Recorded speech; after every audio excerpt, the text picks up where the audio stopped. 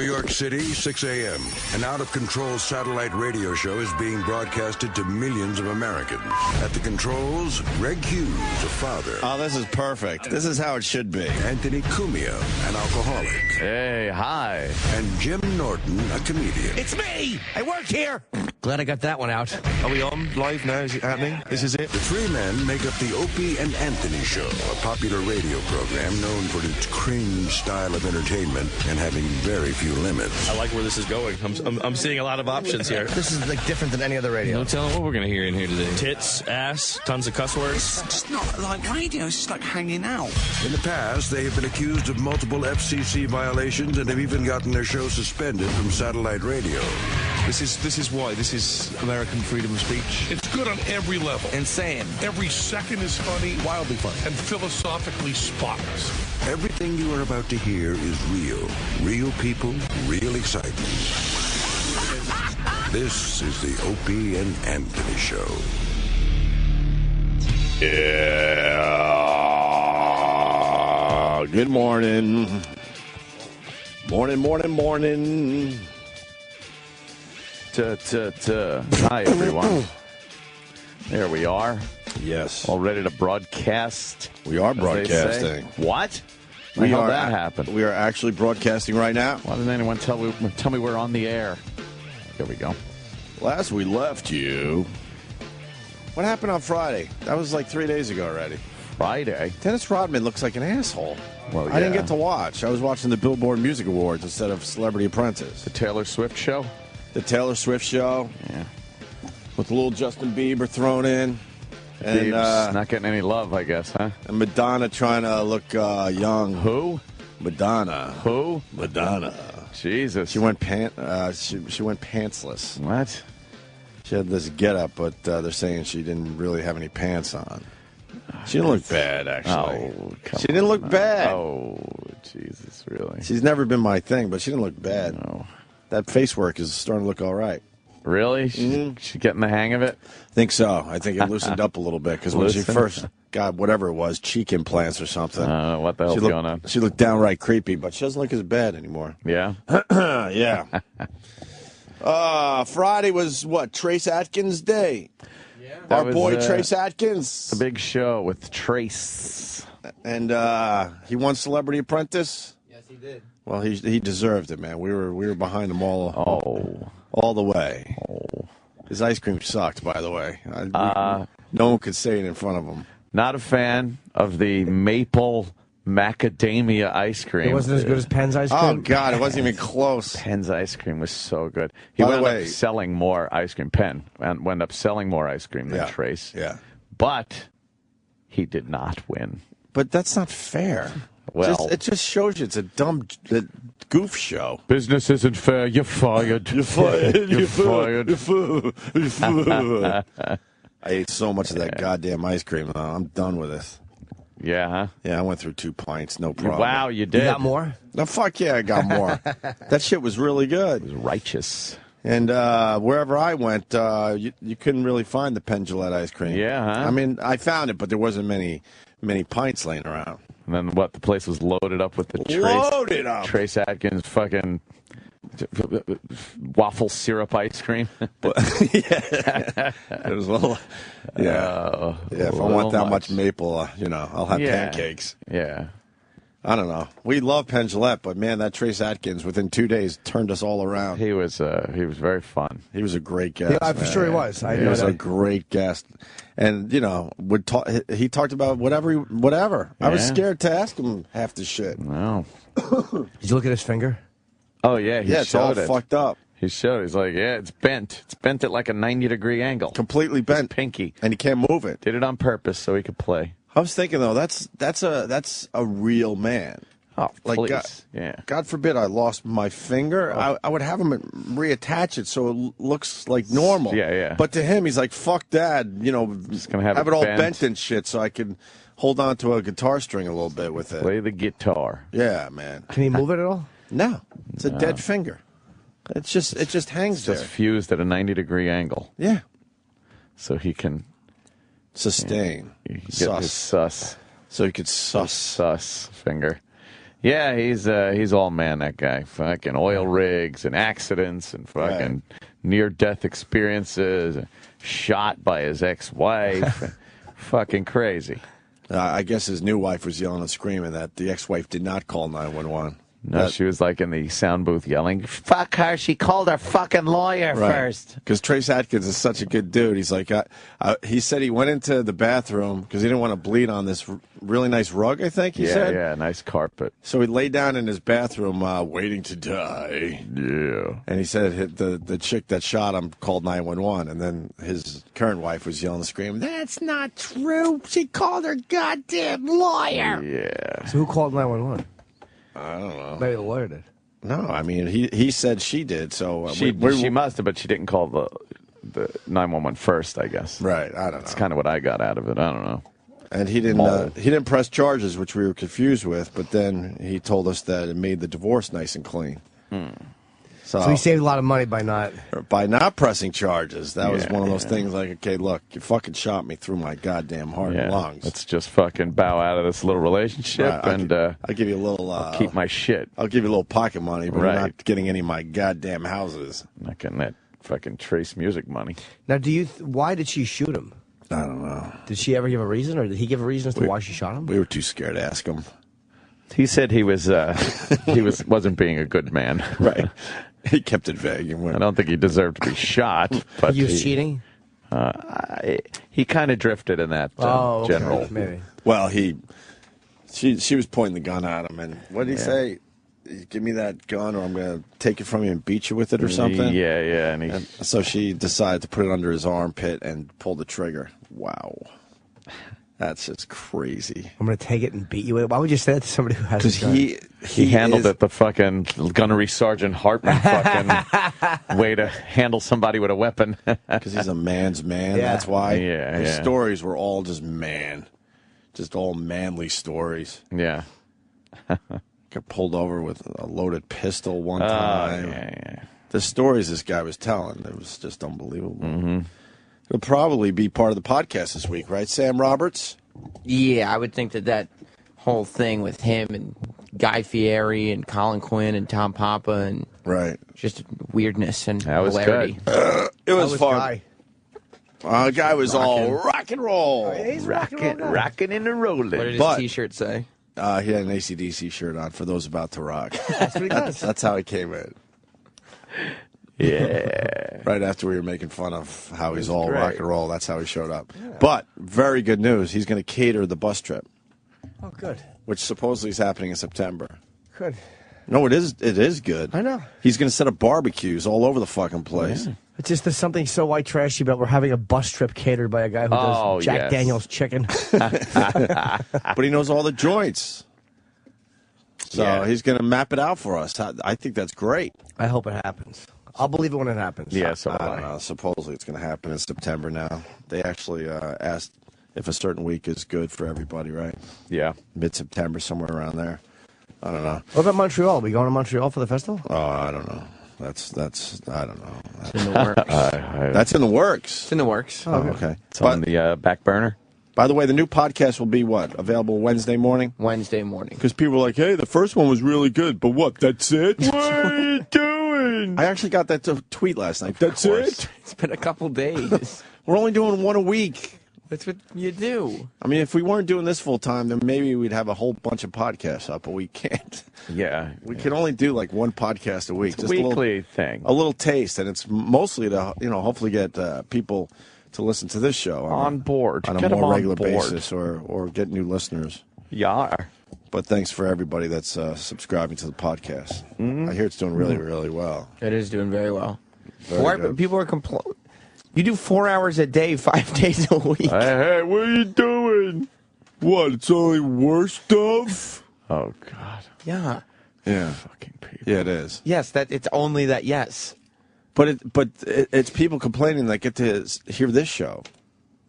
So then they go to the podcast, and then they see that it's very similar to this show, and they're all bummed out. I guess it's flattering. You just don't imagine flattering. People have that kind of time on their hands. But, I mean, it's, we're going to dip into the archives and pull some old stuff out, too. Oh, yeah.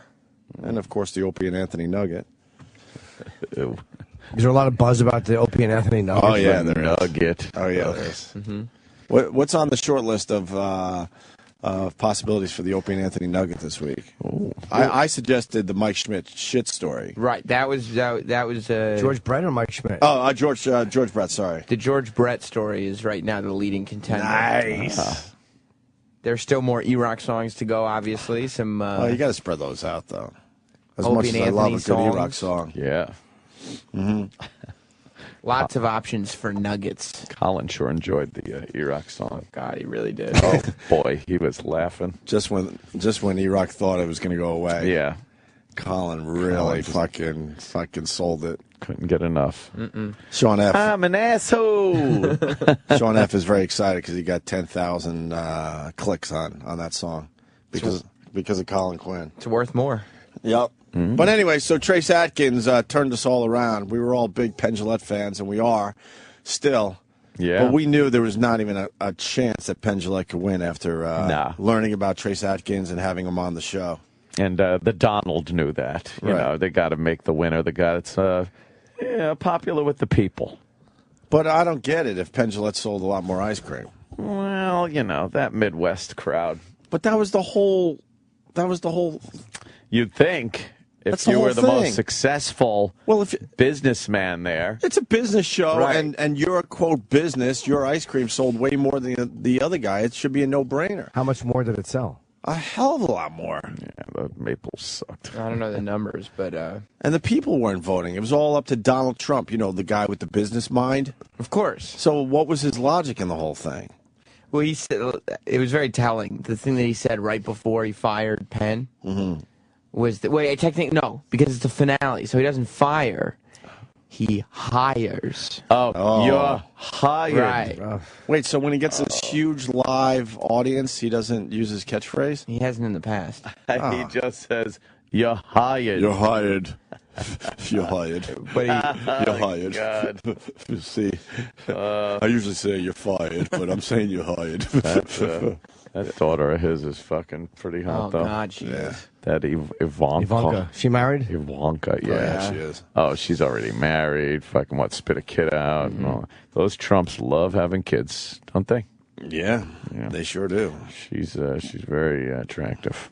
But right before he announced the winner of Celebrity Apprentice, he mentioned that in Penn's book, I guess, after the last season of Apprentice, that Penn had taken some shots at him. Yeah, so now it's like... So what, he's holding a personal grudge? That's the only a thing year I can later think. or a couple years later at this point? They went through the 2-hour show, and then at the very end, he says, you know, you did say some nasty things. So it was just a revenge thing. Like, hey, after all is said and done, all the contestants, all of everything that happened on the show, I'm still pissed that you fucking badmouthed my hair, so you're fired. So they should have fired him, weeks ago. Yeah. He said in his book that Donald Trump's hair, he did say, to his credit, he said, Donald Trump has better hair than me, but it looks like cotton candy made of piss. Oh, well, yeah. Wait, Penn Jillette said that Donald Trump has better hair than him? Penn Jillette said that's just a lie. Well, he's being, Penn's I got don't know. great Being polite. head of hair.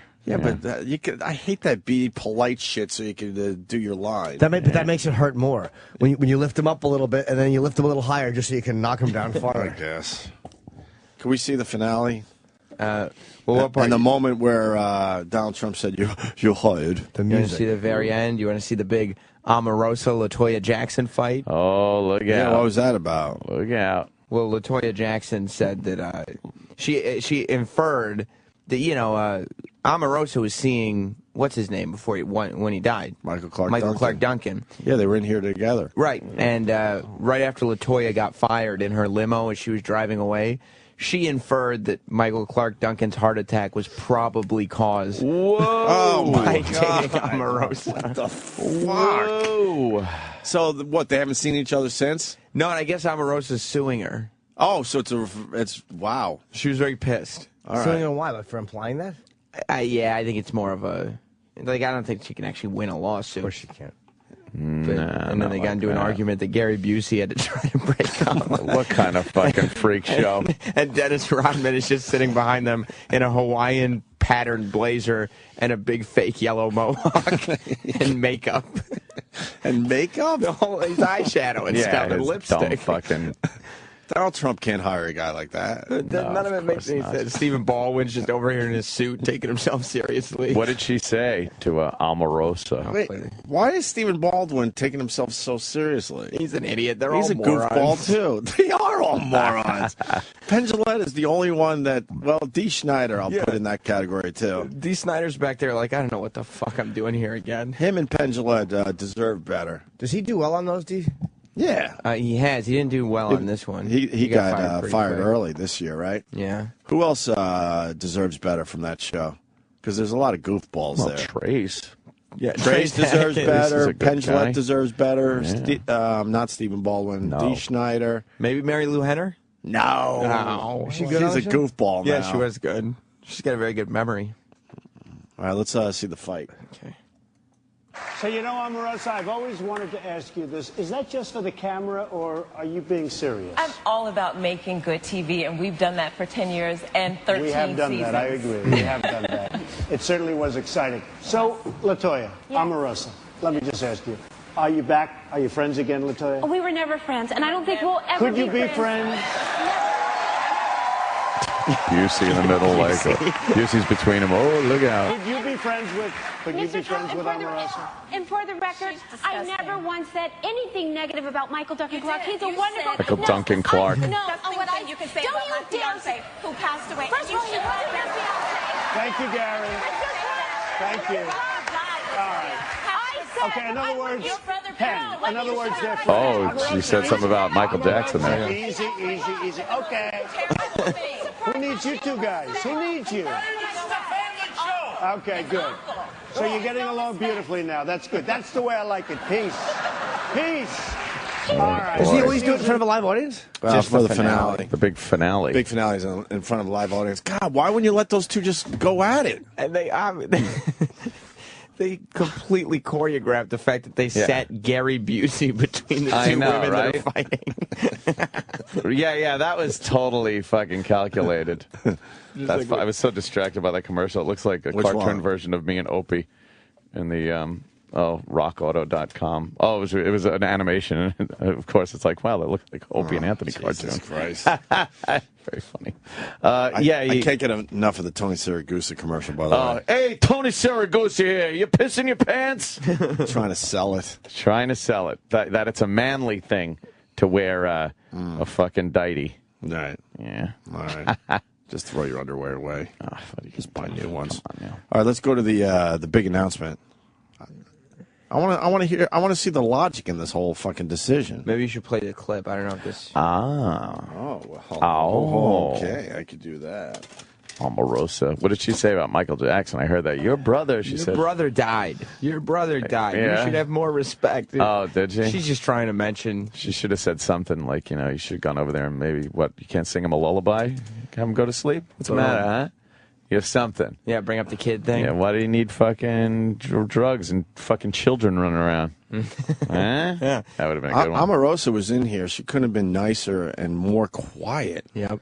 She was so chill, all smiles. She was really in love with him. She's the Michael Clark Duncan reality show staple, the angry woman. Yeah, but we were all surprised when we didn't realize who it was at first. Yeah. Because we were expecting some over-the-top bitch. Yeah. She says she doesn't act that way unless she's getting paid to be on a reality show. There you go. She's trying to change her image a little bit. I get it. She's just trying to make that money. It's like, look out, she's a bitch. Oh, look out. All right, here's the finale of Celebrity Apprentice. So, Penn, you said some really bad things about me the last time when you got fired, and you were nice enough to write a letter, but you attacked me in a lot of ways. You even attacked my hair, but you did say it was real. So in a funny way, yeah. Okay.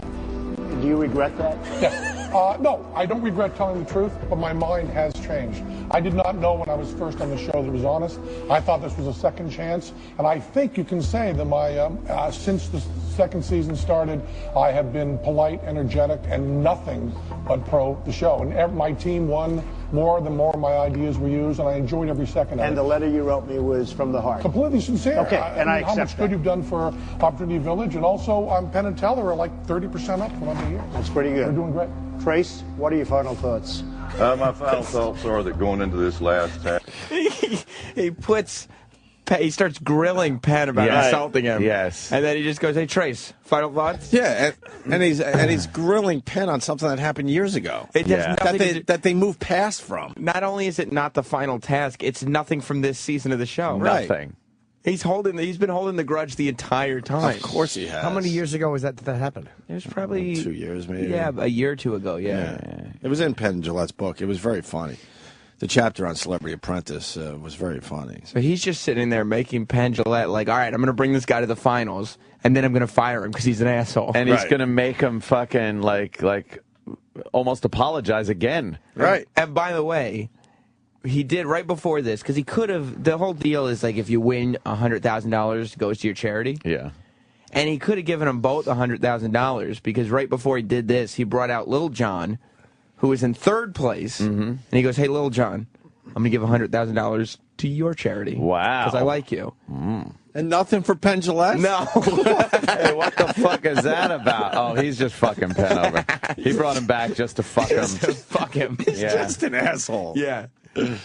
My final thoughts are that going into this last task, I think I delivered the best ice cream, I made the best commercial, I put on the best show, I brought in the biggest celebrities, and I raised the most money. That's exactly what I was going to say. Okay.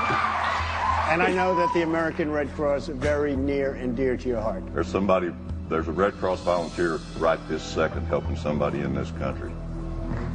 Helping somebody. Look at how nice that is compared to. No do you feel kidding. bad about calling my hair piss color? Yeah, you know, he set Penn up for a big fall here. Yeah. This has nothing to do with the show. did it on This is a purpose. personal vendetta that he brought Penn back just for the Penn never had a chance. So never had a chance. He signed Penn to do the show, Right. with the intention of bringing him to the finals. Right to the final. To humiliate him. Fuck him. He knew. Yes. He knew right from the start Penn was going to go all the way because it's his choice. Right. You're fired, you're fired, you're fired. Never going to be Penn until the final episode where he gets to humiliate him on national television.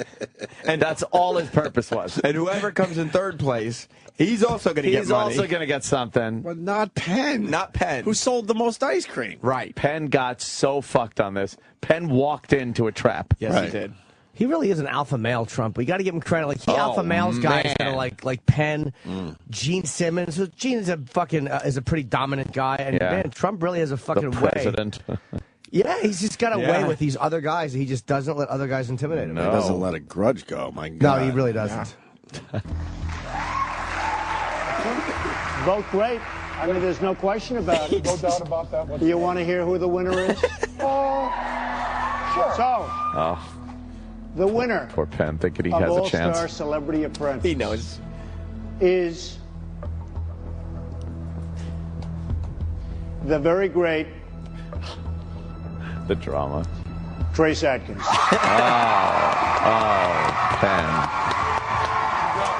Penn, you never had a chance. Oh, And God. Penn knew that was going to happen. At that moment, he had to know. Because the finale of this show is, Penn, tell me about the time you said I had piss hair. Trace, tell me about how great you are. The Red Cross helping yes. people. Right. Yes. You know what Penn was right there? Remember a little movie called Carrie? Bring him up on stage and pour the fucking blood over his head. Yeah. That's exactly what Penn had. He had the blood poured all over his head. Because that had nothing to do For with his this big moment. season. In that moment, Penn knew, oh, why did I do this? Why did I fucking... Why did I do No, this? not really. I Penn doesn't came care, here man. to fucking be humiliated by the guy that was pissed off at me. That's all. Oh, we picked the winner. Penn could have sat and done nothing the whole season, and he would have made it to the finale. Yeah. Because the sole purpose was for Donald Trump to make him look like an asshole. Yeah, it was. Like a fool. Like a fool. He did. He sold more ice cream. He's a great idea guy. Nothing against Trace Atkins. But Penn, you know, he's a mover and a shaker, that guy. Donald knew. He goes, okay, Penn apologized for what he said in his book, but he did it in a letter that he wrote to me. I need to get him, not just on my show, on the finale of my show. Yes. I got to do this live. The biggest ratings. And pull his live. pants down and dick him in the ass in front of everybody. Make him announce to the world how great I am. Right. Because he wants me not to fire him. Bring up the fact that he wrote a fucking letter of apology that Yes. no one knew about until the finale. Yes. What do you say in the book exactly? Is it online? Yeah. Wow. Oh, poor Penn. Well, a victim. I feel bad. He was a victim last night. I thought Trace would win the thing, but yeah, but not because of those reasons. But I mean, you don't humiliate the other guy for old shit He got passed. Didn't talk about his charity. Nothing. Nothing. Yeah, he didn't even mention his charity. No. Jesus. And the Red Cross is a great charity. Yeah. Right now, somebody in the Red Cross is helping somebody. He's just the perfect guy. Yeah, perfect. It's like a flag fucking with a voice box. Yeah, He is a good guy. He is America. Yeah. Like everybody does these media tours, says that this is the most difficult thing they've ever done, Celebrity Apprentice. So in his book, Penn wrote, "The secret truth of the Celebrity Apprentice is that it isn't very hard. The tasks are nothing. Makeup starts just after 5 a.m., and the show goes to about 10 p.m., but you spend most of that time doing nothing. The Celebrity Apprentice is junior high with a better brand of acne cover-up." And then he wrote, "I wasn't even going to say anything about Trump's hair. I live in a glass house. I've always had ugly, out-of-style hair. Trump's hair is a lot better than mine. But as I sat there for hours, half listening to Donald carry on, it struck me exactly what his hair looked like. It looks like cotton candy made of piss. That revelation came to me, and I had to type it here. But my hair's worse." Wow. Doesn't quite pull that off. Oh, boy. That's stuck in old Donnie's craw. Did it make the show? Penn Jillette talked, or was it in his book? I don't remember now, but those boardrooms that are only, 10 minutes on TV? Yeah. Penn Jillette said would go on for hours. Yeah, all the people I talked to said, like... They would go on for hours, and you would have to listen to Donald Trump talk about himself and his businesses. God. Half the time, it had nothing to do with the show, and they would just have to sit there for a couple hours. And then they would finally do the shit for the TV show, and that's what you would see on TV, obviously. That's what he does. Like, some of those boardrooms are 3.5 hours long. Was it even 3.5 hours long? And he's just going into non sequiturs about his hair, about his businesses, about his suit. Back in 1982, I had an opportunity to... and you're just sitting there like, fuck. You have to listen to all of it. Fuck. He wrote, "We've chosen to make this whack job with the cotton candy piss hair and the birther shit into someone we want to please." Who said that? Penn. Oh, he wrote that? Yeah, he wrote that. Yeah, he was all in his book. He was very honest. It's all water under the bridge. Come on up here, Penn. Let me ask you something. He wrote, "But the Celebrity Apprentice people are honest. They don't pretend it's about something beautiful, and they don't pretend it's fair. It's venal, what's that word? V-E-N-A-L? Yes. Yes. I don't know what that means. I know you don't. Venal people. Venal. Venal? Just making it up now. Venal. Whatever. It's Let's people. go with Venal. I like that one. It's people calling it stupid, soulless shit in front of the modern-day Scrooge McDuck in order to stay famous."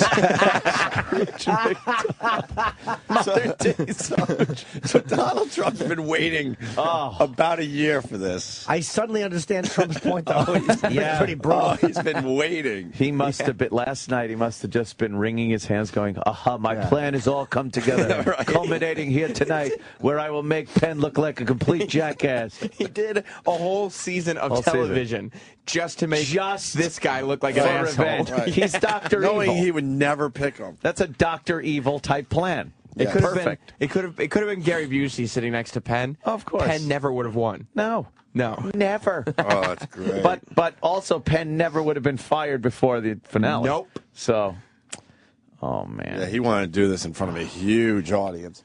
NBA guy showed up to a prom. How was that allowed? I don't know.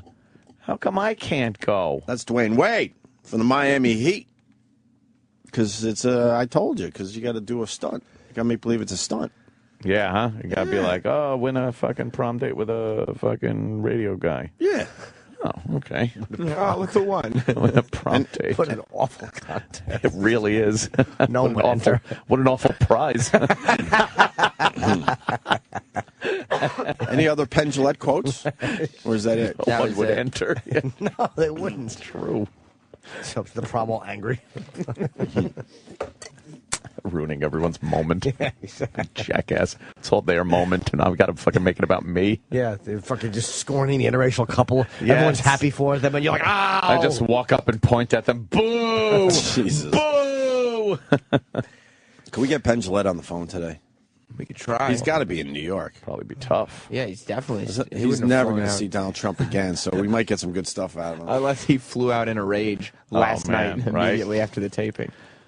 I wonder if it's crossed his mind, this whole thing, this whole conspiracy theory that we have hashed out here this morning. It's only big for Penn, though. It's only good to get that far. Oh, absolutely. If Trump really wanted to humiliate him, he would have fired him the first week. Oh, Penn's very happy because his ticket sales have gone way up, he said, because of the show. He was telling us on, the other day that more people know who he is. Yeah. Because of the show. I still think Which is hard to believe that people don't know who Penn and Teller are at this point. He wanted that satisfaction of admitting on the finale, on television, on live TV, you wrote that note. Yeah, You are sorry and you like me. It all came together right there. He wanted the king of comedy moment. Rupert, you were right and we were wrong. We were wrong. We could look out the windows and spit on people's heads. Look down at him. Hey, down there, look at us up here. Oh, God. He was talking about Rupert when he was talking about how great it would be. They could just look out a window from a tall building and say, hey, suckers. Like point at all the regular people on the street. Jesus. Fucking what a great movie. Suckers. Yes, hey, suckers. Well, Donald Trump's vindictive. He got him, though. We learned that today. He nailed him. Nailed it. Perfect plan. He got him. You just got to, anyone could do that. You just have to have a network TV show right. that a lot of people watch. You have to be the whole win-lose thing is up to you. It's not an audience vote thing. You can't have a vote with that you need to fix. You have to be the final word in who wins or loses. Do you think at 10:58 p.m. when Donald Trump starts bringing up what Penn said, Penn is just going, oh, what the fuck? It's all, I see it now. Yeah. I'm an idiot. I'm an idiot. I fucking fell right into his trap. Why would he bring this up 2 minutes before the show is over? I'm a magician. I see things. I'm the sleight of hand guy and the fooling people. And I was fooled. But you guys, it's a sickness, though. Donald Trump sat on this for a whole year. That is epic. Those 3-hour boardroom meetings, he could have brought it up. Never once. Never once. He just sat on that. Movie-style revenge. That's fucking Wrath of Khan type revenge. That's just sick. Yeah. Yeah. We got to get Penn on the phone either today or tomorrow. Oh, yeah. We have to. Definitely want to talk to him. Make sure Roland is on that one. That's true. Penn was in every single boardroom the whole season. That's like 13, however many weeks they did. Donald Trump was just giving the impression that everything's good. You wrote that letter. We haven't even talked about it, but we're good. Penn, you're doing great this season. We're good. Doing great. You said some shit, but you did the right thing. You wrote me a letter. We're good. Here comes my opportunity to humiliate you by not talking about your charity. And they were never good. Making you reiterate your apology to me. He was never good with Penn Jillette. 100,000 to Trace, 100,000 to Little John. See you later, Penn. Write another book. Mm-hmm. All right. Another asshole was on TV last night. Oh. The Beeps. The Biebs, wow, boy, I know falling from grace pretty quickly. No, he was winning awards last night, though. Yeah, but that's the Billboard Awards are pretty big. I guess, right? That's a pretty big deal. But I don't think the audience was very loving. I guess they booed him or something? Yeah, it was hard to tell on TV, but they were definitely booing him. Really? He walked up there in, like, leather pants. He looked like an asshole. And a leather baseball jersey that was, like, oversized. And then those over-the-top, Ray-Bans. Yep. He tried too quickly. And a Troy-Quan gold chain. Yeah. He's trying to be cool. He tried too quickly to go from little teen idol boy thing to he's hardcore, look out. Shouldn't that be like a slow fade? Because that's why a lot of people loved the fucking guy, was because he was so down to earth and normal. Yeah. With a goofy, with goofy hair. He had the Bieber cut.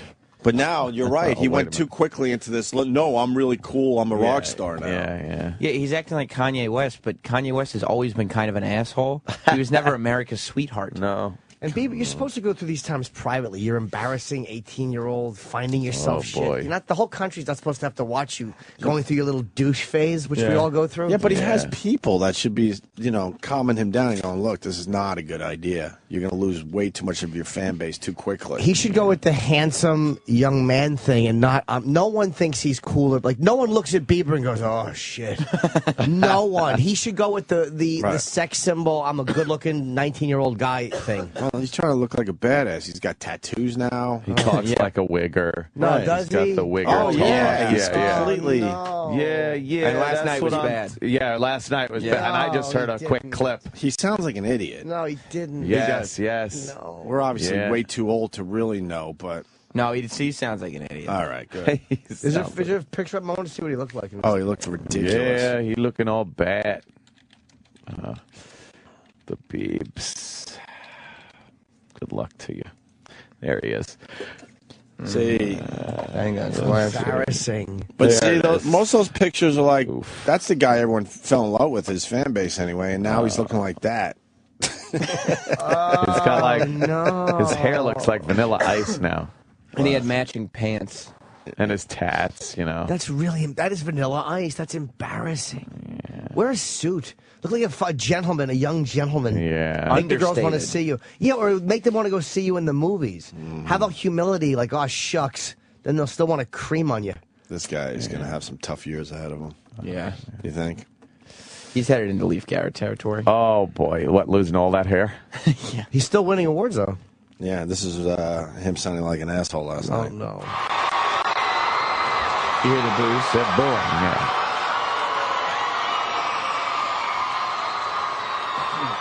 Oh, that's that undertone of right. If you get just below the teen girls, right, you can hear everybody's booing. Madonna, what the fuck is she doing? I told you, she's wearing like stockings and fucking panties. Right, no pants. And she's grandma. Why don't you behave yourself? She looks like a grandma. Is that Prince? Yeah, it looks like it is. Yes. Whippersnapper's house done, didn't he? Yes. He did this version of Let's Go Crazy, and it was fantastic. I think it was one of my favorite moments of the night. And he's not jumping on people either, which is good. Oh. He's a bit smarter than that. I wish we could just listen there. Michelle Turner. Hey, can we get that performance? Let's play that into break today. Let's Go Crazy, a brand new... he twisted it a little bit last night? Yeah, he slowed it down. Nice. All right, here's the beeps. I think it's, I'm 19 years old. He left 19 years old. Where's the D? I'm 19 years old. You forgot the D. I'm 19 years old. I'm 19 years old. I think I'm doing a pretty good job. What is he saying? I don't know.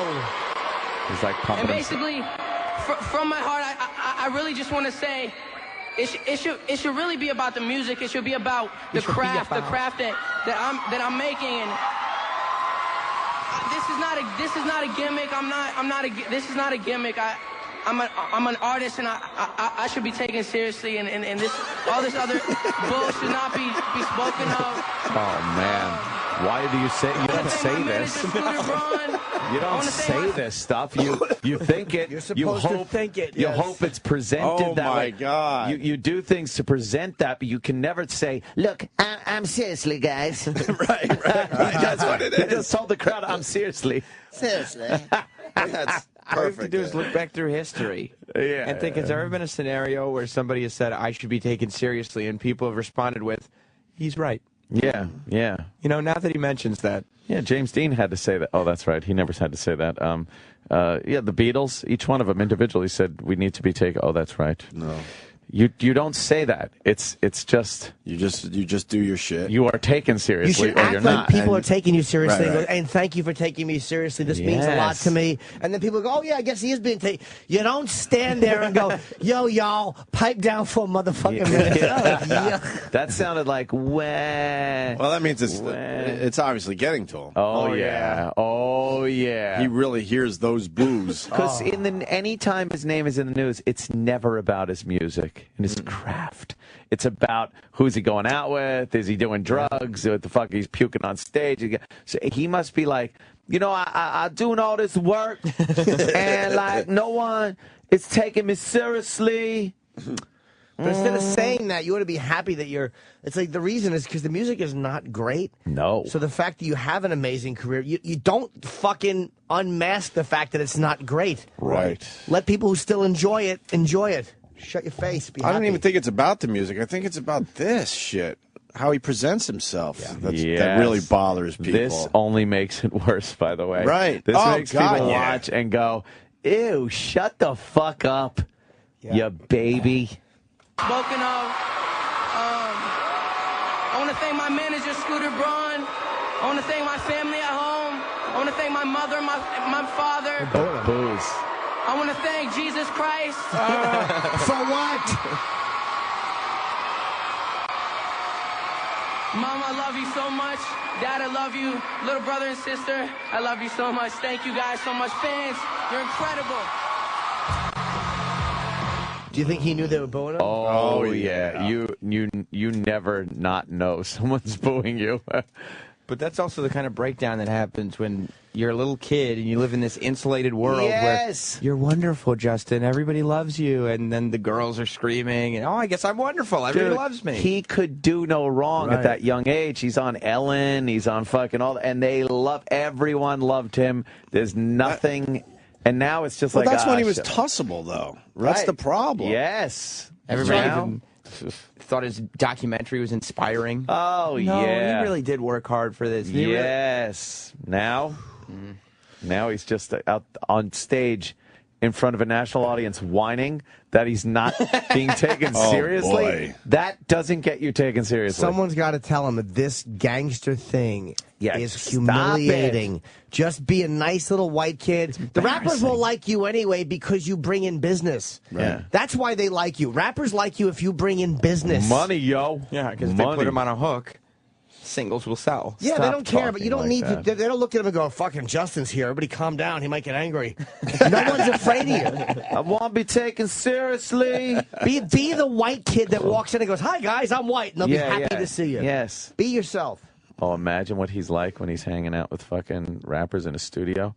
He probably, like, his voice gets even more affected. No. I'm sure. Yeah, that's what I'm talking about. Me and you The eat people. fondue. Oh, yeah. You didn't like that? Fondue line. I don't yeah. like that. It's a big boy line. No one does, apparently. No. He is an ass. Anything else from the Billboard Music Awards? He looked, let me think. Yeah. He's the second biggest, he's the second biggest, like, loser of the night last night. He looks like an asshole, but not quite as much as the Donald made Penn look. Penn's number one.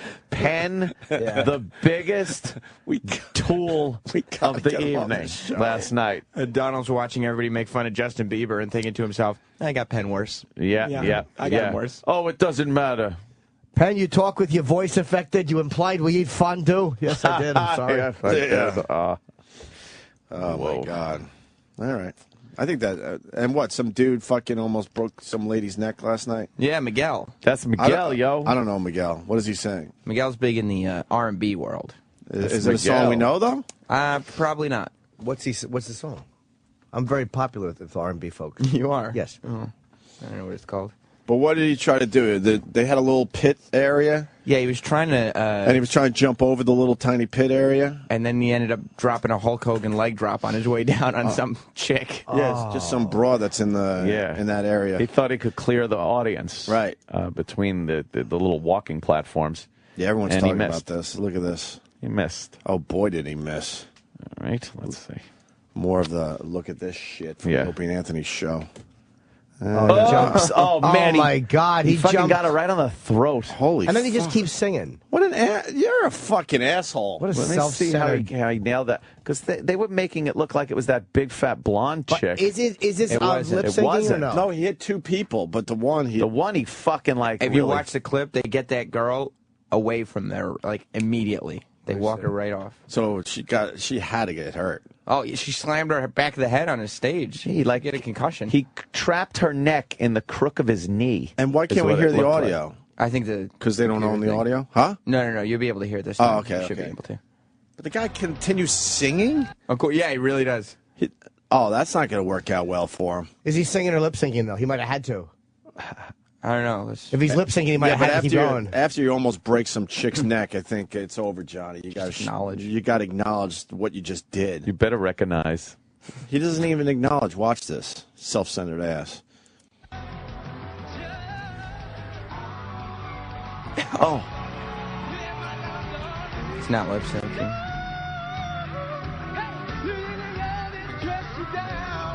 Oh, he thought it was her, so he grabbed her.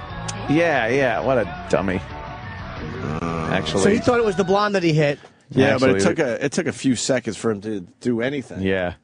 Yeah, his first instinct was just to keep singing. Right. Yeah, that's absolutely was his first instinct. He would have grabbed the chubby bleach blonde anyway.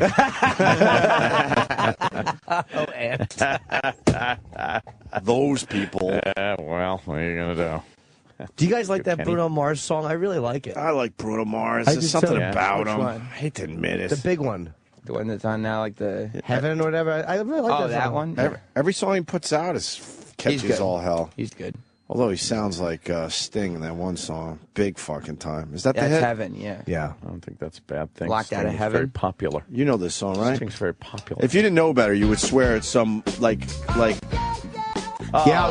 come Sting. on. You would swear this is like an outtake from Zenyatta Mandata. Everything. The guitar. even. One of the award shows he performed it with Sting. No, I know. Yeah. But this is such an old Police song. Yeah. This is Sound. totally Police.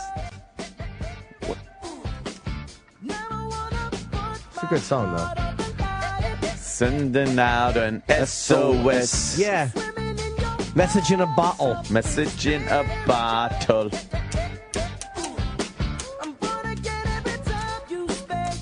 How old is this guy? Like 20? No, he's older than that. But he's in his 20s, I think. You think he's what Justin Bieber wants to be? Yeah, because he started as like a songwriter. He's a musician. See? He's Like, talented. he plays instruments. He produces. Holy fuck, is that the Police sound? Yeah. You think the Police are cool with that? I guess they are, because Sting performed with them. Yeah. Do girls like him? Yeah. Yeah. He is Justin short, Bieber though. likes to think he's somebody who's talented, you know? Right. Like a singer, songwriter, this fucking prodigy. But he isn't. He's not. He was a mediocre singer who had the high voice when he was a kid. He had the look going, and he can't fucking capitalize. He's not a dynamic dancer and entertainer. You think Bruno kicks his ass in talent? Oh, yeah. Absolutely, yeah. I would think so, too. How does a guy like Bieber make a transition without embarrassing himself? There has to be a way to do it where people wind up liking him and go, wow, I still like this guy. I think the transition, thank you. I think the Yeah. transition isn't natural and it's way too quick, and that's what's bothering a lot of his fan base. Yeah, he's got to be out of the spotlight for a little while. Yeah. And then And come kind of- back I with think- a little yeah. new image or whatever. He's changing his image every week. Maybe go and write songs for somebody else if he's so talented. Because he doesn't know who the fuck he is. So every week he's coming out with some new image thinking that's going to stick. So maybe stop Instead the of hip hop shit. Just be your fucking self. Yeah. And maybe do a nice duet with someone. Take some time to figure out who you are. Right. Maybe do a duet with an older lady, like a Cher or Bette Midler. That's what I'd love to see. Bette Midler. You know, that's a Bette good Midler's a idea. cunt. Yes, she is. I gave her a Yeah. good smashing on She's Twitter. an asshole. I saw that. What happened? A friend of mine has a son who was in the military, and they were out eating in a steak place. And again, I've taken enough celebrity photos where I know when it's right and wrong. So my friend said that him and his son were there, and his son's girlfriend just got back from Iraq. And Bette Midler they saw eating. The restaurant, he said, was very light. There wasn't a lot of people. And they said they waited till she was done, and as she was walking by, the girl said hello to Bet. They must have waited a long fucking time. Yeah, she's a big lady. She's a big lady that could eat. So they said hello, and they gave her a hand. And she said Bet said hello to her and said, "Oh, you're beautiful." And then she said, "Well, can I have a picture with you?" My mother and I are big fans. And Bette Midler's like, "No, dear." And my friend said that they were right by the door, so it wasn't like she would have gotten mobbed, and it wasn't a full restaurant. And then my friend was like, "Look, they're in the military. She just got back from Iraq," and she was like, "Oh." And then she said, "Oh, thank you, dear," or darling, and then just walked out with it. And it really annoyed me. And then I said it on Twitter, and people are like, "What, because she's not for bloodletting?" Bloodletting. It's like, you don't have to agree with the war, you fucking Twitter troll faggots. It's just a courtesy you show somebody in the military. And no, Bette Midler's not obligated. I didn't say Bette Midler should be drummed out of show business. I didn't say Bette Midler should go to jail. I just thought she was kind of a cunt for saying no to somebody who's active in the military. Yeah. I can't picture a scenario where I would ever say no to someone who just got back from a tour of Iraq. Ever. Yeah. That's what I should have told Joe Pesci. Oh, man. He just got back from Iraq. And I was reading some of her tweets, and oh, my God. She was actually saying that she was happy with the IRS going after the racist Tea Party groups.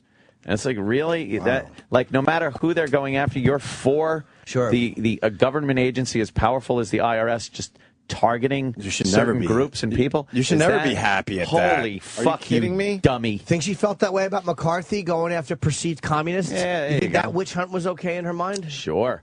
And this is a hate group. What's a hate group? How is the Tea Party a hate group? Yeah, they hate fucking taxes. They you know hate why? the destruction of the Constitution. She's another fucking out-of-touch celebrity who has nobody around her to go, shut up. Yeah, yeah. No one around her says anything but, oh, Bet, good point. Fuck her. Good point. She should be tap dancing in front of a glory hole. That's how she started. I actually respect that. I was reading some of the fans' tweets to her because between me and Jimmy having a little misunderstanding, well, not misunderstanding, a little tiff with her, the fans got involved and called her, some choice words. I said to my friend when I saw the Twitter starting, I'm like, no one has called this woman a cunt in 40 years, and now 10 people just did that. Yes, indeed. I just thought it was really shitty, especially knowing the circumstances. It wasn't like she was in an airport and trying to lay low. Then you understand, look, she doesn't want to start a firestorm. Wait, that means you're bringing up Pesci again. No one was around. It was just me and Pesci and two other fucking people. Pesci didn't want to look like shit. He was traveling. He didn't want to look like shit in a picture. But Bette's out. She's out on the town. Yeah. No. Dressed to the nines. Right. Pesci should have taken a picture with me. I'm telling you. Oh, I looked like shit, too. Jesus. You should have said that. I know. I should have said that. Speaking of Pesci, I saw Jersey Boys Friday. My brother took for a birthday present. Wow. Went to go see Jersey Boys. How was it? It was pretty goddamn good. That's what your people brother were took saying. you to see Jersey Boys as a gift? Yeah.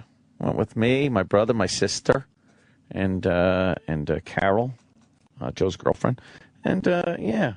It was fucking... It was good, right? Pretty goddamn good. People are saying it's good. It was pretty fucking good. They know how to figure out that Broadway shit.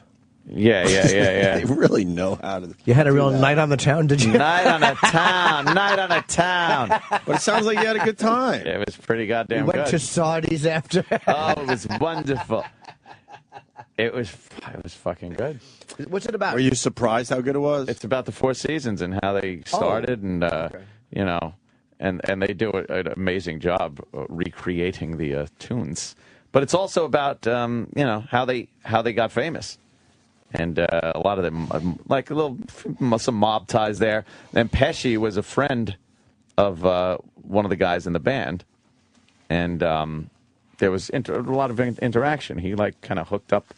I didn't know that. One of the guys in the band, yeah, yeah, and they had him being a real little wormy kid, doing a Pesci impression on stage. Yeah, I didn't know that. What's the Four Seasons big hit? I don't. They had many hits. A lot of songs you just know, right? They had. Then there was the. They had some of the old ones. Dawn was one. Oh, why isn't he on the fucking ball over here? Who's back there? Travis. Just sitting there fucking having a good time looking up hockey stats. 2 seconds away from playing Sherry, and you mentioned Dawn. Oh, Sherry. Okay. I thought it was E-Rock. Oh, they're the Sherry group. What happened to E-Rock today? He's got a personal day for himself. Oh, nice. Oh, yeah, this one is one of their hits. Yeah, this is an old one from the early 60s. Wait, this was a big fucking song. Yeah, it's a big one. Did all right, huh? Yeah, he had one of those fucking weird high voices.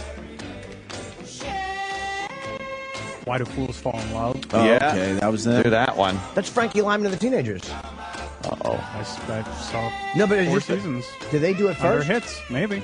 A lot of these guys kind of did each other's songs, right? Yeah, whose song Back is that? then, Oh, wow. Some of these songs were Ragdoll.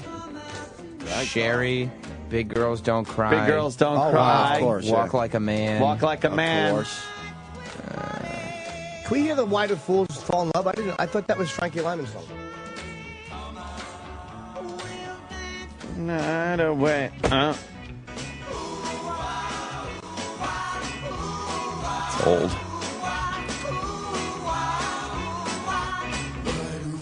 No, this Whoever's version of it, Frankie Lyman's is better. Yeah. I think they wrote this. They did all right with this song, though. Maybe they did write it. Then there was one of the later ones. Oh, man, I can't do it with this in my head. Hold on.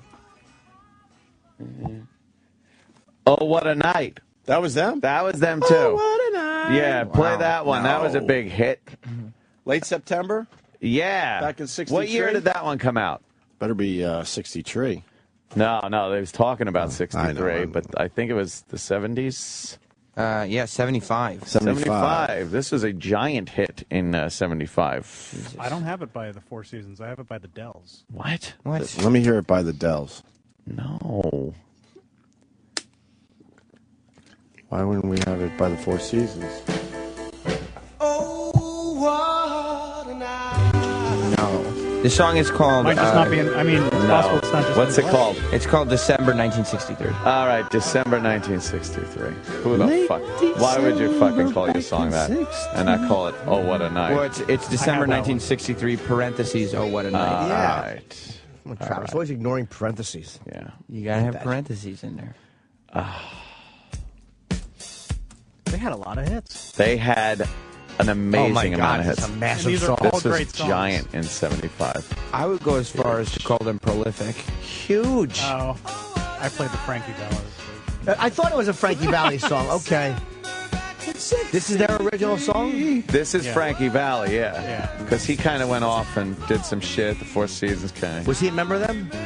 The Four Seasons? Yeah, he was like the lead singer. okay. This is labeled Frankie Valli and the Four Seasons. Yes, after a while it became Frankie Valli and the Four Seasons. Like Diana Ross. Once they were like, Right. hey, shitheads, I'll leave you behind if you still want me here. Yeah. Take your cut and Yeah, deal with take it. your cut and Well, deal it with was I'm just very- going to go and find some musicians. Their big moment was the songwriter that joined the Four Seasons was writing all these fucking songs. Oh. Frankie Valli didn't write the songs, really. It was this songwriter. And his claim to fame was he was a one-hit wonder with She's Got Short Shorts. No. Yeah. He was the What a short hack shorts song. guy. And then he wrote all these songs All these great for fucking songs. Frankie Valli and the Four Seasons. No kidding. So, yeah. And it was really funny and like it's you know, the show's been there quite a while and it's not going anywhere anytime soon, so it had to be good. Why So was it December of 63 such a good time? I don't know, he was just talking about like just reminiscing. back in the day. The whole song is him explaining why it was so great. Good song. And the horn section. It's like you wanted a horn section in there. Bang, bang. And it sounded great. The guy that fucking did the lead vocals, he was the guy from the first cast of the show. He came back and he's doing it now. So he was like, It was a good show, really though? good. It's fucking I great. might have to go see this. It's really dumb good. Do you want to hear the Jersey Boys version of this? thing. Yeah, yeah. Since you're such a... Let me hear the Jersey Boys Put the version. Jersey Boys They version they do Broadway up the endings. Oh, really? You know, they go, oh, what, oh, no. You know, They have to do that? Those Why? big Broadway endings. Why and do they have to songs. do that? I don't know. It's Broadway. The label's raking it in. Oh, so look. They send over some girls when we hit Chicago. and Girls? Christmas. Oh, wait. And that night, Maybe that was it. I like that they talk into the I song. don't. No, I Good think acting this. there. No, this isn't the guy. This is the songwriter guy. There's probably two versions. Know who of it. this sounds like, though? I do. Barry Williams. Totally. It sounds like. Turn this up. This is the songwriter singing it, not the Frankie Valli guy. Oh, Travis, you Excuse me, Anthony. Are there two versions? No, this is the only one. Wow, I wonder why they do that. That's Barry all the way. It's Barry Williams. Yeah. A lot of people asked me over the weekend if I reached out to Barry Williams and apologized, and I'll be honest, I was too scared to reach out to him. He was pissed. Let's give him a call. Play one of the other ones from Jersey Boys Cast where the guy actually sounds like. I was just filling Jimmy, and I woke up Barry Williams. I heard on Friday. that. Yeah, he was pissed. He was worried you were going to give his number out. Yeah, and I still haven't reached out to just to say sorry. I haven't even. I'm going to text him and say I'm sorry. When? It's 3 days ago. Yeah, I'm serious. I know how pissed he was. Why was he We used to pissed? be friends. I could tell. Play It was Ragdoll. 5:45 in the morning his time. There. That's all right. Who else is talking about him, honestly? He was scared because when the phone rings that early, usually it's bad news. Oh. I think that's what got him. Is this You Ragdoll? did give him bad news. The cast is still alive. I guess so. And what better stage? I don't know. I was going to play Dawn. One right but here at the Rock and Roll Hall I don't know of Fame. Dawn. Ladies and gentlemen, here they are, my old friends. The Rock and Roll brand Hall new of Fame, Hall of Mike. Famers, the original Four Seasons. Wow, that's Spaz nailed it. Yeah. That's the cave voice.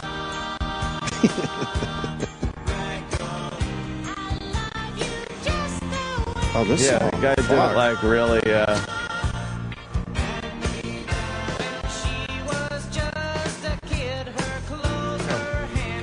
he does. He does a pretty good job. Absolutely. It was good. I laughed, I cried, I felt great about myself. On the. See what I did there? On the rag. What was the big finale? The over-the-top song that ended it all. I thought it was the December '63. It must have been, right? Yeah, but apparently, Travis can't According find to it. Travis. I know. All right. We should take a break. Can we play Prince? Yes. Right from here. Prince. What This did he is do from, last night again? Let's Go Crazy? Mm-hmm. Let's Go Crazy from last night during the Billboard Music Awards. Prince came out and did this.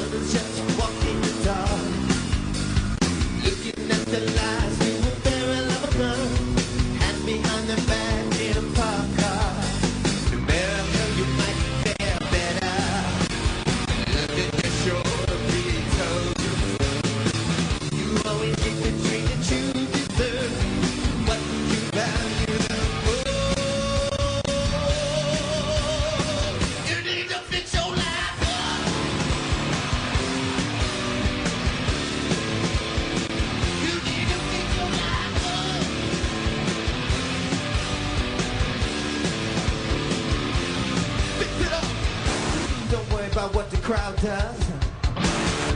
Just worry about doing something you love. Don't make this complicated, you know it's true. Don't make her put somebody else in for you. Let's go!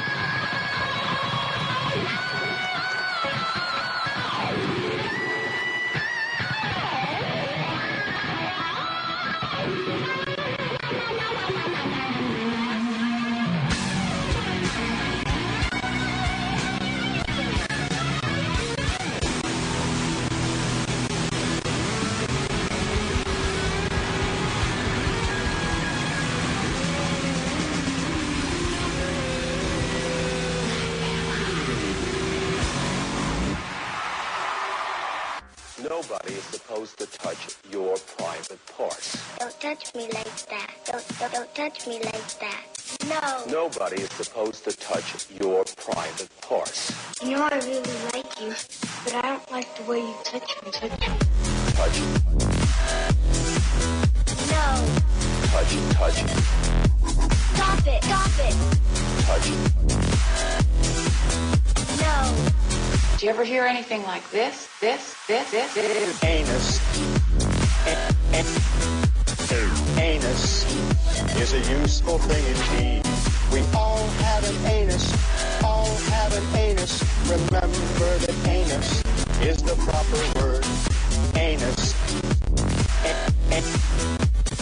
Anus gives relief in time of need. We all have an anus. All have an anus.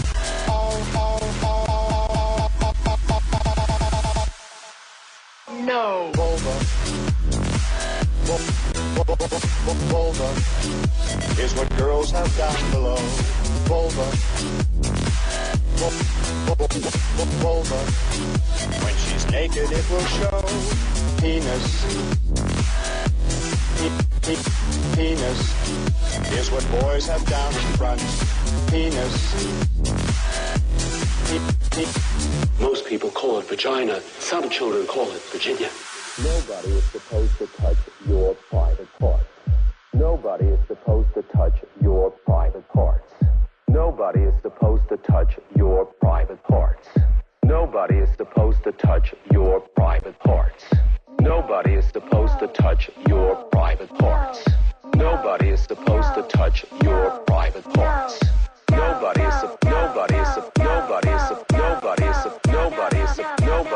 private parts. No. Stop. If you don't, I'm going to tell my dad. Touch it. No. Touch it, touch it. Stop it. Stop it. Touch it. No. Touch it, touch it. Touch it. Period. Nobody is supposed to touch your private parts. See, told you we had sponsors. And now back to the Opie and Anthony Show.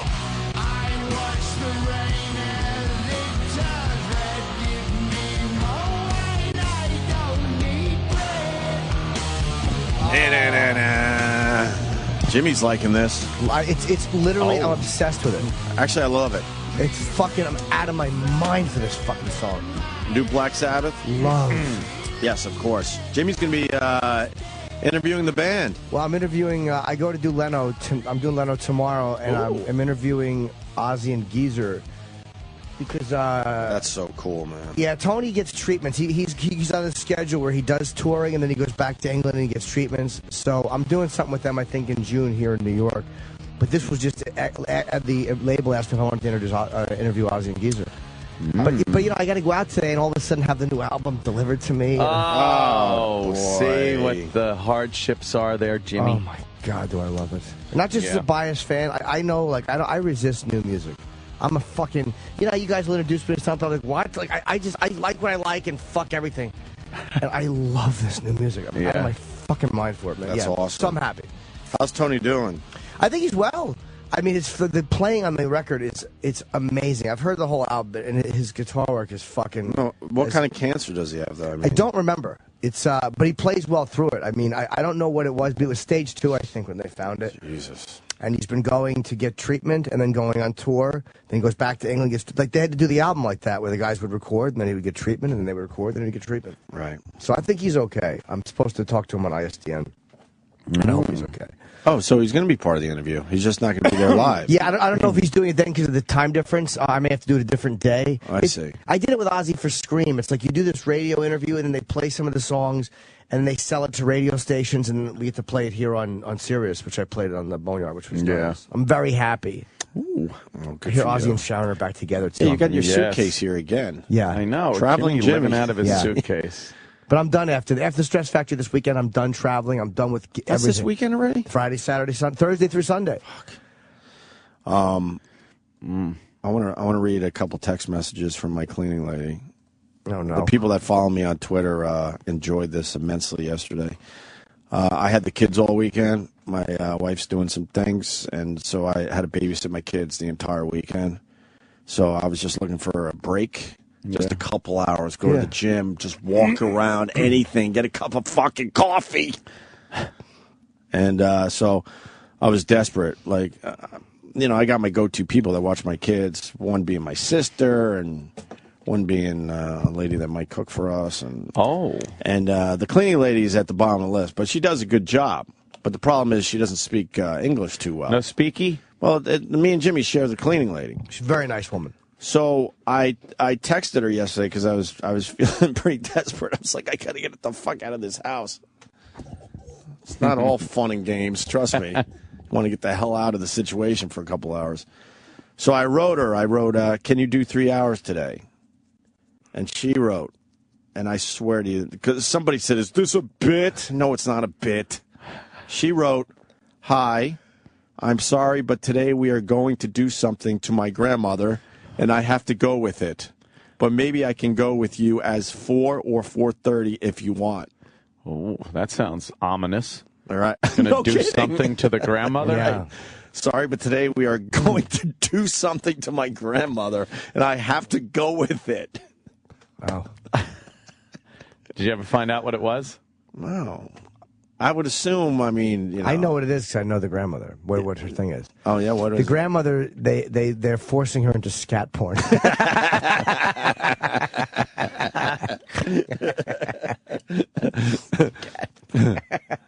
Obviously, it's broken English, but could you imagine if it was real? Like, they decided they have to take out the grandma, and she has to go with it? She was against it, but she knows she has to go with it. Got to go with it. So I just wrote, okay, because I had no idea what that meant. And then she writes me a couple hours later, and she wrote, want that fence when I can go home now? But that's not but it's not a question. Want that fence? She ended with an exclamation point, so this wasn't a question, even though it feels like a question. Uh-huh. She wrote, want that fence when I can go home now? That's what she wrote me. That doesn't make sense. So I wrote, okay, sounds good, gracias. What is... But what did she mean in the first place? Which Do you one? even know? The fence? Want that fence when I could go home now. Well, a lot of people, it's kind of cool when you throw some of this shit out there because then you realize a lot of people deal with the same stuff. English is her second language. So she knows what she wants to say to me, so then she fucking puts it into some kind of translation program, but she has a horrible translation program. Yeah, if it comes out, want that fence when I can go home now. Well, yeah, what could that be? Fence. And she's taking out her grandma. What does this have to do with babysitting my kids? Oh, someone's saying it could mean childgate. Want that fence when I could go home now? No, but we've never talked about child gates. All right, then it's and I got not. child gate shit. What is fence? What is that fence? What is fence in Spanish? Oh, you know what we could do? El fenso. That's it. Fenso. Put this into English How do we do this? Then we need Mars to read it. I want that fence. Put it in English to Spanish and then have Mars read it. Oh, what the Spanish means? Yeah. Okay, yeah. I knew there was a way to do this. Yeah. Yeah. So put in. This was all just to try to watch my kids for a couple hours, and someone noticed the timestamp on my text messages, and I had to explain that too. I'm obsessed with Candy Crush, which is a dumb girly game, and someone taught me if you fuck around with the time on your phone, you don't have to wait. Right. Because it's the most clever thing they're doing with this Candy Crush. They get you addicted, but they only give you a certain amount of lives, and you either have to ask your Facebook friends for more lives, which I'm not going to do. Ooh, think how many you could have with all your Facebook friends. Yeah. Or you could pay 99 cents every time you want more lives. Oh, that's crazy. And which I was doing, but then someone said, look, dude, all you have to do is, change the time on your phone and you get more lives. How far ahead are you? Well, I was 6 hours ahead at this point. But then when you put your phone back to normal, then it's like a ridiculous amount of time before you can play Candy Crush again. Yeah, I would assume that you can't get something for nothing there. But what I do is I play with it until I have to go to bed, and then I know I have 8 hours to kill where I can't play Candy Crush anymore, but I'm sleeping. And so by the time I wake up, I'm good to go again. But that's why the timestamp. I've been fucking around with the Candy Crush and moving my time around to get more lives. What's the simple object of that game? Because I know it's one of those simple. It's not really that simple. It's just one of those mindless puzzle games. Yeah. You got to clear boards and all sorts of shit. A board clearing game, right? Well, it's more than that. The candies. Yeah. Mash the candies. You got to mash the candies to make super candies. No, it's a friend losing thing. Because you go to your friends, you're like, could you help me out? I got some candy. Hello? Hello? I need Candy Crush lives. Hello? Then you got this dumb chocolate thing that just starts growing around the board. Oh, man. Which makes it harder. Can't have that. And then you got to drop ingredients all the way to the bottom, so you got to figure out pathways to get them to the bottom. It's quite addicting. Oh, you want to put that in there? By the way, you do know that language will no longer be a barrier someday. Like you see how this Google, future Jimmy, Spanish to English, English to Spanish. Fast forward a few years, once all of a sudden we have those things, it'll be like the UN. We'll all just have them and talk to people in different languages. Jimmy, language is not a barrier at all in my life because I'm sitting there last night around about 5 o'clock. The doorbell rings and she shows up. She just showed up. So I was able to communicate, get the fuck over here. Oh. Even though it came out really strange. In the end, I was surprised because I didn't know what "want that fence when I could go home now" means. No one knows what I that didn't means. know that meant I'm on my way over. So I was just hoping against hope that she was actually going to somehow we were going to be able to communicate and she was going to get over to my house, which she did. Fuck, does that mean that? Huh? How does that mean that at all? I don't know, but it worked out in the end. I asked her if she could watch my kids for 3 hours. I mean, she was there maybe an hour and a half. I just got a quick fucking breather. But I was able to communicate that to her in the end. I don't know if you were able to communicate that to her. If she showed up, I did. I wrote, "Can you do 3 hours today?" She wrote, "Hi, I'm sorry, but today we are going to do something to my grandmother, and I have to go with it. But maybe I could go with you as 4 or 4:30 if you want." I wrote, okay. A couple hours later, she writes, "Want that fence when I could go home now?" I wrote, "Okay, sounds good, gracias." And then a mere hour later, she showed up at my front door. Want that fence when I could go home now. Want that fence. Are you translating that to Spanish? Yeah. All right, now where is Mars? Oh, wait, you know Spanish, right? No, he doesn't know Spanish. He grew up with some Spanish. He's a fucking... He got raised by a Spanish How do you say fence in Spanish, Sam?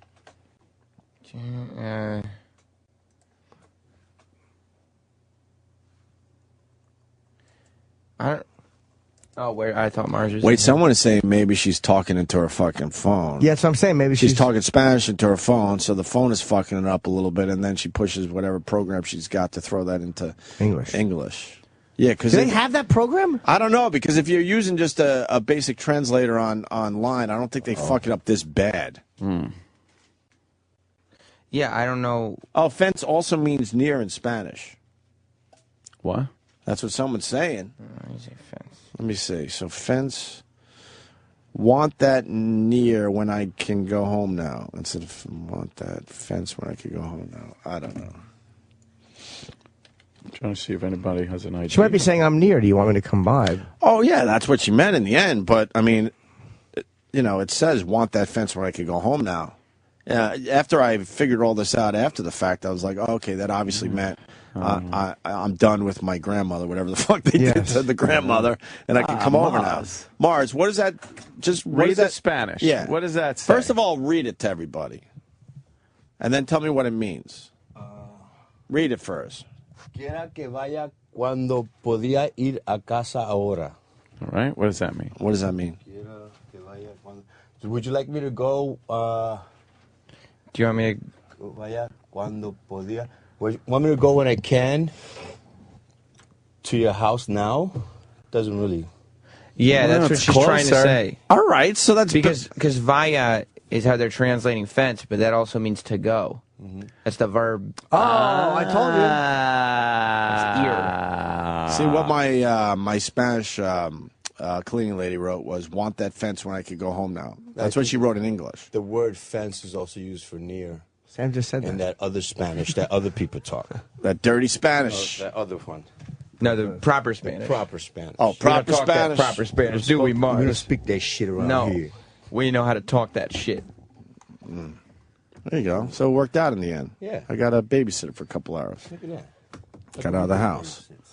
Yeah. I was really amazed when that doorbell rang, though. I was like, holy fuck, this worked. Because you didn't know fence meant fucking whatever it means. What? Right. Yeah, I'm near. When I was responding to her, I was what? just being polite. I had no idea what she was telling me. So I just wrote, okay, sounds good. Thanks. Yeah, she could have said anything. Yeah. Want me to throw all your possessions out when I'm here? Sure, I'll get rid of them. She must have just been saying, I'm near your house. You want me to come over now? Yeah, a lot of people saying it also means she was close.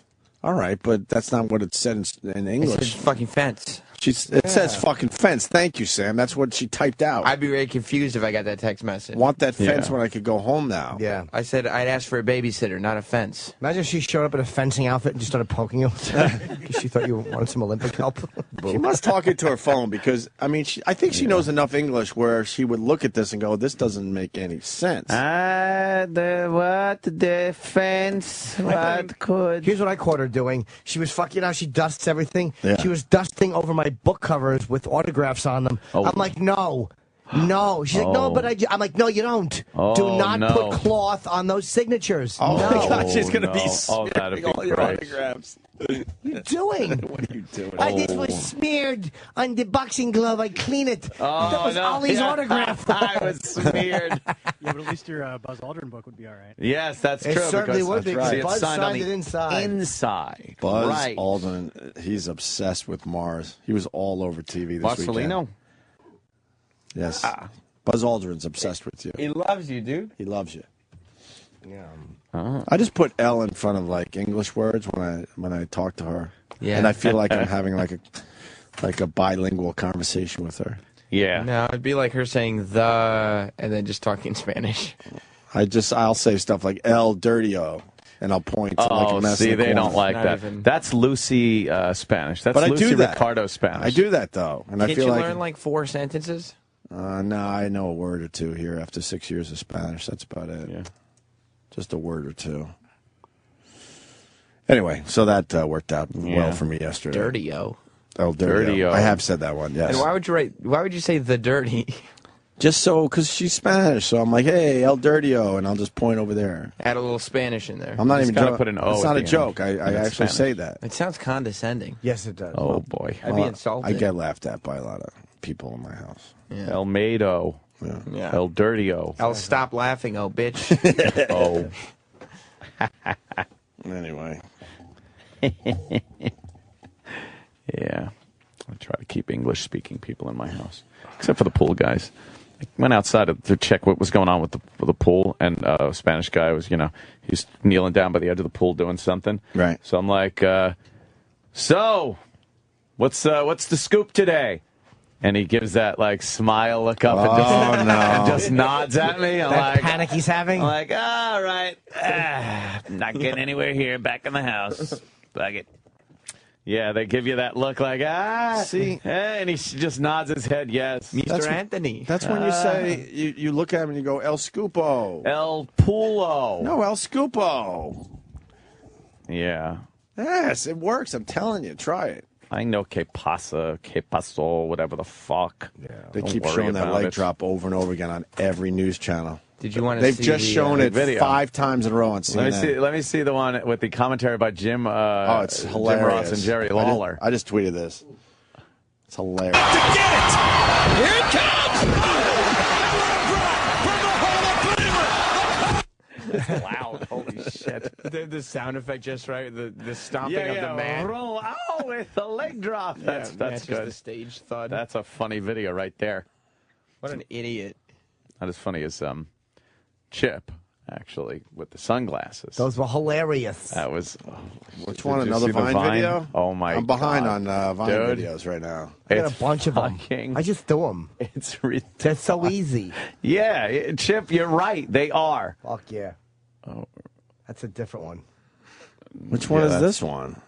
That's a different one. Hi. Hi. Hi. He's got a mohawk. I'm just cutting my hair. Yeah, he's cutting his hair, so he shaved a mohawk.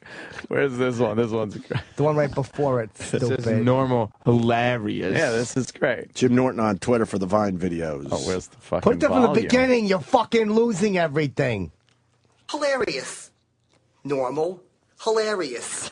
Normal. Hilarious. Normal. Hilarious. Normal. Hilarious. His sunglasses Normal, are hilarious. on, and then they're upside Normal, down for hilarious. Yeah. Normal. Hilarious. No. I love it. Chip Vines are great. The fucking home run after home run. It's the perfect. What's this fucking- one? Was this Florida? What's the Yeah, it was in Jacksonville. I didn't see this one yet. Yeah, it was fucking home run.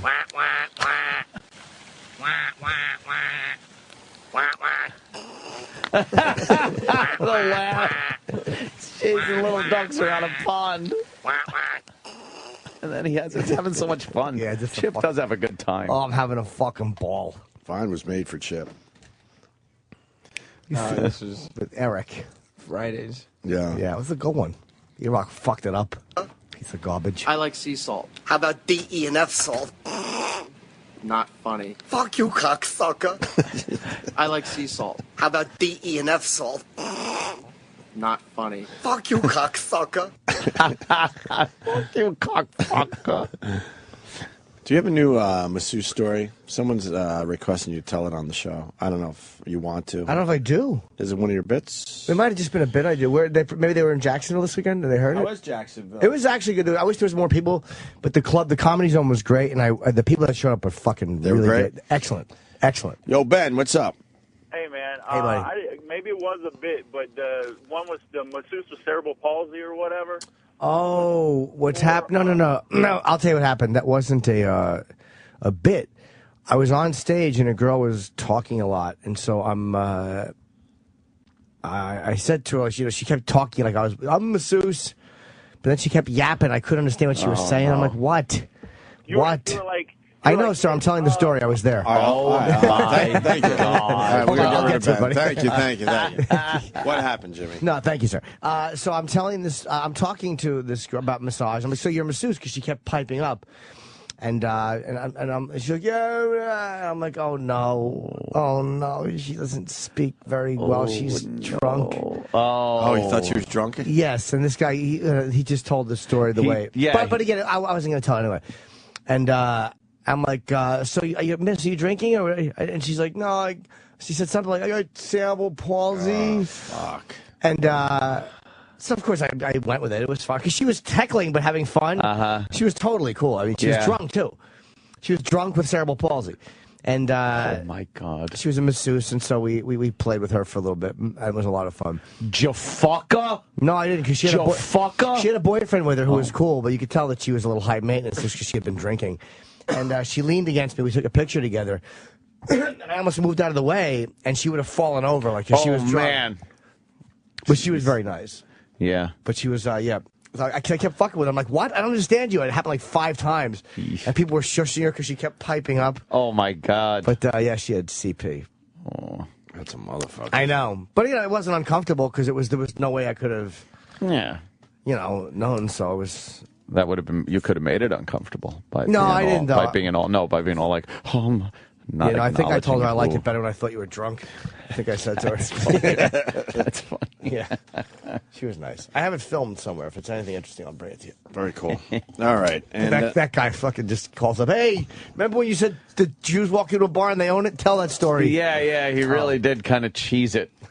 We got a singer singing the Star Spangled Banner really, really badly. What happened? It was up there in Canada. Oh. At the National Junior Hockey Tournament. Of course, it's a hockey thing. Have you heard this yet? No. So this is one for the ages. Is it a Canadian? I would assume so. Yeah.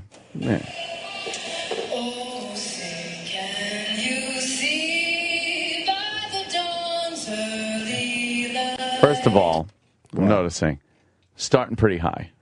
You've said this over the years. It's a song you got to start. You got to start low, right? It's all about the fucking beginning. That Star Spangled Banner is a roller coaster ride, and it's all about where you start. Because once you're on it, there's no fixing it. So if you start up there, by the time you get to Rocket's Red Glare, holy shit, you got to get really high. You best fucking be able to sing. And you said this is a really tough song to sing in general, right? Yeah, the range is huge. So you got to start low. Oh, say, can you see? And then by the time, get to the high part, yeah, you're all right. Who wrote this song? $10 for anybody knows who wrote this song. Francis Scott Key. No. Too late. Oh, what happened? Too late. Too late.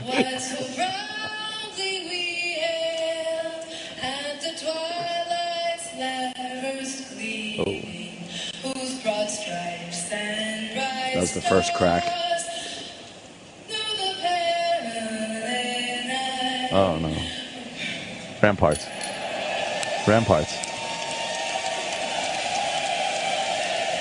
Or them. Or those ramparts.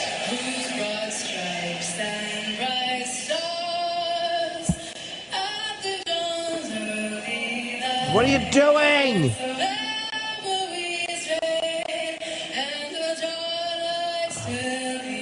She's falling apart. What is she doing? Oh, my God. Have the words in front of you. She obviously forgot the words. Didn't Enrico Palazzo forget the words? Who's that? Ooh, fucking Naked Gun. She forgot the words, so she's just going with the whole fucking cadence of the song. Yeah.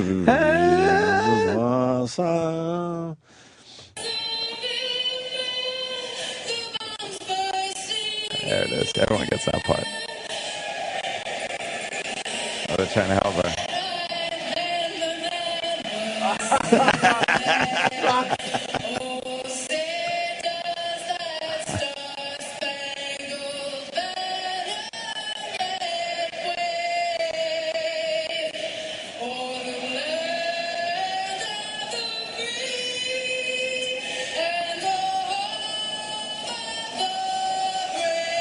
Oh, wow. Boo! That, she doesn't have a bad voice. She just fucked that one up pretty badly, though. I wonder what people said to her when she went back. Yeah. Hey, good job. Yeah, you stumbled a little bit. You picked yourself up. After the game, Norman issued this message on Twitter. She said, "I'm embarrassed and deeply sorry. I wish I had more time to learn the American anthem." How about your whole life you had? Cheat sheet, right? Just read the words. Just read those words. Oh, yeah, cheat All right, sheet, ahead you on fucking starting point. cunt. How bad is the Coming up devastation next. Why are they doing the same shit we are, man? Yeah. What the fuck? Hey, that was pretty good there, Alexis. You've done a good job over there. That stunk. Yeah, poor girl. Is she getting followers on Twitter? Oh, she says, well, no, she's only got 551 followers, but she says, no doubt. This is very much like the gay fucking shit newscaster guy. Yes. Yeah. She writes, no doubt it's been a rough 24 hours. Thanks to everyone who has sent supportive messages. I also empathize with the victims of cyberbullying. That sounds like Miss Teen Delaware. Yeah. Same fucking thing, right? Yep. Didn't she fucking pretty much been a tough 24 hours? Yeah. Go with, what is AJ Clementi tweeting these days? How is his bartending gig? Fuck that guy. Wouldn't come on our show. Yeah. What an idiot. You think Letterman or any of these other guys remember you at this point? Of course not. Yeah, Third day, new bar, back in Dewey. Come into Que Pasa and celebrate Mother's Day with some tacos. Oh, no. Holy shit, look at that. He's at a taco bar. Wow. In Dewey. All right, what else did he tweet? What could they possibly be paying him for that gig? Oh, so nice in Dewey today. Summer's almost here. Dewey. Wants to be in Dewey. Come hang with Dale and I at Dewey's new hot spot, the Table and Tap Room. 250 Sam seasonal. Wow. What was his last couple tweets, though? Just go Rangers. Go Rangers. Well, Rangers are having a tough time right now. Yeah, just... Yeah, what do they got? A fucking... Are Oh, they God. down? Are they down too? Yeah, 2-0. This is... Why would he... 1 week before Memorial Day weekend, come into Que Pasa for a drink on the beach and maybe get on TV at Inside Edition. That means Inside Edition is going down to film him. Oh, no. They'll do like... bartending. They'll just show like 2 seconds of video and comment on Remember this idiot? Yeah. This is what he's doing now. But they'll have a nicer way to do it? it. Yeah. That's what we would say. Of course we would. We are. Of course Remember we this are, idiot? yes. What's that? That's his mom. His mom, yeah. His supportive mom. Oh, She must love having him back around the house, living I'm there. so happy my son is home. We get to spend time together. Oh, it's wonderful. You should be settling down. I do settle down, Ma, with a different drink every night. Oh, no, he's serving beverages. Oh, boy. Guess who almost just shat his pants? Wow, really? Yeah. I was about to force one out, and something inside of me said, you might not want to do that. Oh, it's talking to you. Yeah.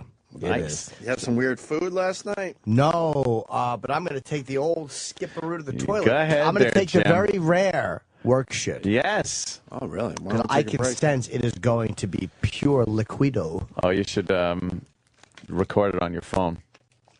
If it's a good one. You bet I will. Yeah. What Get the that fuck? echoey toilet sound and If everything. you guys want to be in my Vine video or something, I'll do a viral video with everyone. What the fuck? Oh, boy. I would like to What be the in one fuck? of I think Chip's Fine videos are really going to take off. They are You want me to great. do one with you guys? I'll get you guys a viral video. Hold Yeah. on a second. What the fuck? We'll do it in 2 seconds. Get a Yeah. couple million Okay. people watching. A couple million. I'm just going to show everybody. Show the whole gang. Look, just Ah! no, you got to smile. That was my Oh, thing, that's the though. wrong way I'm pointing it. It's Opie. And Anthony. Hi. Jesus. And Sam, too. And I'm Chipper. And I'm Chipper. Fuck you, Sam. That's all it is, huh?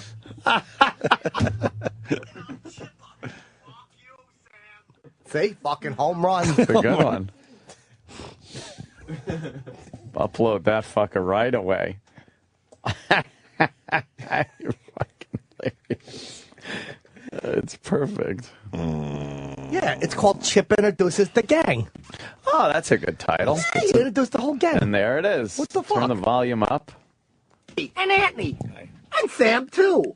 And I'm Chipper. Fuck you, Sam. It's Opie and Anthony. And Sam, too. And I'm Chipper. Fuck you, Sam. It's Opie and Anthony.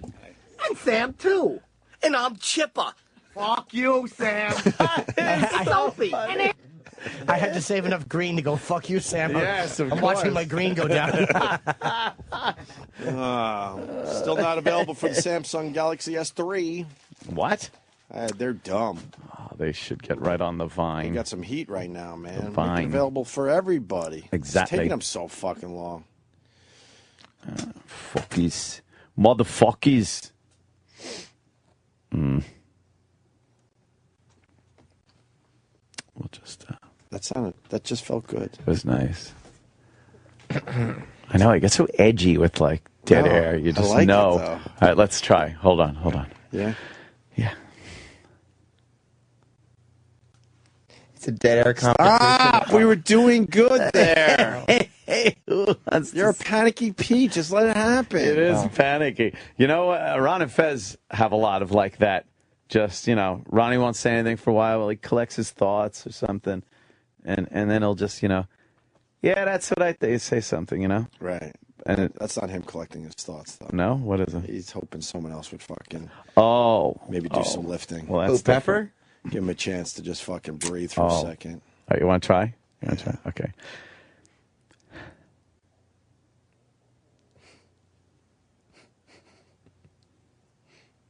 Wait, doesn't the channel shut off if it's quiet too long? Fucking, why are you laughing? It's weird. It's working, though. He's a radio professional. Why are you panicking? All right, we should see if we can get the channel to shut off. What happens, though? How do you turn it back on? Let's find out. We just call and turn it back on. Yeah, Wait, does it actually turn off? Well, it'll sense that there's dead air, and it'll just switch on to like backup. Just like just let's do it. How long does it take to do that? Not that long. We just call down the hall and say, "Hey, we're having a All right, let's silent try to game." You want to try? Let's see if this works. There's no way this works. No way. I'm saying it will never work. It'll pick up the room noise, I think, Yeah, right? I think you guys have to be incredibly quiet. All right. Okay. Well, I was doing really well. Okay, I'm not saying anything. No laughing, no nothing. Sam's Ready? the one that panics. I'll be good. Ready?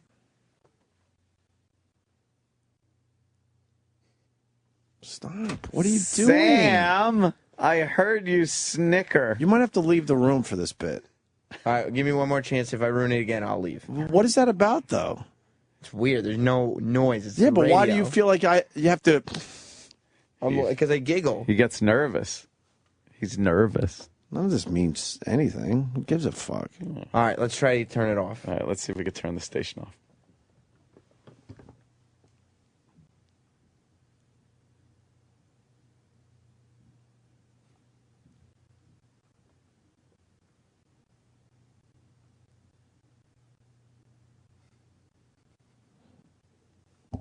I still hear you, you idiot. He's snickering. I didn't make a sound that And time. you're crying. Why? Because I couldn't make a sound. I was He's laughing. crying. What's wrong with you? Because it's fucking funny. We don't get doesn't ratings like- anymore. This doesn't matter. I don't think we'd ever do this on regular radio. We need to do 30 seconds. Best you guys have. How do you know it's 30 seconds? For some reason, I just remember that from back Radio in the day. Gold. All right, let's go with 30 seconds. All right, let's look at the clock. All right, it's the 2. Shh, shh.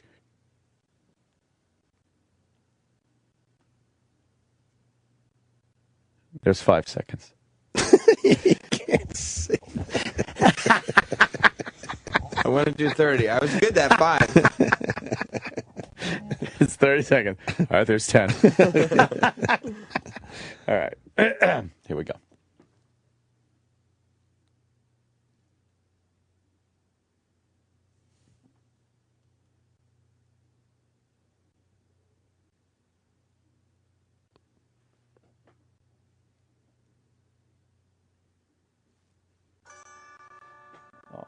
Oh.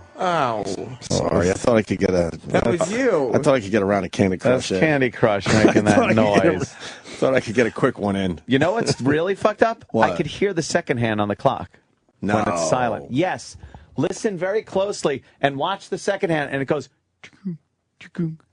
I'm not kidding. Watch. Okay, quiet.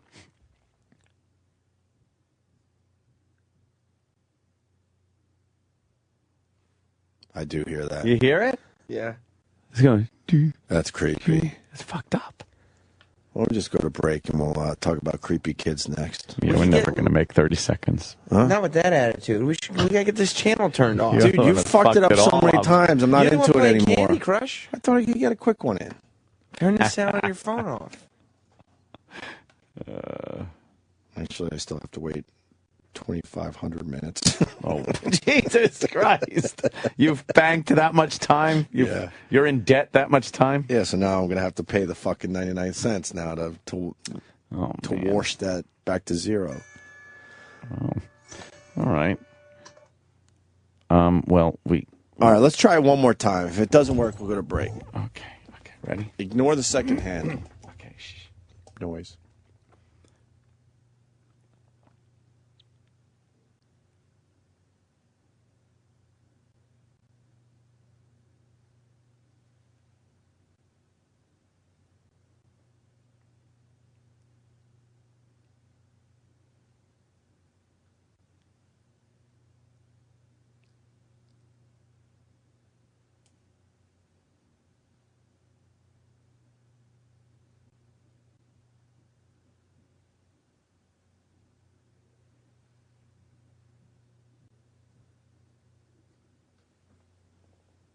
We're still here.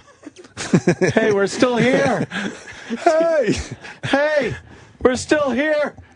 Do you know how much the guys that run this channel hate dead air? Oh, they fucking really? hate That's dead air. their thing. Why? It's the number one bad thing for radio. Yeah, their thing Dead is air. like dead air. Like they don't even know what's on the channel. But when do we have dead air that they hate it? Like if it's 2 seconds of dead air. They go nuts. Yeah. Why was there 7 seconds here? Why did this happen? Anyone else notice that when the second hand got to 4, it really paused a little extra? Really? I might lose my fucking mind. An extra long second? It was like, I would call it a second and a half. Come on. It camped out on the 4 for just a little longer. You didn't notice that? No. What's up, Mars? It does kick off. Yeah. Yeah, but it's picking up room noise or something, I think. No. You guys went silent, but DC, I think, picks it up, and probably in DC, they're listening to you guys, so they won't go ahead and put the... Why? You know... Is there a human in the technical loop, you mean? repair. Yeah, down in DC. There's a they're person in the fucking... We got to take the human element out of the loop. Yeah, tell them we're A trying machine to like do War something. Games. You want me to call UCC and tell them not to? No, we don't not care. That important. We were just trying to. It's We're fine. not gonna purposefully like call them and have it work. Right. Then we could just shut the fucking mics off. There, we did it. But I mean, we were hoping it would just automatically some machine. Are you a fan of the hot pants that Taylor Swift was wearing last night? She could wear something that looks much better than that. I don't know why she wears those fucking tight. A lot they're of too high on her waist. I don't like that look. Do you? Low on her leg. The high waist is very, very in. I understand that, but I don't think it's flattering to a woman's body. I want to see her thong. But it's really sticking in right out. now, huh? Yeah, Very in, yeah. Why? I don't know, because low cut was in before, so we got to change it. She's smoking. But that means you don't have a chance of seeing the tea back.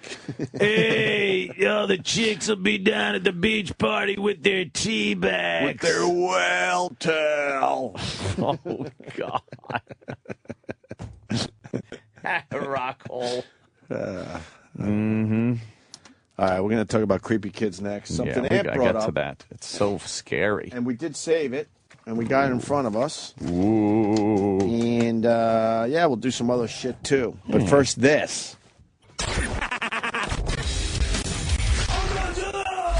And now, another bedtime story with Jim Brewer. Lars gives a call. God, this is like 98, something like that, 99 maybe. And he goes, Dude, what are you doing tonight? I said, I'm playing down the village. We go just fucking hang out, and I'm gonna meet up with some friends. It's gonna be great. On the way over, we cabbed it, and some kid from NYU left his knapsack with all his books and notebooks. And so, you know what? I'll be a nice guy. How cool is this be? A guy from Saturday Night Live is going to send him back his books. And, well, this is a thorn in Lars's ass from the minute I get it. From the minute I get it, he's like, dude, what are you doing with the fucking nap? Get rid of the fuck. It's ridiculous. You look like a fag walking around with this fucking knapsack.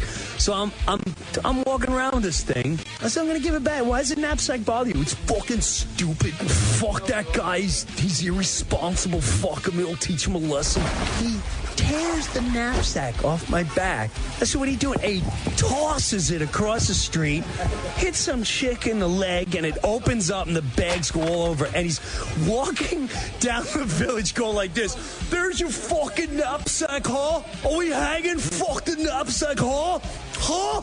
I'm like, Lars, what are you doing? Chill out. And he keeps getting in my face. Go, we hanging or what? I went, I don't know if I can live up to this. I talk a great game, but I don't know if I can live up to this status. Stay tuned for more bedtime stories with Jim Brewer. What's up, baby? You want to get some dirty talk going? Yeah, that's it. I'm gonna give some cyber sex. I'm good. I'm gonna lay you back or something, and I'm gonna lick all the way down your neck like this. I'm gonna take my tongue and just go like. I'm gonna clean out your ears or something and get wax on my tongue and then lick all the way down your neck. Oh, that's a nice dark nipple. I wouldn't mind getting some milk out of that. And then I'm gonna get my tongue and I'm gonna start flicking it all over your nipples so much that you start coming. You're gonna come so much that your shoes are gonna make sloshy noises. And I'm gonna get down there and just start licking your fucking cooter really good. I'll open up your cooter. I got like long nails on my middle fingers, so I'll dig my nails into your cooter lips and I'll open them up and I'll just go like, and I'll get in there until you come so many times or whatever. I'll stick it right in you too. I'll climb right up on you like you're a building or something. I'm gonna climb on like you're a tree or something and just cram my oats in you. Someone put a finger in my ass. Now back to our show. The Opie and Anthony Show. Now back to our show. Continues. Now back to our show. Now back to our show. The Opie and Anthony Show. Continues. A rush. Oh, yeah. So we got creepy kids.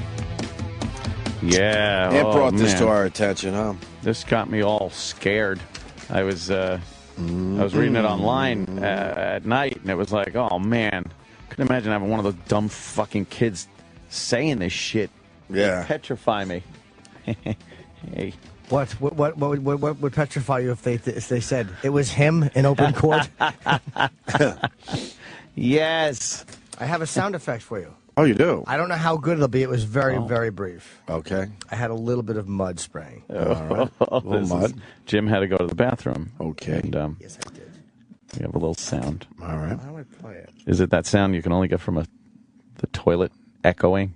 Yeah. I haven't heard it, so I don't know. Okay.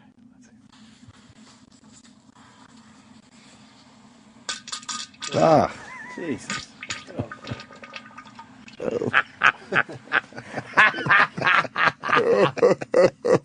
Oh my God. That's disgusting. That's the Hershey squirts, right? God, that. Oh my God. But that was all the noise it made. Then the rest of it was actually fairly quiet and just. I ate last night. I ate these honey and thyme carrots, and all my little shits were like thin. Like I think I just dudied out my honey thyme carrots. What's honey thyme carrots? Honey and thyme. They had like spices on them, or whatever. Wait, you found carrots that have spices on them? But in a restaurant. They got to gussy up them carrots. Yeah, carrots blow. I like a good carrot. Nah, I'll drink carrots in a vegetable juice, but fuck that. I just wasn't sure if everybody heard it or not.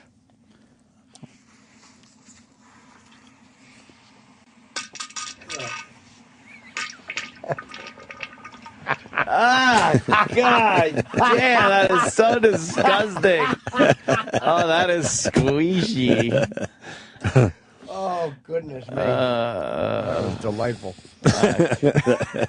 Delightful. I think not. I don't think So that's creepy delightful kids. at all. Yeah.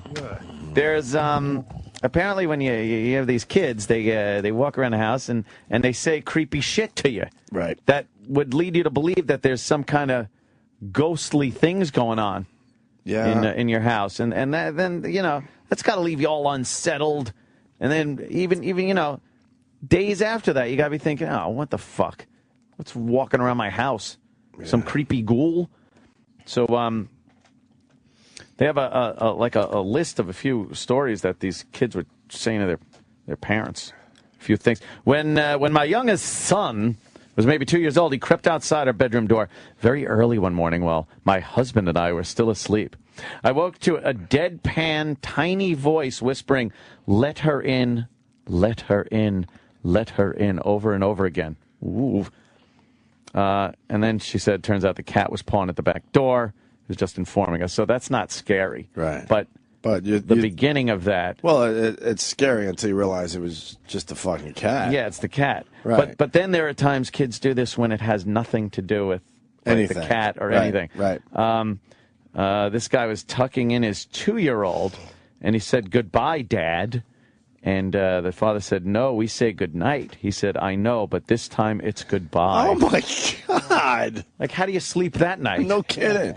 You fucking sleep that night, you dumb kid. Shit. The fuck is that about? Man.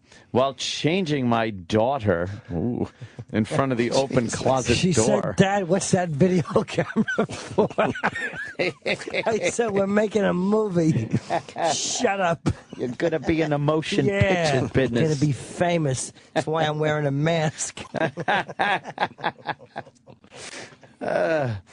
Yeah, they're in front of the closet door changing.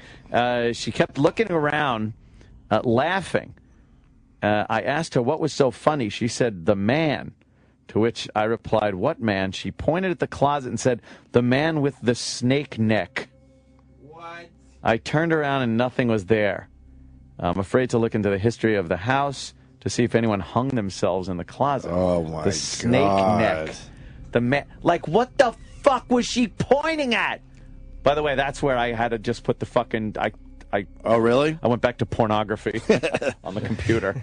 It was like, because then I'm looking around like out windows waiting to see little beady eyes looking into something. Snake neck. The man hung himself. How terrible. Snake neck. That's fucking scary. Fuck yeah. This just sounds like a smart ass kid that learned something. He said, "I was on a bus recently and we stopped outside a walk-in clinic. A little girl in the seat in front of me turned to her dad and said, 'Death is the poor man's doctor.'" Jesus. What the fuck? I jokingly asked, "What's the best way to get a girlfriend?" What? The 7-year-old's response, "Tell her to be my girlfriend and she'll never see her parents again." Or she'll never see her Or parents. she'll never end. That's what I say.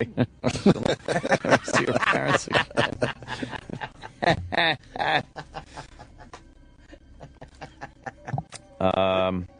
This kid goes, "Before I was born here, I had a sister, right? Her and my other mom are so old now. They were okay when the car was on fire, but I sure wasn't." He was maybe 5 or 6 years old. It was totally out of the blue. Jesus. What is happening? Well, now the phone's ringing. We're going to get some fucking stories now. Let me see. Find another. My 5-year-old at the time had night terrors and would scream in her sleep. One night I said, "Mama's here, it's okay." She looked right at me, still asleep, and screamed, "Mama, but who's that behind you?" Oh, my God. Holy shit. The fuck needs that? Who needs that? Oh, God. That one's just... Some of them are just kids being, like, smartasses. Sure. Others are kind of scary. Oh, man. Walking through a graveyard to visit some departed family members. We were walking across the grave of a baby boy who died shortly after being born. There's a family relationship, so we know for a fact the mother is still alive. My 4-year-old son turned to my wife and said, "Why is that baby crying? Why won't his mom hug him?" Oh, my God. What are you doing? Just why the fuck would you bother? You gotta choke the kid out at that point. You can't fucking have him doing that. My daughter said to me that there's a woman who watches her watch movies in her room and sleeps on the ceiling above her bed when she sleeps. Oh my God. She also says it does not like me and wants to eat my heart. My kid watches Elmo and fucking Dinosaur Train. What the hell? Where the hell did she get this from? Oh my God. Sleeps on the ceiling, probably all curled up weirdly, and then rolls across the ceiling and down the wall like they don't have gravity. What's going to make this worse is real stories coming in now. Yes, of course. Let's say hi to Paul. Hi. Phil. It looks like Phil. Phil in Jersey. Phil Connors. Phil.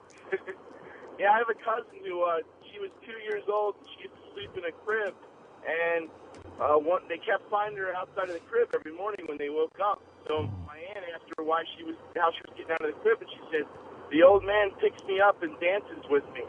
So they asked the old lady that they rented the house from, and apparently her husband died, and he used to carry her children around and sing and dance with them all the time. Sure. Wow. Fuck. Oh. What is what's this shit about? That's fucking, like, creepy. Thank you, Phil. Man. Let's say hi to Eric in D.C. Eric. Yeah, I'm a soldier, and we lived in Germany, and my 3-year-old little boy, we were in a German house, and all of a sudden, about 3 in the morning, my 3-year-old's screaming in his room. He's yelling, "Get it out, get it out." We go in there, and he's throwing every movie out, and he points at Chitty Chitty Bang Bang, and he says, "Get that movie out of here. I don't want to hear anymore." He hadn't even watched that movie yet. What the hell's that about? Yeah, he just knew the movie sucked. Yeah, maybe. Oh, you chitty chitty bang bang. Movie does suck. Has anyone ever explained this shit? Yeah, well, when the kid has no means to learn shit like this, right? How do they come up with this stuff? Well, when it matches up with some kind of history of the house, yeah, that's really fucked up. Yeah. Let's go to Andy in Boston. Andy, Boston strong. Hey, What's up, guys. Andy? Hey, little suburb outside of Boston, Hopedale, Mass. A little mill town. My wife's parents have lived in this old house for years, and I've been with her for 11 years, and they've told us time and time stories of this house just being fucked up. So my son's 6 now. When he was 3, I was sitting right there when this all happened. He was sitting on his grandmother's lap, and if he's in the living room, he can look into the hallway and you see the stairs going upstairs, but you only see about 5 stairs because the wall cuts it off. So he's sitting there, he's giggling uncontrollably and pointing at the stairs, and it's just the 3 of us there. And we're laughing. We're like, this kid's goofy. Then all of a sudden, he just goes stone cold white, puts his face in my in-laws' chest, and just starts bawling. 3 years later, he hasn't let us bring him into that house. So I don't know, but he hasn't been able to step foot in his grandparents' house in 3 years. Oh, did he see some fucking creepy, scary shit? He saw some man or something. Holy fuck, man! I don't want to do this bit. I don't like that. It's all fine and well now. Wait till you're home. Yeah, It's dark no out kidding. at nighttime. Let me say hi to Steve in Rockland. Steve. What's up, fellas? Hey. My now 5-year-old, since we moved into our house about 3 years ago, has told us there's a man living in the attic. And You don't. Why would they do this? You What little makes it fuckwads. worse- Make his room the attic. Yeah. what makes it worse is shit randomly disappears and will appear. Like my money clip went missing 3 years ago. It showed up on my pillow 2 months ago. Oh, what the? Ooh, that could be your kid. Yeah, it's probably your kid's a thief. I asked him. I asked both of them. I asked my mother-in-law and my mother and my wife. Nope. Barry Williams, as Greg Brady, lived in the attic.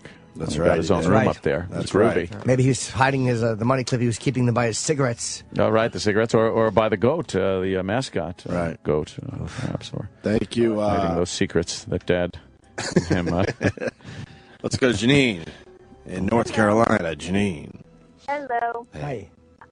Same thing. I was changing my daughter. She's probably about 14 months old, and it was just after my husband's grandmother passed away, and she's looking up in the corner of the room, kind of giggling and laughing, and I look up and what are you laughing at, Cookie? She said, Nana. She goes, Nana. She's seen her dead grandma. Yeah. And how do they can't know I'm gonna freak my parents out. Let me say some Oh freaky yeah, no, shit. no, yeah, she was a baby.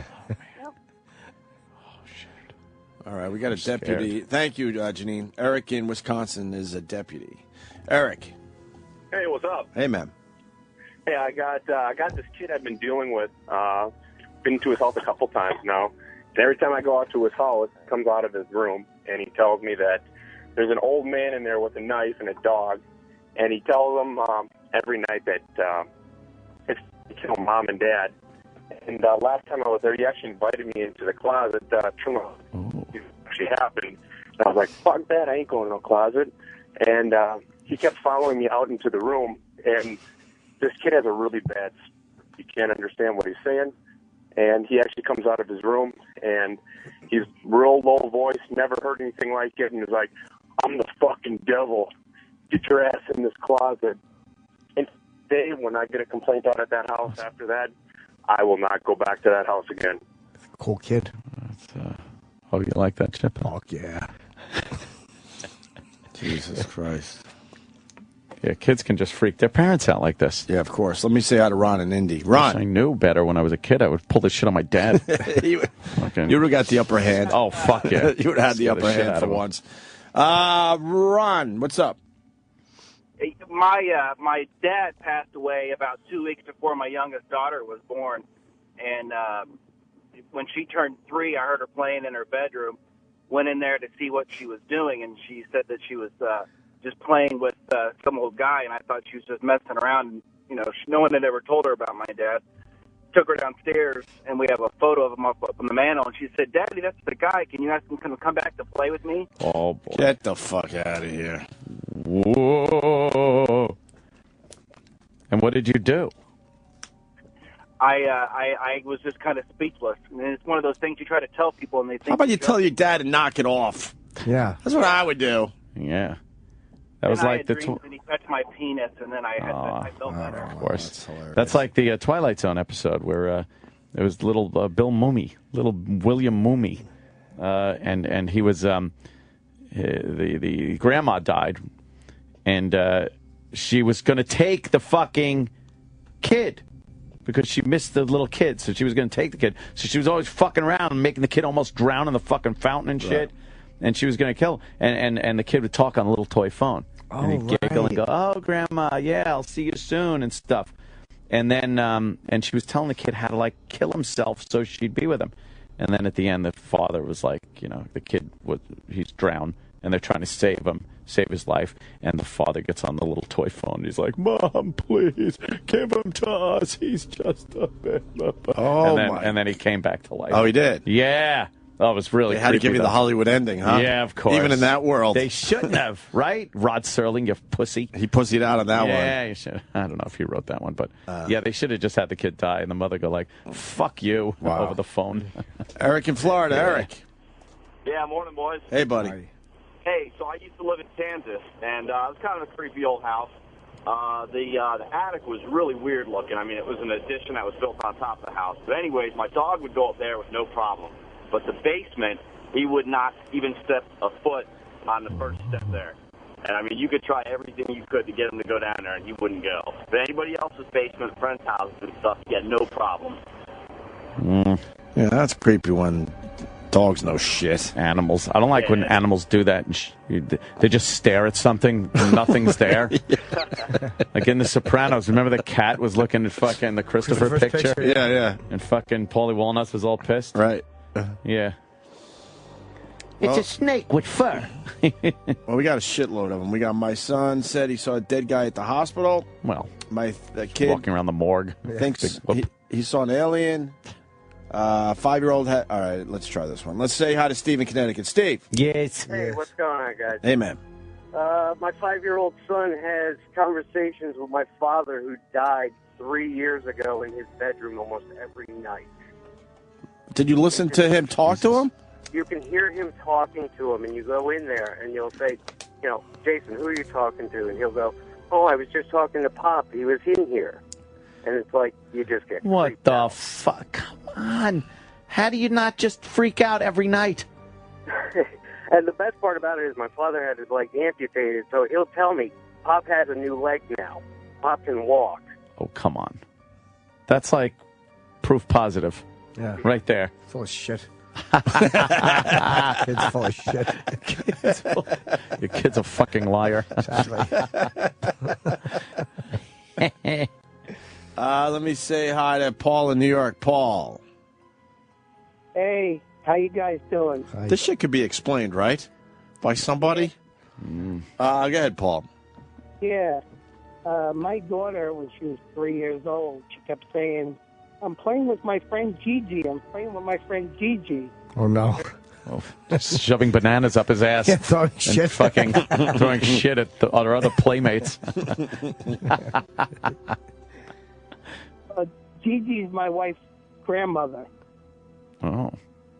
And she goes, "Oh," and she goes, "And I was playing with my friend Johnny. Johnny's my wife's brother, dead brother." Jesus. Hell, were they in the mob? Yeah. Whole family's fucking checking out. GG, huh? Wow. Why do kids like want to play with these old fucking people? Exactly. Either? Like, no one wants to play with old people. Up. All right, thank you, sir. Let's try Ray in Baltimore. Well, you doesn't have to call him Ray. Fucking, there's way too many stories out there, though. Ooh. We're blowing off half of them. Go ahead, Ray. Yeah, I got a new house. I live in North Carolina now. My mother came to live with us before she passed, and she always liked playing with her granddaughter. She always played with her. She was like about almost 2 years old then.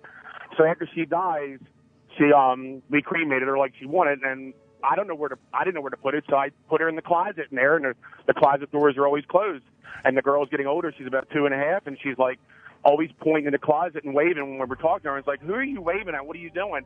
It's grandmom. It's grandmom. I'm like, oh my god, that just shit can fuck you up big time. Well, does she know that the old bag is in the closet? Yeah, somehow kids do pick up on so much shit you don't realize. Well, since that, I have buried her, so we haven't heard anything more. So. All right. Thanks, Ray. It's his mother is the old bag. What a fucking prick you are. Holy shit. Does the kid know the old bag is in it? Oh, Jimmy. God damn, that's so bad to say about his loved one. Let's say hi to Ryan in Oklahoma City. Ryan. Hey, how's it going, guys? Hey, man. Yeah, so my cousin, he's probably about 2 or 3 at the time, and his mom's giving him a bath. And he looks at her and says, I used to know Grandma way before I knew you. And she goes, well, what do you mean? She goes, she used to visit me. I guess he was referring to heaven. And then he goes, well, I didn't want to come here, but they made me. What? Yeah. What the fuck? And what do you say? Knock that shit off. Right. Put on SpongeBob. Yeah. Don't ever speak of this again. Yeah, that's some creepy shit. I couldn't imagine that. It's bad enough, you go to sleep and you read some shit or watched a movie, and then you think you're going to open your eyes and some scary face is going to be 1 inch from your face. That's like my nightmare. Oh, and the color of the face. Oh, yeah. You have to again. shit again? Jimmy's running out. Phone. He's got an apparition in his pants. Oh, wait, he's going the other way. Frankie. Yeah, what's up? What's up, Frankie? About 10 years ago, my son kept saying, the man in the box is going to take me to a hockey game, and he never fucking did. What? The man in the radio is going to take me to a hockey game. He changed it. Yeah. And 10 years later, he's still haunting me with that shit. All right. We're just about done with this. Yeah. We got one more call coming in. Yeah. Hi, who's this? Hey, it's Chippa. Oh. Hi, Chippa. Chippa, what, you got a story? Yeah, it's a good one. I was in a car one time, and we're just driving along. We was going back I had to go to Krause's to get some dip because I was having a party. And so we're fucking driving, right, just rocking out, playing some sick fucking puppies. And all of a sudden we're stuck in traffic. So I'm like, what the fuck is this shit? I'm cursing and screaming and getting to it. And there's this kid next to me, and he goes, well, there was an accident up there. Some lady got hit on a bicycle or some shit. And I'm like, what the fuck, kid? How do you know that shit? Maybe she's okay, right? And the kid goes, she's right behind you, Chippa. It's from the Sixth Sense. And the fucking lady is standing outside, her head's all fucked up and hanging out. That's a movie. Chip, that was from The Sixth Sense, the movie. They probably stole that shit. I told that story one time. Fucking tits were all out and shit. She's like, go ahead, jiggle my big tits. No, see, that wasn't from the movie. They must have left that part out. Yeah. Yeah. Fucking zooted. Of course you were. You were driving zooted. Yeah, we were fucked up. And I seen another ghost, too. Yeah? Fuck, yeah. I was, one time, I was in my house, right, and I heard this chick, so I'm like, well, let me check this out. Maybe it's some pussy for the old Chippa. And I'm like, what's up? And this chick puking in a tent. I'm like, what the fuck are you doing in here? There's a tent, you're puking in it. And she's like, whatever, I'm just sick, Chip. It's from The Sixth Sense. It's from the same movie. It's the same fucking movie. It's not a movie, it's fucking what happened to me. No, it's not. Cocksuckers. All right, Chip. There goes Chip. Finally, Joe in Pennsylvania. Joe. Hey, guys. How you doing? Hey, buddy. I was moving into a new house. I was in Wisconsin at the time. I'm in the Army. And I set up the upstairs for my daughter to play in while I was moving furniture. And about a couple hours later, she comes downstairs. I go, "Hey, kiddo, how you doing upstairs?" She goes, "It's good. It's fun. The dead people are fun to play with upstairs." Yeah, and I don't believe in that stuff at all. And I asked them, like, "What'd you say?" She goes, "Yeah, the dead people come around, but it gets really, really cold when they're up in the closet with me." Oh my God! And the entire time we lived there, she was dead set on saying, that there was dead people upstairs she was playing with, and the house creeped the hell out of me. I couldn't keep a babysitter at night. The house was really creepy. Wow. Thank you, Joe. Thanks, man. I don't know. I don't get it. The only one I got, my daughter, who's now 7 months, when she was like 3 or 4 months, she would just turn her head and look at I have a picture of my father in my living room, and would just stare and smile at just that. We have a whole bunch of pictures, the picture area, but that's the only picture she would focus on and get happy and smile. Oh, man. What does that mean? I don't know, but it creeps us. It used to creep us out. She doesn't do it as much anymore. I wonder if kids pick up on people's energy. Like when you're looking at that picture, maybe you get a good feeling, so maybe she picks up on that. Maybe kids are like dogs in that they unfiltered pick up on emotions or our own shit. Yeah, I think there's more of a logical explanation than thinking that your kid's upstairs, fucking playing with dead people for real.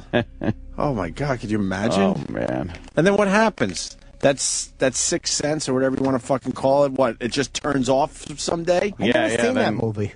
Yes, like, a lot of people say that, kids see dead people. Yeah, they swear by it. So at what age does that just turn off? And you're now just like us idiots.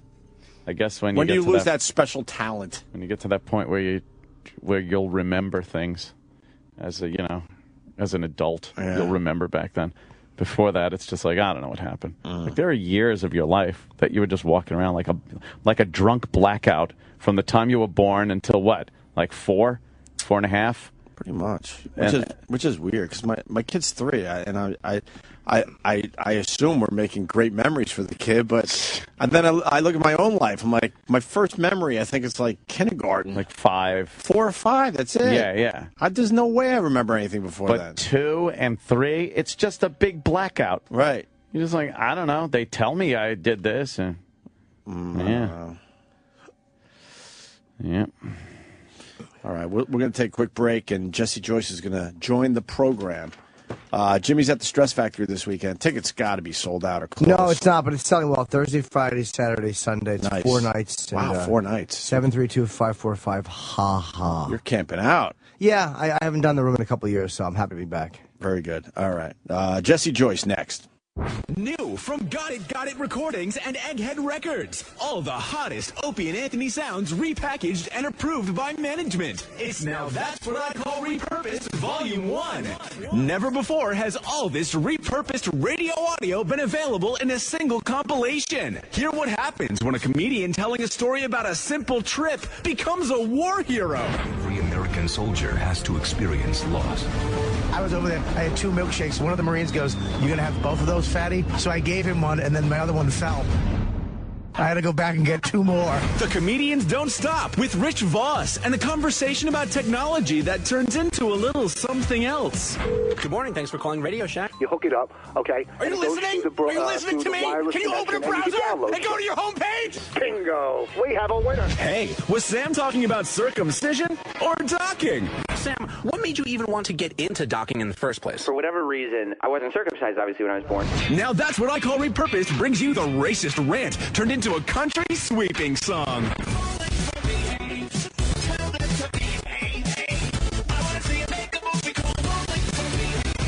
And we really get meta with Repurposed. Purpose is sounding weird now.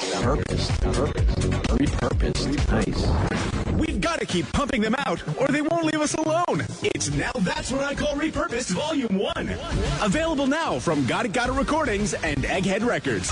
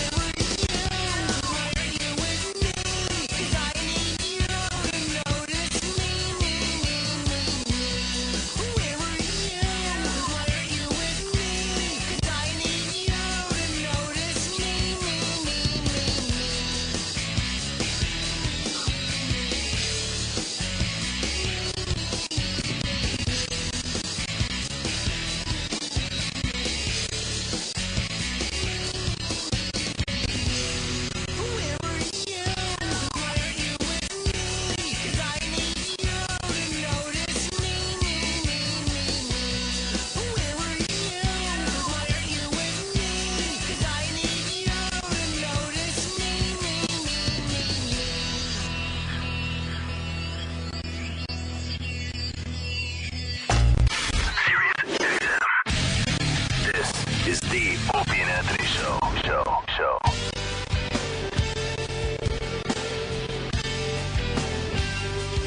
You see the STP thing? They got good old, Chester from Linkin Park as the new lead singer? Yeah. And people are asking me, what do I think? I don't like it. No? I like STP with Scott Weiland, period. It's got to be called a different band. Thank you. At that point, you just fucking go, all right, these guys, the DeLeo brothers are talented. Chester's looking for something a little different. Let's come up with a new project. Yeah. Absolutely. They don't want to go through all the time and effort of getting a new brand, a new name, a new band out there. So it's just like, it's STP. But Scott Weiland is STP with that distinct voice yeah. of his. Is there a clip out there, Travis? I heard there was a... I don't... This was at the K-Rock thing in L.A., right? Yeah, someone said there's a... so were they playing Stone Temple Pilots songs? Supposedly, that's what I heard. Scott Weiland is on tour playing the same songs. Yeah, because the band... So there's two bands. Yeah, they hate each other. They have always hated each other. They were able to keep it together for a couple years recently, and that was it. I saw an article over the weekend. Huh? I saw an article about this over the weekend. I haven't seen a video, though. Wait, is this him?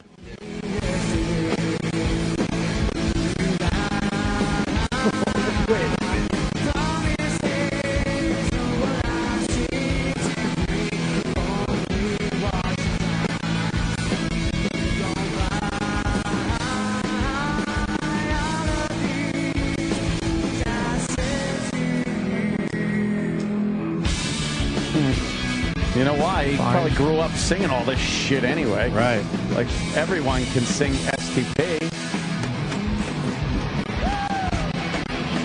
Sounds pretty good. There's just something about Weiland, though, that something very distinctive in his voice that guy doesn't have. Like, everyone can sing STP, but... That's pretty close, though. It is pretty good. Did they get together just for a quick thing, or are they trying to do something with this? I'm wondering if they were booked for this already, and they were like, you know what, let's just do something. Thank you very much.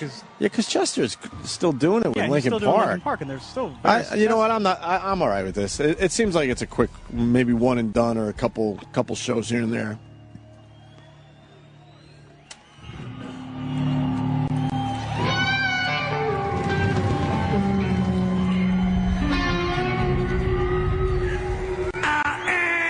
Smelling like the rose that somebody gave me on my birthday deathbed. Dead and bloated, huh? I am smelling like the rose that somebody gave me, 'cause I'm... I don't think he's got the Weiland range. It's not bad, though. Oh, you know what? They recorded a song together. Oh, they did? Yeah. I think this is kind of like a side project thing.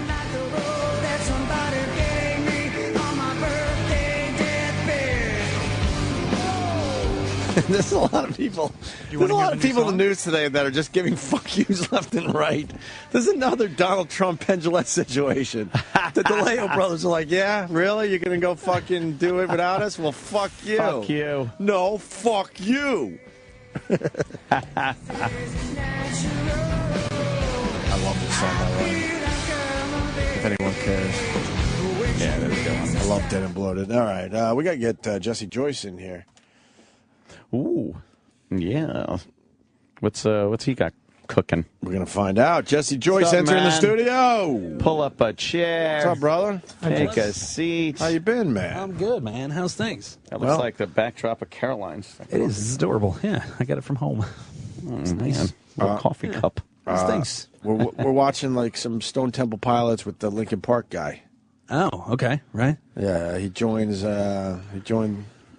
Stone Temple Pilots. STP. You know what though? For a show, but now we're finding out that he also recorded a new song with the guys. Is it the screaming guy or the rapping guy from Linkin Park? I think it's Screamy Guy. Yeah, Okay. Screamy Yeah, guy. yeah. All right. Chester. Screamy Guy. They have more than one singer? Bennington, I think, right? Is Yeah, that they have the last Rappy Guy and Screamy Guy. Yeah. I've been to a lot of strip clubs. I'm familiar with their music. Exactly. Do they play them a lot in strip clubs? Oh, yeah. Yeah, it's like that and Kid Rock, you know. It's pretty much strip club staples.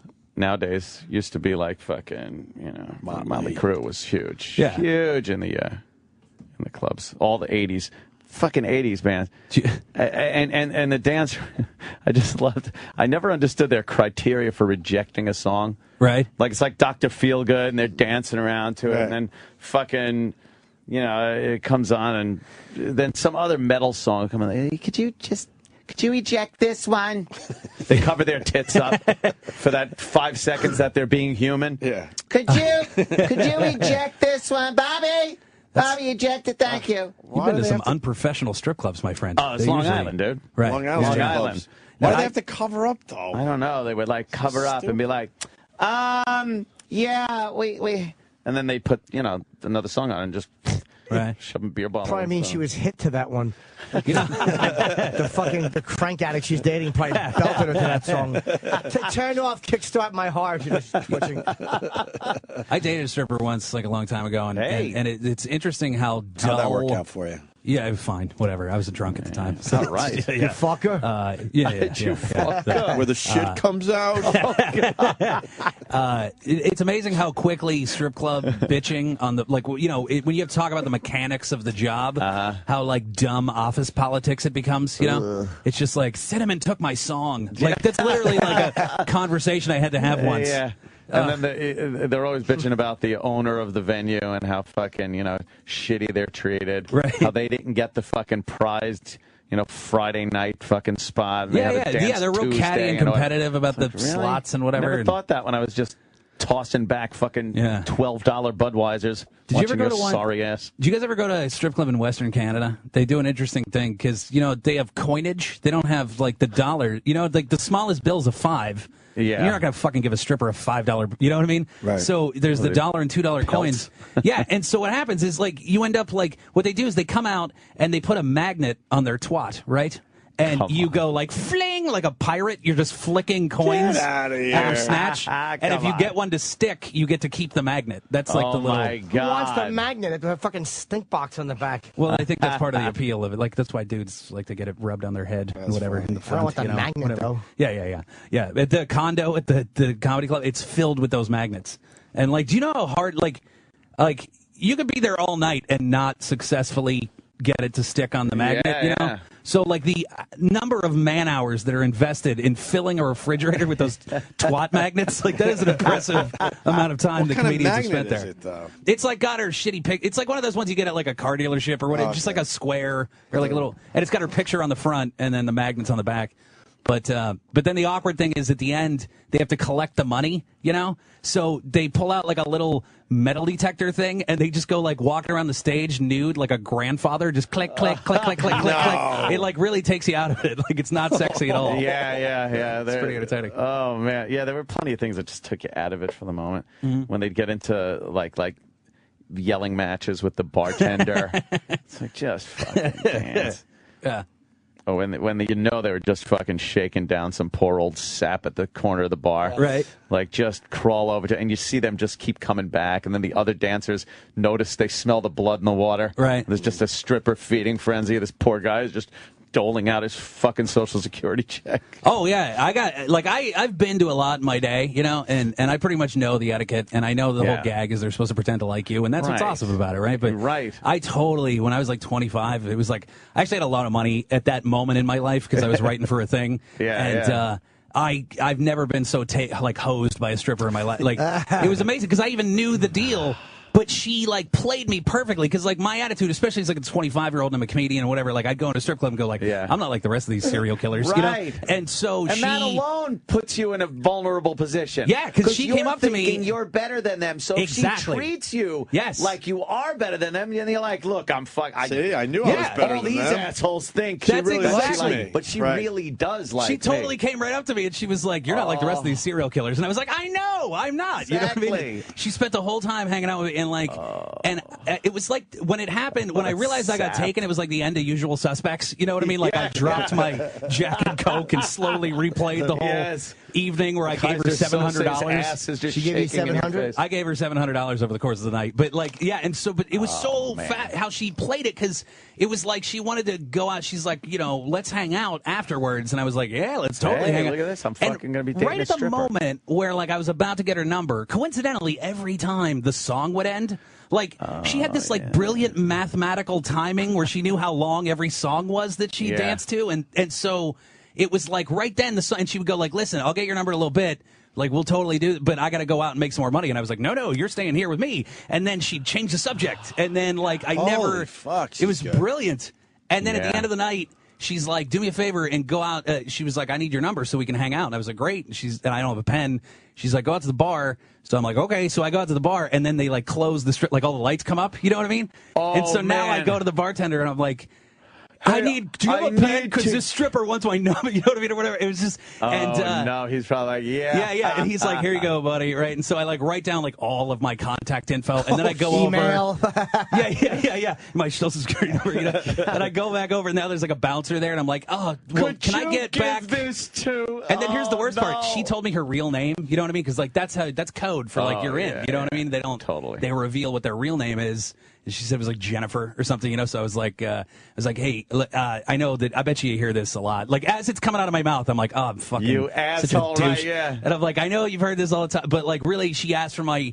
No, can you just make sure that Jennifer gets this? And he goes, which one is Jennifer? Like, she gave me a fake real name, and I was like, oh, she's fucking brilliant. You have to just kind of slow clap it because it was really impressive. How embarrassing. Yeah. So $700. Yeah, $700. Yeah. Did she call you? No, I didn't. I never even got her. The bartender, the fucking bouncer did. Yeah. Hey, how you doing, man? You know, you gave me your number. Yeah, thanks for giving me both of your email addresses also. Just in case. In the Poconos. It's the worst. Did you go back the next night? No, because, like, I don't regret, like, God bless her. She totally earned that $700. Yeah. And that was when I was like 25. Like, I could have used that. Sometimes the money is worth you're hanging out and you're almost having this stripper girlfriend experience for the night. Mm-hmm. She's with you, right? You know, at the bar, you're chatting it up, you're fucking drinking, you're able to put your hand on her leg and shit and treat her like that, and then you're paying her money, and then you just leave. It's like a prude prostitute. If you come at the end, it's worth it. Well, you're not going to come at the end. You're coming at the end at home. Yeah, by yourself. Jack off. I mean, you're so down you're so down the fucking pervert rabbit hole. I don't know. Like, have you ever, you ever just gotten a lap dance? Oh, like, yeah. I remember. I've come in my pants twice during lap dances. Okay. They're wonderful experiences. To blow a load in your pants is fucking fantastic. From an etiquette standpoint, that you're not supposed to do that. I know you're not, but I wore silk boxers. And like, I you fucking did it in advance? Of course I did. And she was rocking that ass crack on my dick rhythmically, like she was jerking me off. Ooh. And this was in New Orleans, and she's trying to get me to go into the back room for more money. And, like, I knew the champagne room's a bust. Mm-hmm. And I had given her, like, 3 or 4 lap dances. I'm like, oh, maybe I'll go. What will happen back there? I'm just trying to keep that ass cheeks And all of a sudden, fuck. Right in my fucking pants. And I was working with Pete Corielli and Louis Ramey. And I walked outside. They're like, how was it? I'm like, look at this. I showed them a fucking load. Big jizz stain on your... Gigantic. Holy shit. They were disgusting. As well they should be. Yeah. It was really wonderful. Right. Mm. I got thrown out of a tranny strip club once. I walked in New Orleans just to see what it was like. It was on that same trip. And I'm like, I just walked right in, and the girl wanted, this big brute chick wanted to give me a lap dance. And I'm like, no, I don't want one. She goes, oh, okay, honey. And she took my arm and walked me right back out. Oh, really? Yeah, it was funny. Kicked me out. I went to one in South Dakota once where it's just like a bar, but it says it's a strip club. It's like the only place in town, you know? And I go in, and this lady, just a lady, comes up to me in like a flannel shirt. She's like, you want a lap dance? And I was like... Well, yeah, whenever one of the strippers comes around, yeah, if you want to if you'd like to inform one of them that I'm here, yeah, that's fine. And she was like, no, like, that's me. And I was like, what? And she was like, it's $5. And so I was like, all right, well, that's worth it for the $5, like, just to see what happens. She pulls out a fucking boombox. Like, there's she just hits play on the tape deck on a boombox. Oh, my God. And then just takes off her flannel shirt. Like, not even like trying to, just like removing her shirt like she's getting a mammogram. Like, that's the experience. Is pretty amazing. Was it all right, though? What did it look like under the flannel? It was like, it's all come full circle now. I literally gave her that $5 because I was like, someday I'm going to be able to tell that story somewhere. So now that's the whole reason that I did it. Yeah, that's where the strip club, story. The going to strip clubs all panned out in the end because, come on the radio and you just, I got a bunch of them. There's an amazing one. Last time I was here was right before I went to Anchorage, and there's a great strip club. Yeah. Oh, dude, I did the worst thing I've ever done on a stage in Anchorage, and I feel like a piece of shit for this. But turn the mic on. I totally walked in. That's great. Thank you for doing that. That's amazing. Yay, Jimmy. I knew something was brewing. I know. I was like, I thought Anyway, so last time, one of the times I was there, I told you guys I went to this like crazy old guy. He has this wolf farm, and Right. he rescues wolves or whatever. Yes. So I'm friends with the radio guy who's there in town, and he and I had plans to go to that thing, and at the last minute he bails on me. This is like 6 years ago, and he goes, but my son's going to come with you, who's like 19, and I was like, well, I don't need company. I wanted to hang out with him. Oh, man. So it's like, all right, fuck. So like now I got to like babysit That's this intrusive. 19-year-old, and he was fine, but he was like a really awkward, like kind of like maybe what Roland was like in high school. You know what I mean? Just this like, hey, how's it going? Like this quiet dude or whatever. You know what I mean? Oh, you shouldn't have to deal with that. His fingers always smelled like Similac for some reason. Roland. So anyway, we got to deal with the fact that I said what Roland was like at high school? No. That's all no, right. I'm like, I don't know. Why would you have to deal with that? Like oh, yeah. How Roland knows what he was like in high school. Oh, yeah, yes, yeah. So anyway, so he's like, he's just like quiet and whatever, and I'm just like dragging out. Like, how's school going, buddy? You know what I mean? It's like an hour-and-a-half trip, and I buy him lunch, whatever. So that's 6 years ago. I forgot all about this dude. Just recently, when I was up there, like 2 months ago, this dude comes up to me. He's like 20, whatever, 5, 6. This guy, he's like a pretty normal, and he's like, hey, I just want to tell you, I'm the kid that you took to, I just want to say thanks for being cool to me when I was like a weird, awkward kid. And I was wow. Oh, hey, that's cool. And he's like excited to tell me that he's like a grown-up now, you know what I mean? He's like, I graduated from college.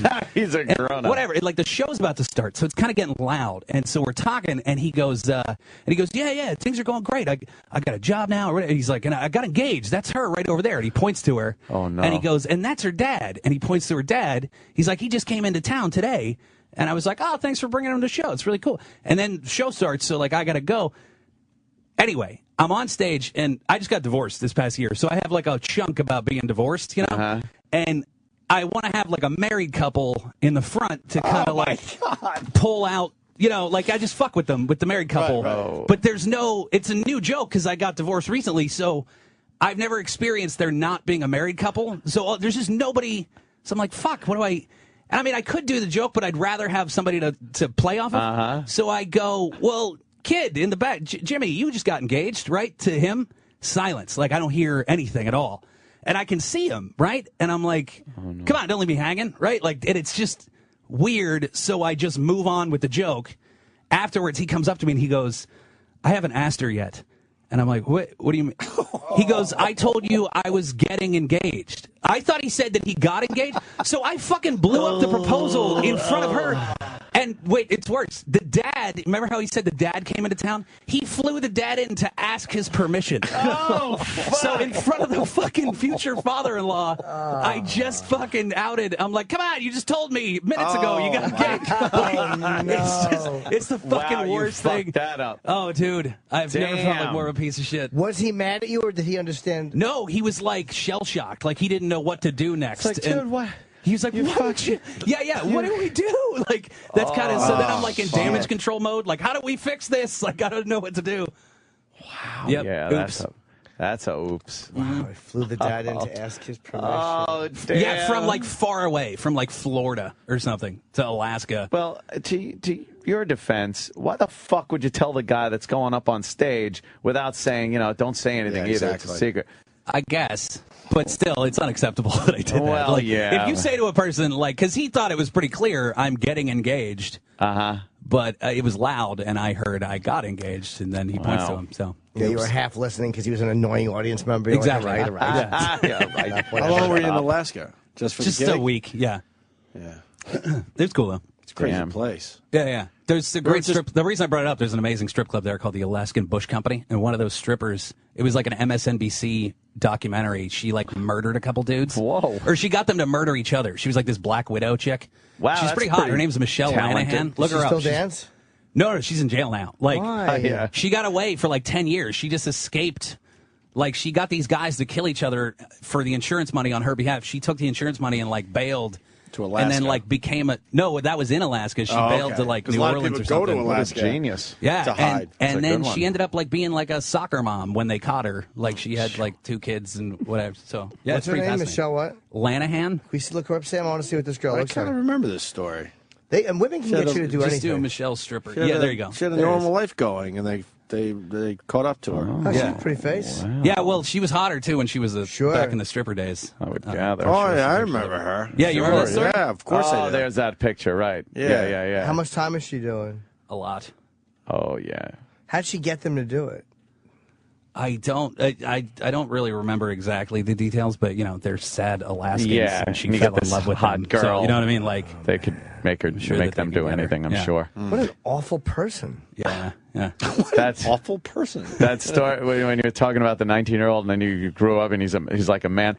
I was thinking how awful that's got to be for like a child molester that goes after young boys. Oh, that like, when they there's your grow young up? boy, and then it's like then there's that man, and you fucked him, and you just Yeah, you remember me? You gotta like, oh no, Right, he's gonna right. kick my ass now. And tell everybody what I did. So are you in a way saying like, hey, it's a good thing you didn't fuck that guy? Yeah. It's a good thing you didn't fuck him on that trip. Good thing you didn't make him jerk you off while you were looking at wolves. Imagine if he had masturbated you into the wolf feed. That would have been amazing.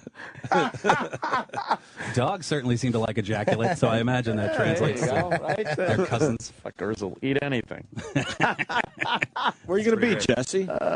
I'm at the Comedy Club of Jacksonville this weekend. Jimmy and just then came back from No, Jacksonville. but I didn't do that. I did the Zone. Yeah, you comedy club. Oh, okay, yeah. And then I'm doing the Carolina Comedy Club in Myrtle Beach the week after. Nice, So- very good. And those are 2 totally non-offensive names for comedy clubs. They're just the Comedy Club of whatever. At least they're not trying. Yeah. Which is good and bad. Well, you know, I don't know if Some you of guys these know. I club used names to. are rough. Oh yeah. I used to tour with Geraldo. I don't know if you knew that. Like for a long time. Of course we do. And so the go-to club name that we would always just like, hey, where are we working this week? He would just go, Shit Stains was the name of the club, right? He would just go like, we're working at Shit Stains Thursday through Saturday or whatever. And so we had the same manager. I had this great story that some college chick who ran some newspaper, like some bullshit college, she was like fact-checking an interview she'd just done with Greg. She calls the manager all flustered, like 2 hours after the interview, going like, hey, can you find, I've been looking everywhere. Can you give me an address for Shit Stains? Like, I've been Googling it for 2 hours. Like, can you imagine what the fuck she was actually Googling? You know what I mean? For the last 2 hours. Exactly. You know, just put her on the internet, have her find Shit Stains. Pictures of this radio show coming up. Why not just Google Geraldo? You should have Googled him. It's pretty great. His club would have come up. Stupid bitch. And Stupid I hate her. the winner in the Powerball still hasn't come forward, huh? That's an amazing story right I'm just there. looking at the tape. One fucking ticket, huh? One ticket in Florida. What part of Florida had it? By Jacksonville, actually. No, by Tampa. I'm sorry, by Zephyrillis. Zephyrillis, yeah. Where's that? Outside Tampa, Yeah. obviously. Okay. It's like a small 30,000 people live there. Some small, Yeah. some small place where 3,000 people. You know, it would have went up to a billion if no one won. Could you imagine? Do you know how you'll know if I ever win? If I ever walk into work with my dick out, you'll know I've won the Powerball. Yeah. Yeah. Just my cock out. Something tells me that other things could. Then you realize I have do the that. wrong number. Yeah, that doesn't seem like the only circumstance under which Jim would walk in with his dick out. $1 billion. Yeah, It would have been. It would have went up there. We're estimating it would have been over $1 billion. Now, if like, did that person pick those numbers, or was it one of those instant They tickets? usually say quick pick is the best way to go. Because I'm thinking you got to pick your numbers, obviously, because it'll drive you nuts if they do come in. Yeah. But they say most of the time it's a quick pick. Now, because the numbers didn't show up at the place where I would have bought it, in New York. Right. Does that mean that even if I played, there's no chance in hell I would have won? Like, did the guy that came in, right after I would have come in, did he get my numbers?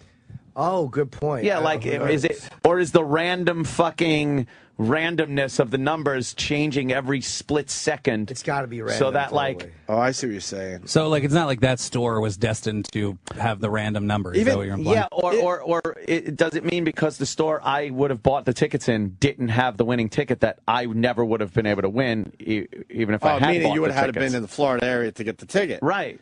No, okay. At that store, at the very store that sold it. Or could you have had the numbers? Or could I have had the numbers here if I did play? Because would the random numbers come up? Even more importantly, how cool would it be to get a hold of the person that was like a split second from having the actual numbers, but they were like, this close. And then you go up. How do you live with that? Well, it would be great to call them out. Hey, asshole. And tell them how close they really were. Check the paper tomorrow. Whoever committed suicide in fucking Zephyrsville or whatever it is, it's them. That's a good question. Yeah, I wondered Do you that. have to be in that actual store, or that number would have came up anywhere, but it just happened to come up at that Yeah, exact it makes moment. me feel better that I see what didn't you're play saying. because no one won from the Does store. anyone know how that I works buy out? it in. It's a very complicated algorithm. Dude, we will get 20 different answers.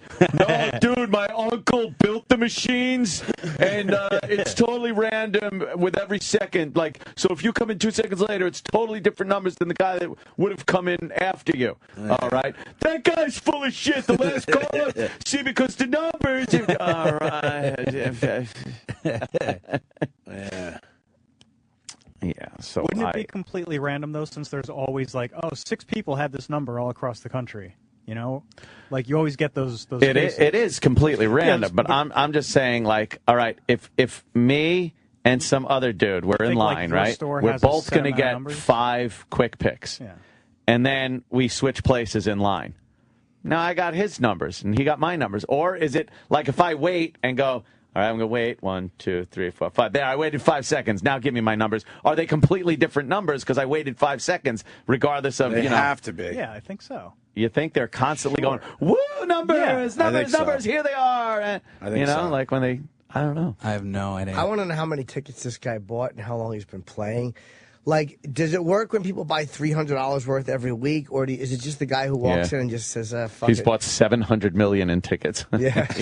I didn't really read the article, but wasn't there a story about some dude who won it twice just the other day? Yeah, that's happened a couple times. Not with something this big, but yeah. Was it people random won. numbers he won with, though? I guess so. Yeah. My grandma had like a crazy lottery habit, and like it was at least like 150 a week, I think, is what She ever was win? dropping. Like never. And if she did, it was like $2,000 or something. You know what I mean? So it was like totally not worth it. So my dad somehow was able to convince her to like just literally throw it into a coffee can, and then once every 2 months she would win the lottery. Like he would draw numbers, and she would win all her money back. And she's like a little immigrant lady, and so she was like didn't quite understand the math of it, you know. And she was just thrilled every time that she would win the lottery, like every 2 months. It really worked. It was amazing. It's pretty great. That is good. What a buffoon. Oh, really? What a dolt. I don't know the answer. I'm trying to get your answer. Oh, you'll never get the answer to that one. Yeah, that one's, I don't know. That's a lot of fucking money. About $600 million. One fucking winner. Well, that ends up being like 300 million. It's like, yeah, they take... it's amazing that they got That's to what? their cut. 370. $370 after taxes. What's the lump sum, though? Well, what That's about the lump sum? 370. Oh, you can get 370 right away. But if you get it over 20 years, what can you get it at? Oh, well. It's over 30 years, I believe. And then they'll tax every dollar you make on that if you You got to invest be a it. nut to fucking take the 20-year thing. You wouldn't? No, not Why? for something that big. If you get 370 tomorrow, who gives a fuck? 370 million. After federal taxes, there's no state tax in Florida. What's the? They get 278. I wonder what the most. If there's probably a story about it, what the most amount of money somebody's ever blown is. Like the most famous disparaging. Like because you're kind of basically saying that 370 million you're set up for life. Yeah, you're pretty much. But I bet you there's a guy who's blown $370 million. You know what I mean? Kurt Schilling went through a lot of money. How much money did he fucking burn I through? don't know how much he went through, but every time the lottery gets like this big, there's those stories online of the top 10, idiots that have rags won the to lottery. riches to rags. Right. Wow, it dopes. Yeah, there was some lady in Toronto. 75 million? No, more than that, right? He's sued for over $75 million from one company. So he blew through a lot of fucking money. Wait, he sued through? He's being sued for $75 million.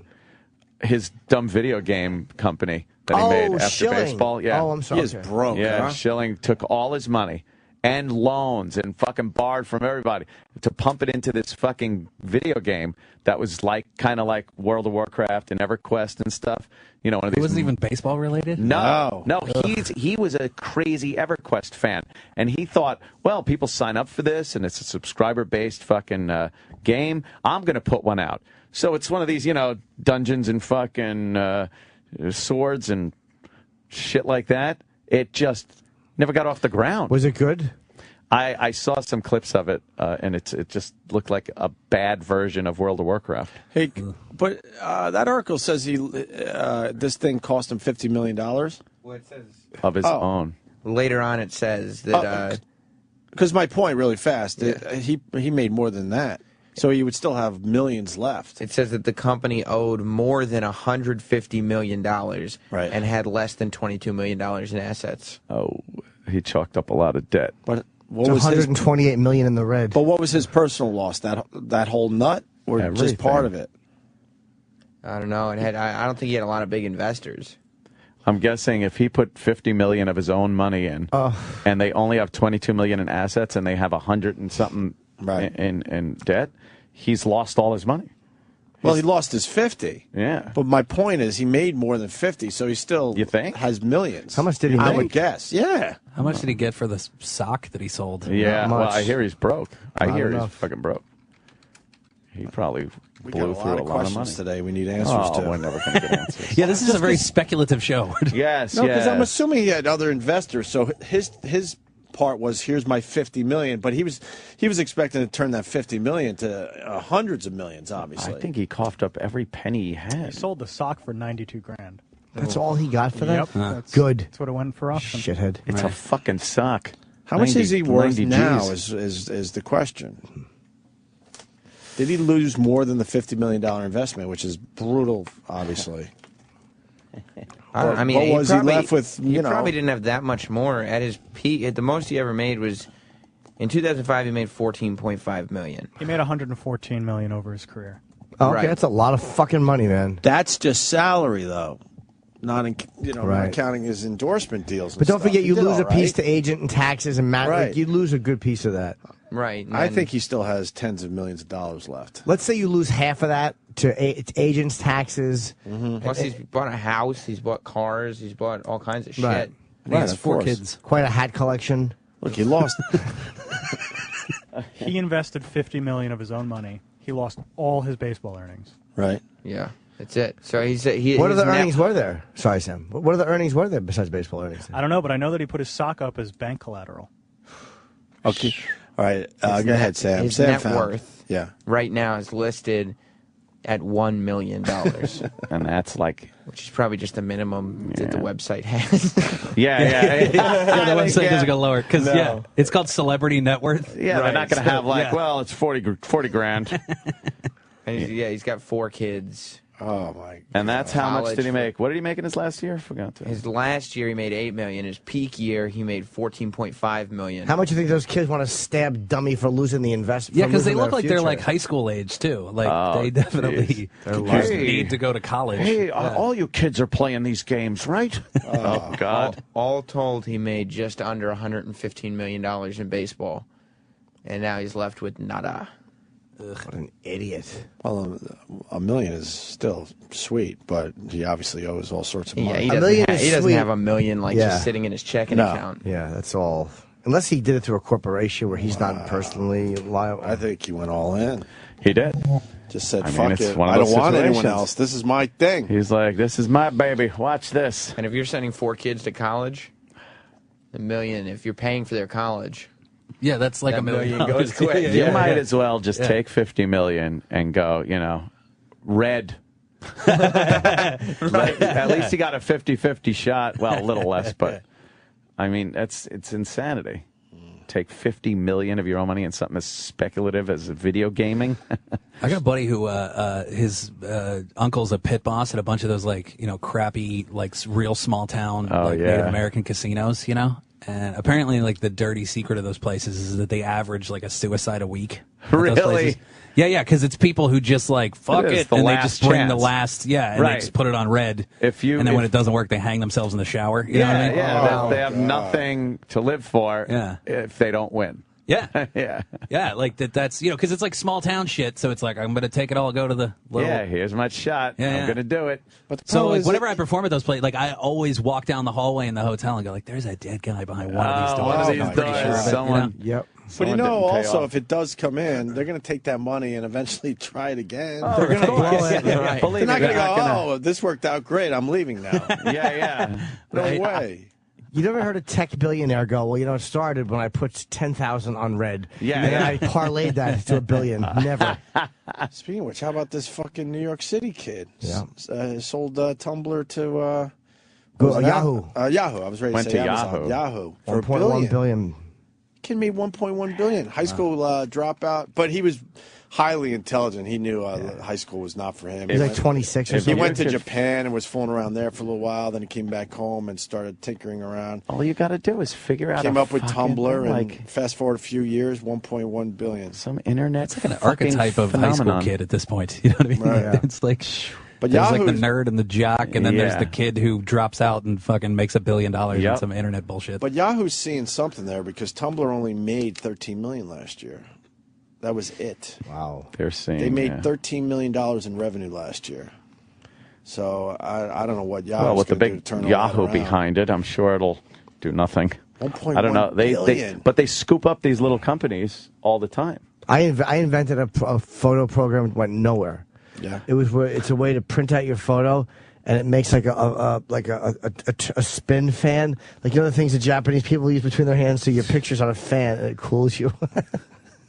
I don't understand why that didn't. Get Schilling on the phone. See if he'll invest in it. Yeah. I got some money behind that one. It bombed financially and in the auditory sense.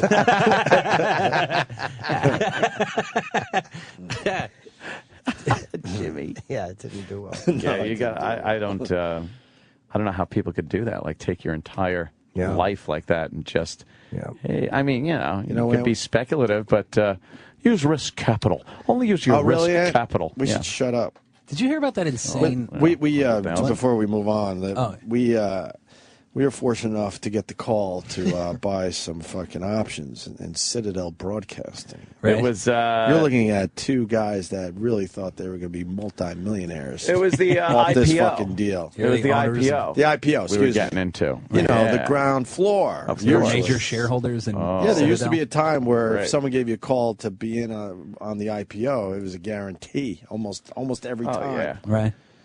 So I went in large. I went in 100 and what was the exact total? 107,000. Holy shit. That stock is now worth $0. Yeah. They, Really? no joke. It went bankrupt. Oh wow. yeah. Zero. Oh dear. Zero. They're like $19 dear. a share to get in. They're like, all right, $19 a share. And then the next day, when it traded, it went up to like 22. Something like that. Like, oh man, See, it's here we on go. its way up. Here we go. Now that It's on its way 107,000 is up. worth about 100 and whatever, 40. So if you got out of it 2 days in, it would That have was been a it. smart move, right? That was it. It never saw the initial price ever again. Oh shit. It drastically dropped within a week, and we both had the same logic. This can't get that bad. It'll Right. eventually go It up. can't completely lose it. Oh, yes. This thing ticked down day after day for years, and finally they declared bankruptcy. And then it got to a level where you're like, "Fuck, let it ride." I mean, what the fuck? I'm going to take 10 grand. You don't happen to have a $100,000 bloody sock lying around, do you? No? Brutal. Here's the timeline. After an IPO of 2067 in August 2003. All right, we got in at 19, so we barely made $1. We were up $1.67 a share at that point. And a high of 2270 in Okay, December you're right. of 2003. 2270. Citadel closed at 1 cent on March 6, 2009. Delisting happened. Well, you had 5 months of growth there between August and 5 December. good solid months. That leads you to But believe we saw that it's all the going other all right. radio Nothing. companies. They were in the 40s and the 50s. So we're like, okay, we got in at 19. They fucked It's up that to up almost so $23. bad. We got some room here. And then it went down to fucking 1 penny. Went down to cocksucker. one fucking penny. That fucking cock. If it makes me feel any better, my parents invested a large amount of their savings into the double VCR. No. Yeah, you would have thought that would have took. Yeah. Yeah, it was a lot of money they put into the. Did they do well there? No. No, they lost a significant amount of money. The double VCR, Norton. Yeah. We are going to be rich, my friend. I think anytime you invest, like, I mean, how would you know with the thing you guys did? But like, anytime you invest in something like zany, like, it really, like the fucking video game, you know what I mean? It's a dumb double VCR. Yeah. It's too gimmicky. That was like you know? to dub one from to another. That was the point. It's fucking perfect. You rent something from Blockbuster, you fucking dub it out. Where could I get in on I think this? it was like 6 months before DVDs came out. Exactly. You know what I mean? Yeah. So, yeah. Another story, when the merger was going on, they gave us all like kind of a stock guy. Right. To do the actual, deal that we had, whatever. And then he's like, I could help you with some other things. This was my first dip into financial advisor territory. Right. And the guy sold me on a company that was coming up with a drug to cure breast cancer. Oh, that one. And he said this. You remember that one too, right? I played that a couple of times. You played. And he's like, this is coming in within the next year or two. I fucking believe this idiot. Bio something. Biomira. I made some money on that fucking thing, though. Biomira. And he's like, and how he sold it, I'm like, well, fuck, here you go. When I pushed like a whole pile at him. Oh, no. And I lost bad with that one, too. But there's like and then I always finally gonna be cancer. Why did you think that? It's like there's a pill that's going to end racism. Fantastic. Let's throw it on that. Biomira. I'll fake that I took it and spit it out when the nurse leaves. And check under your tongue to make sure you took your anti-racism. That was pill. boiler room shit. And then finally I was like, what am I doing? Yeah. So I just got a boring Jew that keeps it real safe. Oh, he needs that pill. Right. Oh, he does need the pill that stops racism. I love that. I lost. I'm just thinking how funny that would be. But now it's like, fuck those guys. Just keep it safe. I lost all my money on an investment I believed in strongly. Oh, it's just really? not Was that, Jim? Get off. Yeah. Is it the stripper in the Poconos? Because I lost a lot on her. This is a really good, it was, I believe very strongly, it was called Melba water. Because we all love Melba toast and we all love water. It tasted like Melba toast. Well, Fitty made a lot of money with the vitamin water, right? But this had actually had So crispy hunks of Melba toast you're in thinking it. Melba water. This had little hunks of toast in the water. Toast in your water. Yeah. Well, that's great. And you can suck it down and get a nutritious meal and a delicious treat at the same time. Melba water. That's terrible. Yeah, I know. I like the fucking around with E-Trade these days. You put money in an E-Trade account, and then you're just like, all right, well, Apple is announcing earnings, so I'll fucking just doing it on spin your the own? wheel and go like, maybe it'll be up, maybe it'll be down. Fuck around with that. Yeah, you just screw around like that. Beats the horses. I got killed on the fucking stupid Preakness. Oh, what the fuck happened to Orb? Orb did nothing. They basically said he can't lose. They spent 2 hours in the pre-show, whatever the fuck they call it, saying, this guy can't lose. This horse horse can't lose. It was awful. Fucking the stupid horse. I had that horse. I had an exacta with Orb and any other horse. Wow. In the Across whole, the whole board. race could have won. So all it had to be was Orb had to win the race. There you go. And then I would have had like an exacta. And I put quite a few bucks on it. But no, the horse couldn't fucking do shit. He didn't do It's dangerous when you could bet right from this now. Oh, so you weren't even there. Here's my casino. God, no. You didn't go to. Here's my no. I just fucking twinspires.com. I'm like, I'll bet this, I'll bet that, and then you just watch the race, and they're off. You can watch it on your phone. It's the sickest fucking thing. Yeah. Literally, it's very sick. They shouldn't do it. It's very dangerous. And then E-Trade's another thing. It's like, the market's open. Why don't I invest? It's not investing. You're betting. Yeah. You're not investing money if you're fucking betting on a company for a day. All right, yeah. Schilling really is fucked. Yep. People that know way more than us. No. His company accepted a $75 million loan from Rhode Island to move his biz there, then went bankrupt. Wow. Schilling made personal guarantees on the loans. To get the loans, he used his own assets as collateral and made personal guarantees. That's Angry Mike 28 with that. And That's the sock. Zekit, I guess it is, on Twitter also. Damn. Yeah, so he's completely broke. I bet there's some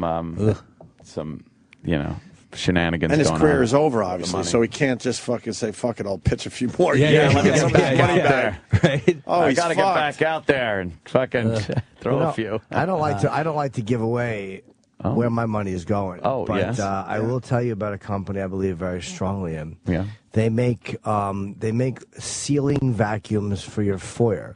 Just for your foyer? It's like a fan, an internal fan, like a your bathroom. You have in the bathroom you have something like it sucks the smell out. This is much more powerful. It's about 1,000 times more powerful. So when you walk in the house, you don't have to take your hat off. it's just, your hat. It's also a hat remover. That's all it is. When you walk in the house, you just flip the switch and it sucks your hat up to the ceiling. All right, but how much does it cost? I mean, if it's reasonable. It's very reasonable. It's $1,800 plus. It's about $2,200 to install. And on your way out the door, you just shut the thing off, and the hat falls. We haven't gotten that part perfected yet. So for the whole time that you're in the house, it would be stuck to the ceiling. Just it's making like noise. Yes, but what happens is it comes with a free hat top duster because there's a lot of dust that gets sucked up, so people complain that their hats were filthy and their scarves got sucked up there, and child's toys and other things. Yes, what about things that are light? Yes, you got to go on. Yes, you got to go on Shark Tank with that. Yeah, I think the boys would love that the one. Foyer hat vacuum. Right.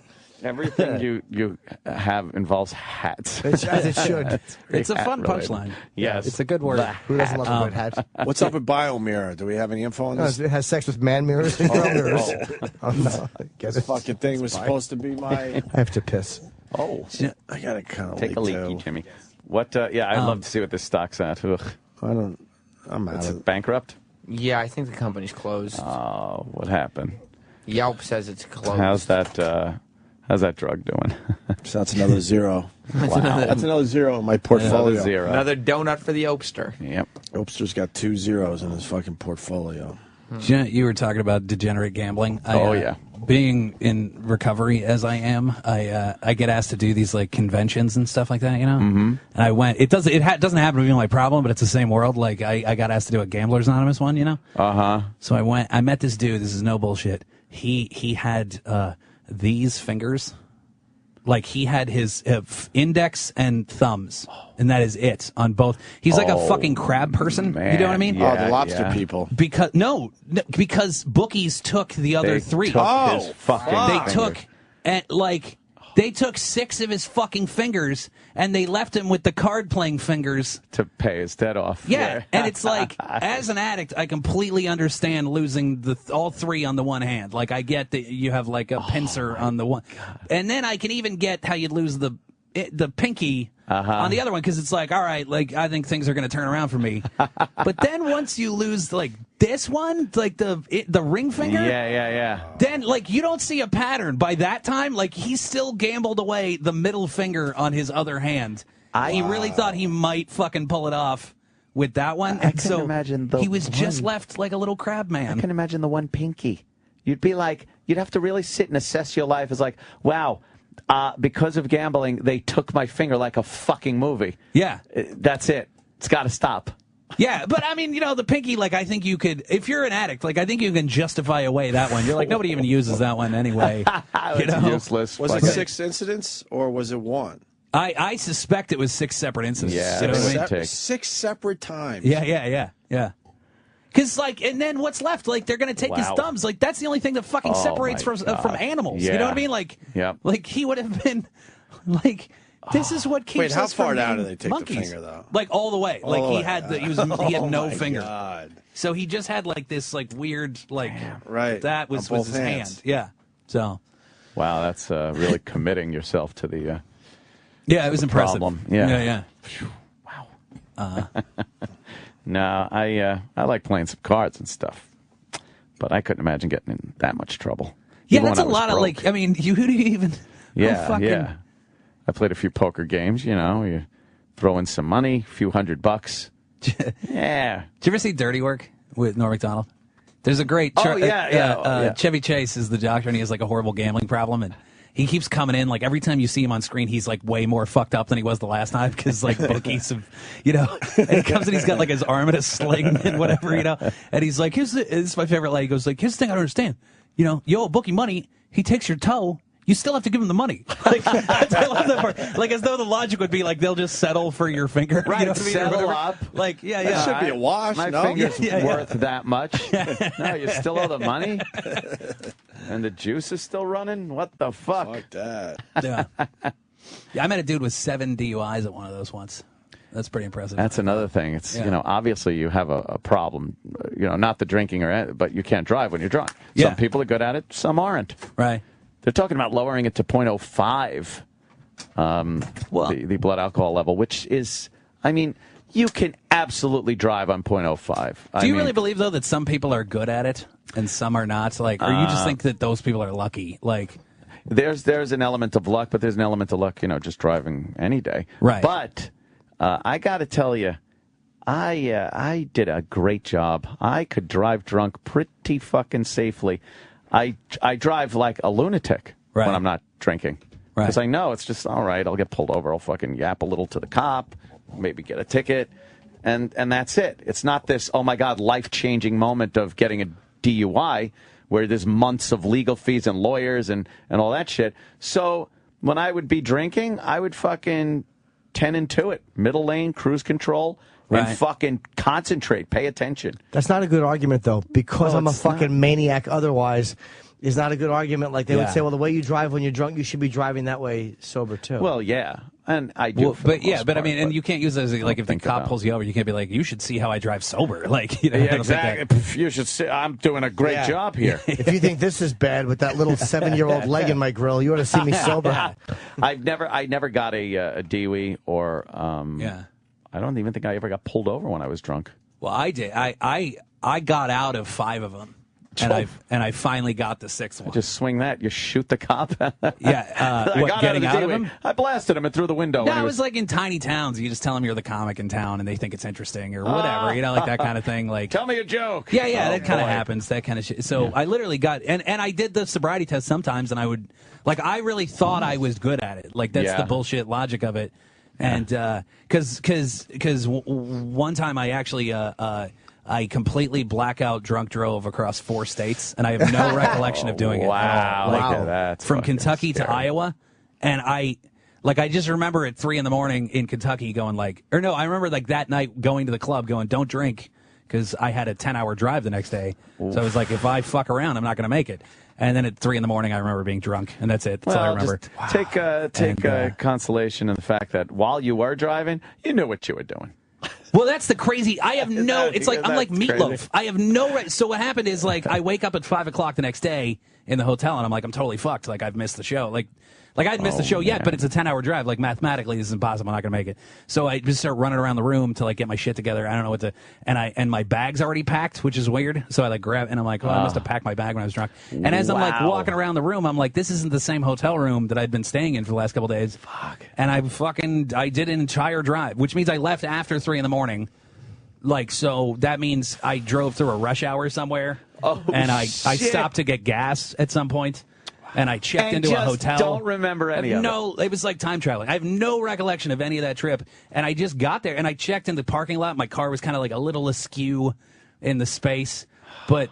and so I went out to make sure there wasn't a fucking, pink bicycle under my car or whatever. And everything seems fine. I never got any feedback negatively from that. So I was like, but the irony is that people ask me so that's obviously when you stop drinking. And it's no, not that told me I'm a fucking excellent drunk driver. I rule. It led me to believe I could totally get away with it. Yeah. What did make you stop? The DUI that I got in New Jersey. Oh, okay. Yeah. You couldn't get out of it? No, and you know what? I was so apparently it's in the police report. I thanked the cop for arresting me at the time because I needed to have somebody because I'd gotten to the point where it was DUIs aren't even going to stop me because I can get out of them, Wow. And so I finally when I did get the guy, I thank it. So I call him every year on my anniversary and thank him for arresting me. Yeah. So right, you with these phone calls. Is he cool to you though when you call him? He was really weird about it for the first couple of years because he's kind of an awkward guy, but I think that nobody really ever does. I bet you the DUIs do get people sober, not just me. And I bet you like nobody ever really does say like, How many hey, years that's is this for actually you? thanks for doing it. It'll be 8 in 2 weeks. Oh, that's I know. That's great, man. Yeah. So when he pulled you over, did you know you were fucked up? Did you try the comic thing, or what did you try? Oh yeah. Well, I would see the weird thing is like I remember seeing those cops in a gas station. Like I pulled in to get food because I knew I was wasted, so I was like, I better get something in me. And as soon as I walked into the convenience store, I remember seeing those two guys and going like, "Be cool." And they 'cause probably there's cops saw there. you. yeah. And I thought I was like playing it off, but I guess they then like started following me because they're like, that guy's shit faced. So they just followed me for, it took them, I think it's like 18 miles from that gas station. So they followed me for a while. Wow. They were state troopers. And then would you skate over the line a little? Or? No, they got me for, I guess they couldn't get me for anything. They needed probable cause. And I really applaud them for this. It might be, but I flicked a cigarette out the window, so they got me for littering. Are you kidding? Yeah. They wanted something, anything. Which, like, I'm so thrilled that they did that, though. Like, because, nothing else was going to stop me, Boy, you must have been doing fine, though, if they couldn't pull you over beforehand. That's the thing. It's like, I thought I was a good drunk driver. Well, apparently you were. But at some point, that was going to fucking catch up to me. You know what I mean? Yeah, you're a great drunk driver until you're not. Yeah. And usually when you're not, it's a bad scene. Yeah. I drove great I never had a problem. What happened? I ran into a fucking van and killed 6 people. That was your first problem? Yeah. Nobody. Yeah, when you meet a guy who's like, or not me, when you hear about a guy who like killed 13 kids in a bus accident, you don't ever go like, well, how was he driving before? Like, what was the rest of his driving record plenty like? Of people like that. It was spotless driving record up to that point. Yeah, wow, that's it's scary though. I remember being pretty ripped a few times driving home, and you're just looking in the mirror, and it's like, oh my God, there's a cop back there. Holy shit. Yeah. Okay, God, please don't have him pull me over. Okay, please strike someone dead right now so that they have to leave. Well, that's what's so amazing about getting pulled over now. Like, because I lived with that fear for so long that, like, if I get pulled over at 2 in the morning now, it's like the most liberating. Like, it's great because it's like fucking. Hey, guy. Whatever. How you doing tonight? It's great. You all right? Yeah. Nice. Good. Because they assume I'm drunk. Like, that's my favorite part. He's coming up under the impression that he's going to get me. Yeah. But you just roll the window and go, hey, I'm fucking with you. I'm a comedian. You hear the one about the fag cop? He put a nice stick in his own asshole and then took a shit on it and speed off. I had to take that class, you know what I mean? Like when you get convicted of a DUI, you got to go and take a DUI class or whatever. Boy. Like it's got to be a treat. Oh, dude, it was the worst. Like I went to like Catholic school, so like I never had the dangerous minds experience, with like the fucking just public school shitheads, like just these animals throwing things around the classroom. This is like a grown-ups at a DUI class in Flushing in Queens. And, like, all of them were just fucking animals. They're, like, throwing paper airplanes around the room and, like, throwing spitballs at this burnout who's teaching the class, you know what I mean? And the one guy was from China, like, straight up didn't speak a fucking word of English. They were just pushing him through, like, just sit here for an hour, we'll sign your paper. Like, he literally couldn't participate in the thing. And there was another dude in the class who was, like, taking nips of a flask the whole time when the teacher... Oh, that's a great segue. Drunk in the fucking class. What's that? Nice. That was a great segue. Oh, I get it. Nips. Totally. Wow. That's fun. They're going to have a pill for that soon. Oh, yeah. Racism pill, yeah. So, the one guy's drunk and whatever, and then, like, there was this moment in the class, like, I was the only guy who, like, I was really making an honest effort to change my life around, because, like, I'd been a drunk for so many years that I'm, like, really, like, paying attention and whatever, and trying to do the right thing. And everybody else is, like, using it as, like, how can I get away with it next time? They're like, does that penny thing work? Where you, like, they're asking questions about how to not get into trading, like, prison house fucking recipes for booze and how to make a shank. And so, they put that, one time they put that chart on the board that tells you, like, how much you weigh versus how many drinks you can have. That thing. And to be honest, like, I didn't want to know what that said because I knew I could trick myself. Mm-hmm. Like, I bet you if I knew how much I could get away with, I probably would try, So I didn't write down the list. So then, like, I get into the thing, and the guy's like, hey, Jesse, how much can you have and still be okay to drive in 3 hours? And I was like, well, none. And he goes, no, that's wrong. Oh, and I was like, well, technically no, but it's right for me. Like, it's not wrong, but just for me, I'm not gonna like. And I'm like, clearly, I'm not the first person who's ever gotten sober in one of these. But he goes, well, what does your chart say? And he I wanted go, the science behind it. yeah, he goes, what the chart say? And I didn't write down the chart. He goes, we got a fucking troublemaker. Like I was the problem in the class the whole time. Because you know don't what I mean? want to drink And I'm like, these guys at are all when you're drunk. driving. This guy's from fucking China. Like, it was insane how they didn't. Oh, yeah. my So, God. see you, buddy. Like, I have a flight at noon, so I'm leaving right now. But oh, good seeing you, Jimmy. Jimmy. I'll see you Thursday and Stress Factory this weekend. And Jesse, Yes. you're just hilarious, man. It's good Oh, seeing you. you're a Have sweet a person. safe Thanks, flight buddy. there, Jimmy Norton. And Jesse's going to be hilarious in Jacksonville at the Comedy Club Yes. this weekend. Thursday, Friday, and Saturday. Yeah. And then Myrtle Beach, South Carolina at the Carolina Comedy Club. May 28th through the 30th, right? JesseJoyce.com. Do you know the last time I was at that club, I do this thing I think is kind of fun with like new guys, like brand new MCs who are real nervous. You know, they're like 18, they don't know what they're doing. And, just to break the ice with them, you know, like they always come up real nervous and like they don't want to fuck anything up. So they're like, what do you want me to say about you? And they'll have like a pen and a piece of paper ready to go so they don't mess up your intro or something. And it doesn't fucking matter. You could go up and like just bang on a pot and go to Jesse Joyce and it's the same exact. Nobody cares. Right. But so I always, just to like break the ice and fuck with them, I go, I always go like, hey, listen, I don't care what you say. Just make sure they know I don't think the Holocaust happened, right? I just think it's a funny, whatever. Like, it just, and they like they just laugh, you know, because it breaks, whatever. It's a funny thing. So I did that in Myrtle Beach, and like, I just totally naturally, I've done that for years. And I was like, he laughed, so I was like, You we're can cool. make an assumption there. He fucking did it. Oh, wow. Like, I thought he got the joke, but he went up and he was like, my. I don't know, this next comedian, the headliner just wants you to know that the Holocaust didn't happen. Here he is, Jesse Joyce. Like, that's how I went up in front of a group, and I was like, what the fuck, you know? And ironically, it probably would have gone a lot worse if it wasn't Myrtle Beach. You know what I mean? There was like a significant pocket of people in the room who were like, well, let's hear what this guy has to say. Like, all right, finally. I kind of like this guy's ideas. It's about time. Now we're in for some entertainment. Damn. Yeah, fuck. oops. Yeah, whoops. Well, Yeah. that's a guy that really doesn't understand, like, hey, you're joking. He's like 18 or whatever. Like, I just think, I don't know. I thought he thought that I was like, this is going to be hilarious. Take him on when a he trip. does it. Yeah. So. Meet him. And there's no possibility. Meet him 5 or 6 years later. No possibility he got it and then decided, fuck No, it, he wasn't. watch what I do now. No, because he was very nervous. Like, there's Gotcha. no way he was like, fuck this guy. Yeah. So, oops. With that, I think we're going to wrap up for today. Cool. It's, look at the time. It is 10 o'clock. My goodness. Jesse Joyce, thank you so much. Hey, yes, thanks, guys. sir. Yeah, Thanks it's for always coming great in. coming in. It was Yeah. fun. You always Yes. have great stories. Oh, thanks, man. Yeah, you guys are fun to hang with. Great stories that are funny. Well, that helps. That does help. I do what I can. All right, man. Take it easy and bye. Tomorrow. See you, fellas. Sirius XM.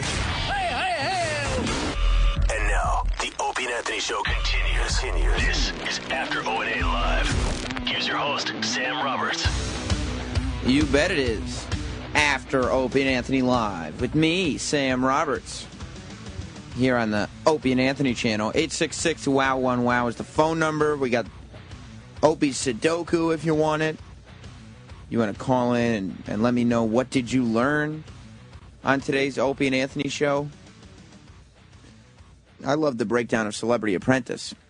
Mainly because I love Celebrity Apprentice, but I think it's absolutely true. Donald Trump was just sitting there waiting. Just sitting there waiting.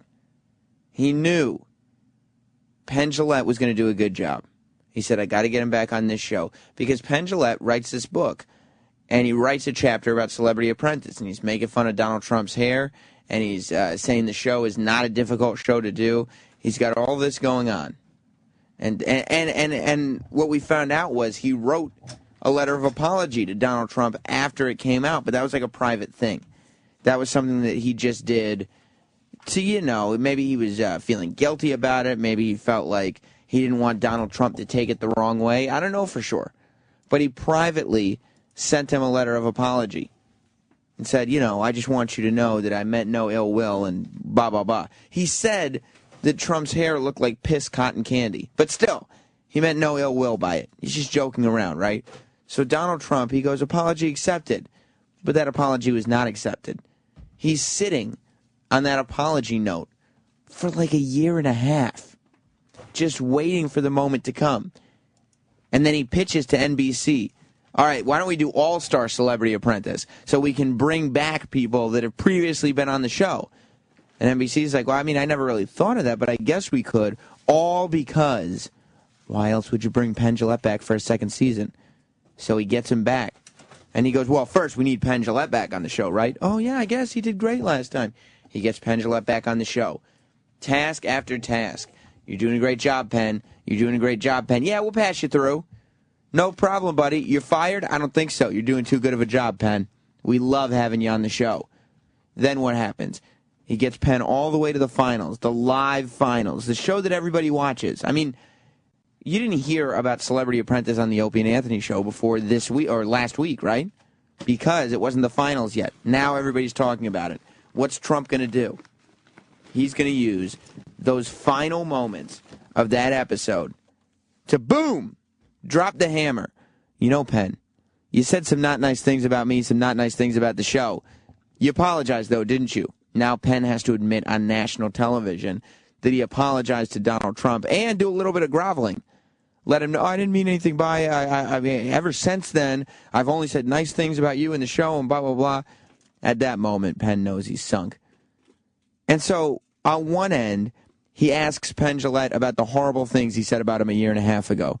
Then he turns to Trace Atkins and says, Trace, he's the other finalist.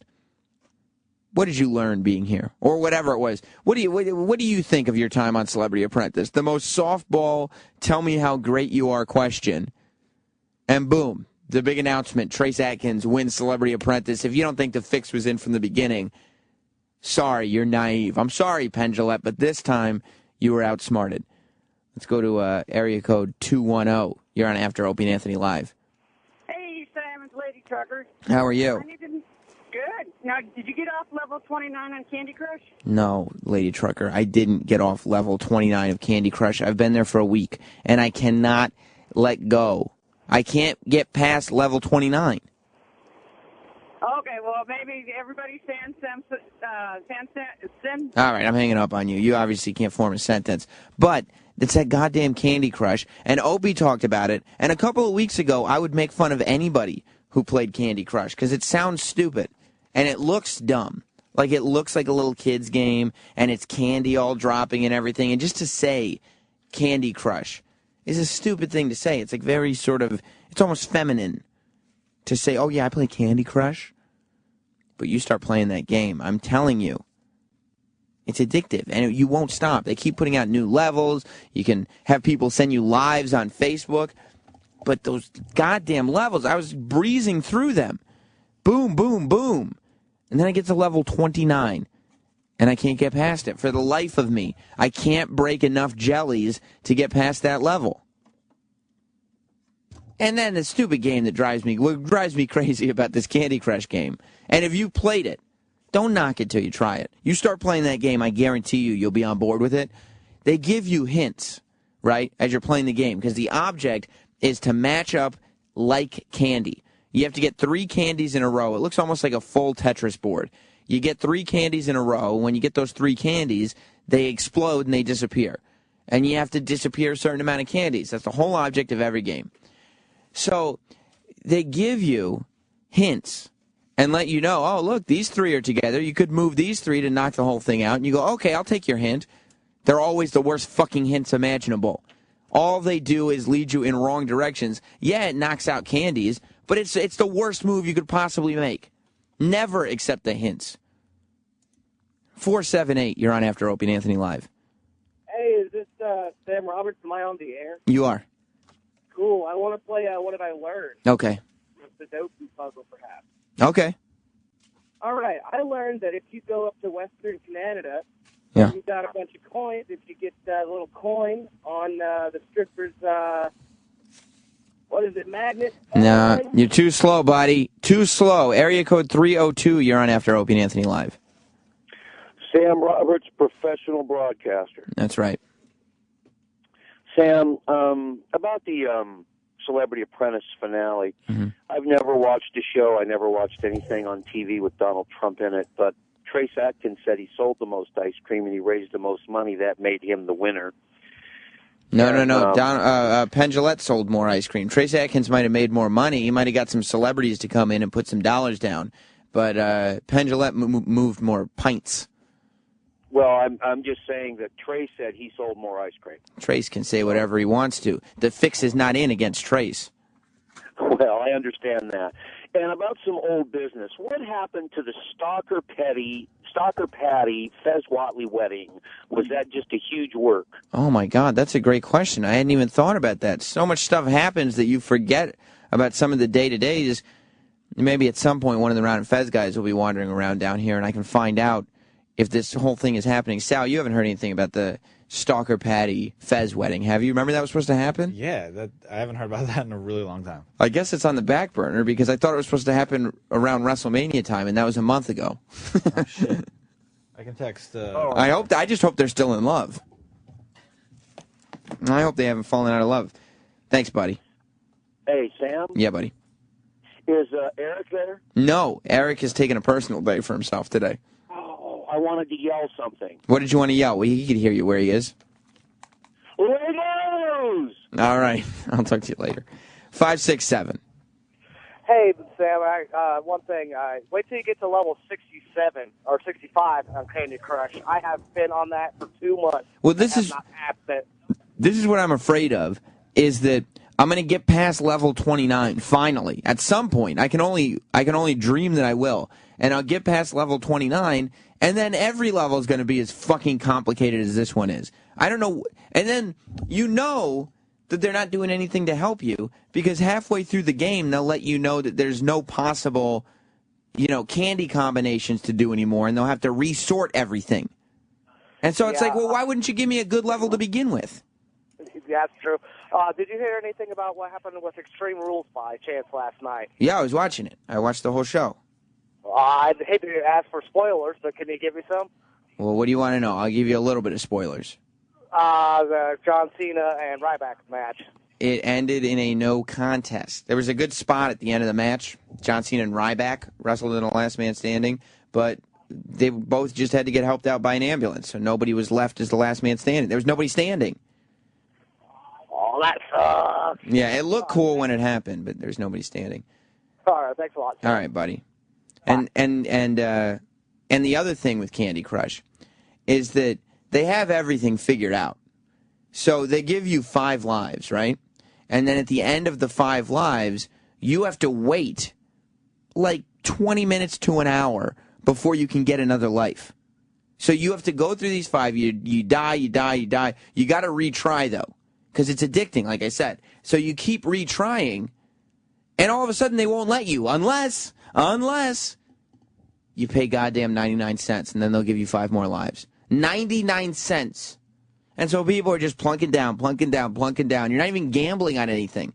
At least with slot machines, when you're putting in quarter after quarter after quarter until you realize your life savings are gone, at least you're gambling. At least there's some kind of possibility. Like, the reason you do that is so you can make back your money, right? But with this goddamn Candy Crush, it's just feeding this monster of a machine. Because I've done it. And I never pay for apps. I hate paying for apps. And I've had to plunk. I mean, you guys know I hate paying for anything. My TV is 14 inches, for God's sake. Eric in Oklahoma. Hey, good morning, Sam. What's up, buddy? Hey, wanted to say that I learned this on the Opie and Anthony show. It's probably not a good idea to drink and drive. Yeah, I think Jesse Joyce, and by the way, Jesse Joyce, always a great guest. The reason I like Jesse Joyce in studio, I think this was his 2nd time, if I'm not mistaken, is because he always knows a guy. You know what I mean? Like, he knows so many people that have been through whatever it is that we're talking about. But, yeah, I would probably agree with him in the sense that anybody who says that they're a good drunk driver just hasn't gotten busted yet. Drew in either Louisiana or Los Angeles. Yeah, Louisiana. All right, what's up, buddy? Well, Sam, I've got a 2-year-old that plays with my phone, and he'll pull up Candy Crush and use up all of my fucking lives. What an asshole! Oh, dude, that's what I tell him. I'm like, what's wrong with you? You're on time out, dude. Exactly, you dickhead. Daddy only gets so many lives. Okay, this is. Man, now I got to wait like a day and a half before I can fucking play again. No, you know what you do is whatever bank account you're saving money for little Junior to go to college is exactly where the iTunes money is coming out of, because 99 cents from his college account should be going back into that game. That's a pretty solid idea. I like that. Yeah. Wait till level 35 after you get past this one. I've been stuck on that for a month. Did you have problems with level 29? I did. Yeah, okay, good. I'm not alone. This is how obsessive, thank you, Drew. This is how obsessive this game is. Number one, it's making fathers angry at their children. And number two, people are actually stuck on a level for a month. Can you imagine any game that's not this game? And I have no problem putting down a video game. I don't spend a lot of time playing video games. I'm very bad at them, especially like Xbox and PlayStation games. Horrible at them. Terrible video game player. Can you imagine not being able to put it down? Can you imagine being stuck on a level for a month and still playing? That's what this game does to people. It's horrible. Sal in Huntington. Hey, Sam. Listen, if you go on your iPhone, if you change the settings, if you change the date on your phone, you get more lives automatically. That's what Opie said that he does. He says he changes the date, but I feel like that's really falling in to Candy Crush addiction. When you start actually changing the date on your phone so that it can't keep up with what time it is, I feel like you're investing way too much. And maybe that's better than shoving 99 cents into it every time, but I feel like that's too much. Hey, whatever you got to do to get past level 29, you know what I mean? It's true. Whatever you got to do. By any means necessary, get past that level. Thank you, Sal. Rick in Florida. Hey there, Sam. I've spent over $300 of my own money on a Facebook game. What game? And what? What game? Marvel Avengers. And you spent how old are you? 48. Oh, my God. You're a grown-ass man. And you're spending... I'm a grown-ass man, and I'm addicted to that damn game. What is it? I dream about it. Are you trying to get, is it an escape from your family life? You dream about the game. Yeah, sometimes if I'm playing it, then I'm a truck driver, so I drive. I get on probably about 3 times a week, and when I'm on it for 12 hours at a time. Yeah, and it's so addicting for me, and I've spent over $300. I mean, it's just the way it is. It's just, sometimes we're out here in different truck stops, and there's nothing to do. So you're sitting there playing Avengers for 12 hours on Facebook? Yeah. Oh, my God. Did your family know that you're dropping hundreds of dollars? Yeah, my fiance's not too crazy about it, but she kind of understands. She has her own addictions, I guess you could say. So she kind of understands it. It's just, what's the money spent on? Oh, you buy gold to get different weapons, to recruit other players, to buy energy, to move up in different levels, do different adventures. And it's also stupid because eventually you get to the point where either you beat the game or you get bored of the game. And the only thought in your head is, I wish I hadn't spent that fucking $300 on this game. I'm an idiot. The thing is, which is really, I can see the computer games out there, their point of view, but it's just a lot of those games out there, if you want to play them, now they're making it online only.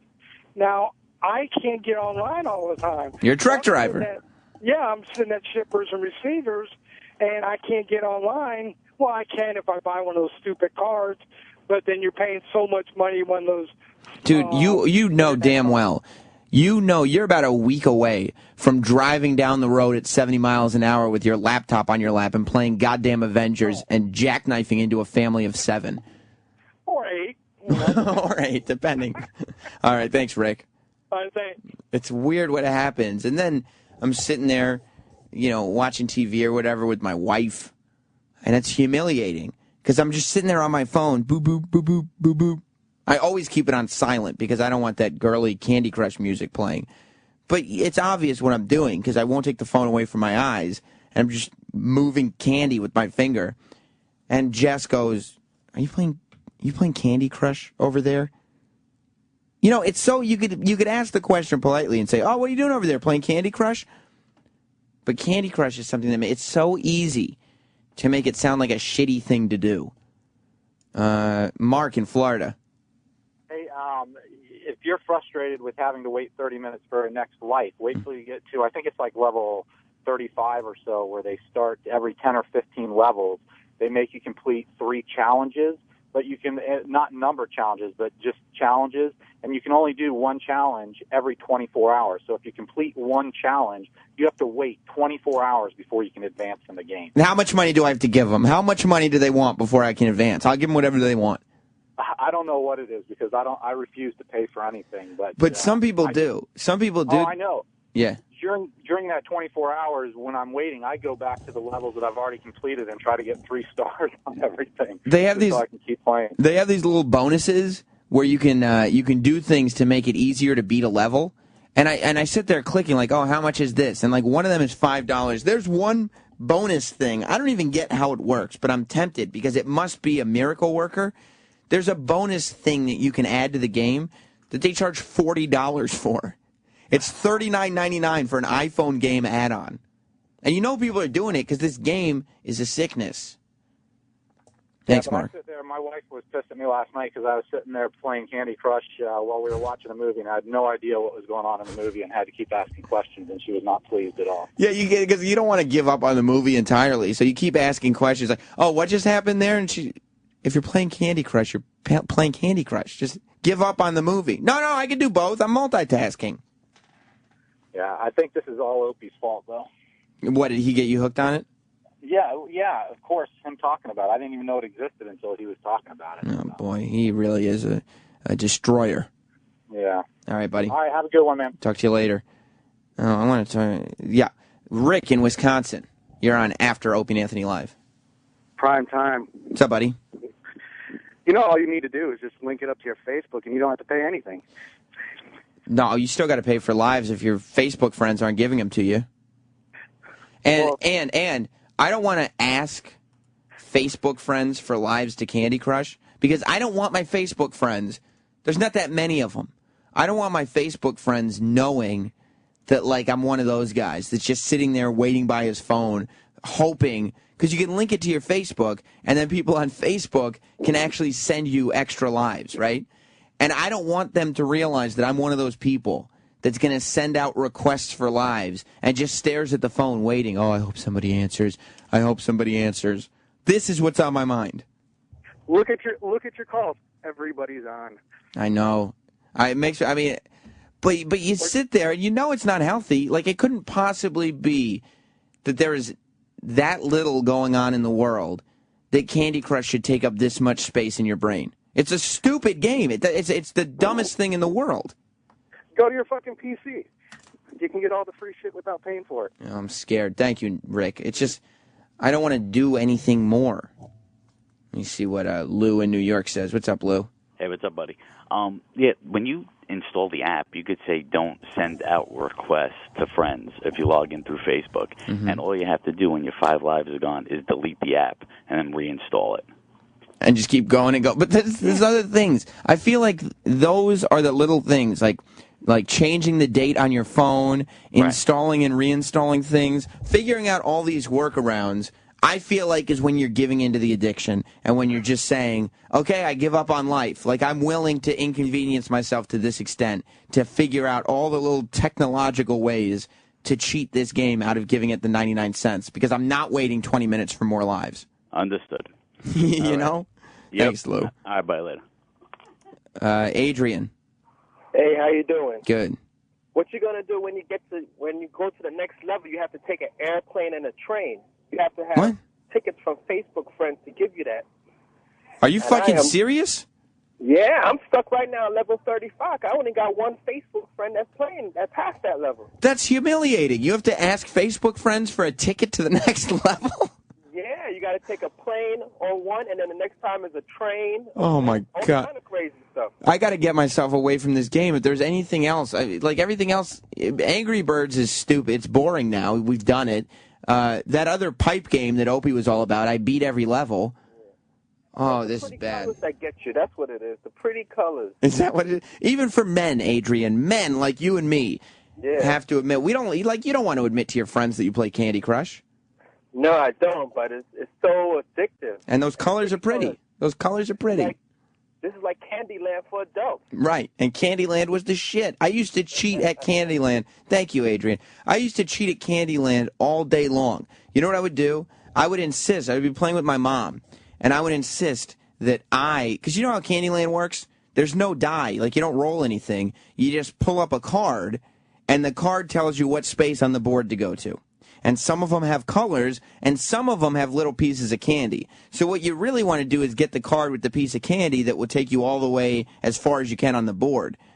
I mean, my parents, my mom, when I was playing, because I didn't have any friends, obviously not. I mean, who plays Candyland with their mom, even at 4 or however old I was? My mom had to know there was something up. Because I was sitting there, and I would be like, let me arrange the cards. And I just go every other card, piece of candy, color, piece of candy, color. So she'd be sitting there like, oh, I got yellow. I can move 2 spaces.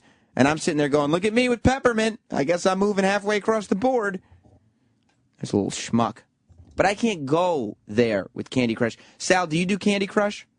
No, I don't. Don't start. Do not start. No, I play like other like stupid fucking games. It's the worst decision I've ever made in my life to start this game. Yeah, it doesn't sound like everyone who's calling in seems pretty fucking miserable. It's all it does is bring pain to your life. Yeah. There's no good to come of it because you won't not play it. Maybe I'll give it a try. No, don't do it. Because I waited so long to install this game. I see Eric playing it all fucking day. Right? Exactly, and that was another thing. I was like, okay, this is like the type of game that E-Rock gets addicted to, right? I'm like, I'm not going to play this game. And then I found myself, I swear to God, last week, I don't know if you were in the office, Sal, but I was in the office talking about Candy Crush with Eric about how great it was. Oh, yeah, then you get to this level, and Eric is like, oh, wait till you see, da-da-da-da-da. And I'm like, no kidding, you could just go on Facebook. And I'm like, what's happened to my life? He said, I turned around, and I was like, what the fuck are you doing on your phone? He's like, I'm sending Sam lives. I'm like, I don't even fucking want to know what's going on. See, it's nice of him, because he knows the struggle that I'm in.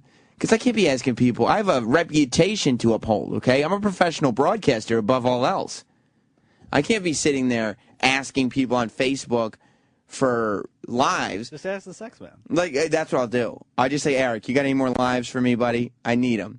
Because, like, the people on my Facebook are friends that I knew in high school and college. So I'm sitting there, like, sending out a photo of me and Little John. And they're thinking, oh, my God, Sam must have this great life where he's talking to celebrities and really have his shit to get. Oh, he's just one of us asking for lives on Candy Crush. Yeah, he's just a schmuck. I'm a higher level rank than Sam is, and he's chilling with Little John. Yeah, exactly. You know what's going to happen? They're going to realize that I'm stuck on level 29 for however long it's going to take. It's been a week already. I remember when that Farmville shit was like, everyone was all over that shit for a while. See, and I was smart. I didn't start Farmville because I was like, this is stupid, and I'm above this. Okay? I can live above the influence. This is my thing. I think I can live above the influence, just like that commercial says. You don't see me doing all kinds of drugs. You don't see me smoking cigarettes or drinking alcohol, because I live above the influence. Like, you've seen that commercial, right, Sal? Yeah. I live above the influence. I thought I was going to, like, professionalism is my anti-drug, you know? Yeah. And then I download Candy Crush. And I just look like a fucking asshole after all of it. Is it like one of those things you could play like while you're taking a shit? Like you could play. I play it while this show is on. I play it while Opie and Anthony and Jim are like, Sam, why don't you have this on the computer? And I'm like, cuz I'm not looking at the computer right now. I'm looking at my phone, guys. Yes, you could play it while you're taking a shit. You could play it while Opie and Anthony is on and you're supposed to be Googling stuff. You could play it while anything is happening. I'm in the studio with them. It's not like I'm Eric in another room hiding. No, Eric plays when he's back here, too. I'm sure he does. I would, too, constantly. And if they ever call me on it, you'll hear it on the air. I hope they're not listening right now. Because if they ever call me on it, I'm going to tell them I was researching something on my phone. I'm going to tell them I was looking up whatever they're talking about. I'm going to be like, yeah, I was just looking that up on my phone because the computer's slow. Oh, God. You'll hear me say it, Sal. This is not good, dude. And you'll be able to call me out, and you'll say... You really don't have an addictive personality, and it's something as stupid as... No, I do have... I have an obsessive personality. Okay, that's why I don't do any of this stuff. That's why I never started drinking or never started doing drugs, because I'm very obsessive. Look at me. I can't just watch professional wrestling on television, right? I have to have everything. Like, I have to meet every wrestler and buy toys and do everything, right? I can't just enjoy Rob Zombie's music. I have to get his logo and autograph permanently tattooed onto my arm. Same thing with Jack White. And I'll do it with Jay-Z if that motherfucker ever comes in this building, okay? I have an obsessive personality. That's why it was a bad idea to download this Candy Crush game. because it's ruining my life and it's humiliating me. Yeah, I'm not really into it. It doesn't. Isn't it just Bejeweled, right? Yes, it's just Bejeweled with That's all it candy. is. That's all it is. But it has like a really good social media backing. I guess it's terrible social media backing because it humiliates you in front of your high school friends. And then I get this text. I wish people weren't listening. Usually they aren't. My one friend, my friend from high school, his wife just texted me and says Candy Crush equals heroin. But that's his wife who texted me. That's not him. It's his wife. Is she gonna send you a life now? I hope so. It's the game your wife plays. Not you. Oh man. Not as a man. Don't do it, Sal. Do not do it. I'm not gonna. Listen to this guy. Listen to Mark in New Jersey. What's up, Mark? Hey, Sam, I'm on level 147. 147. That's very impressive. Yeah, but the problem is once you get into the advanced levels, there's this chocolate that grows every You see, just the fact that we as men have to have a conversation where part of it is, yeah, but then you get to the part where this chocolate grows. And it's like, this is what we're talking about? and it has its own cool sound, and they change that stupid song every once in a while. But if the chocolate grows, every move you don't break the chocolate, more grows, and eventually it'll completely lock you out of the board, and you have to quit. What do you mean quit? You have to quit. There's no more moves. And they'll say, ha-ha, you can't move anymore. Boom, you're done. What the fuck? I swear to God, just wait. You'll see. And you know it's going to happen, too. It's not like I'm going to quit this game like I should. You should, I'm getting too. more gray hair as days go by. It's been 2 weeks since I've been on this level. My friends are obsessing on it. We all are. We sit around and don't even talk to each other. No. We just have laptops in front of us and play Candy Crush. You're grown men, and you're sitting around playing Candy Crush. We can't let it go. 51 years old, brother. Thank you, Mark. I'm punching out. Thanks, Sam. Yeah. My wife is sitting there. She's on the couch. She's on her computer. But the reason she's on her computer is because there's nobody to have sex with her. Why? Because the guy that's supposed to be having sex with her is too busy trying to beat level 29 at Candy Crush. It's ridiculous. Does she play or no? No, of course not. She's above it. She's far too mature to be sucked up in stupid Candy Crush. She's sitting there surfing the web being like, okay, I guess I'll just entertain myself for a while this man in my life is sitting there going, doo, doo, doo, doo, doo, doo, playing Candy Crush, hoping that some Facebook friend just randomly sends him a life because he's got too much pride to go on Facebook and ask his friends for fucking extra peppermints or whatever goddamn things they give out. I want to know, how deep does this go? Do you play this during wrestling, when wrestling's on? I was playing this last night during the pay-per-view, Sal. During the pay-per-view, dude? Yeah. The beginning of the pay-per-view, not the end of it. Shit. But yeah, I mean, am I going to sit there and just watch a Mark Henry Sheamus strap match? Or am I going to have a little Candy Crush in there, too? Oh, my God, Sam. You know, Mark Henry and Sheamus, they have a beef, right? And I want to see this beef get settled. And they're settling it in a strap match. But at the same time, I've seen these guys wrestle before. Let me add in a little Candy Crush here to keep the pace going. You know what I mean? Holy shit, Sam. You got to delete it off your phone right now. And my wife is sitting there next to me while wrestling's on the TV and Oh, Candy my Crush is God. on the phone. And she's sitting there going, what is this? This is the man I believe in. Yeah.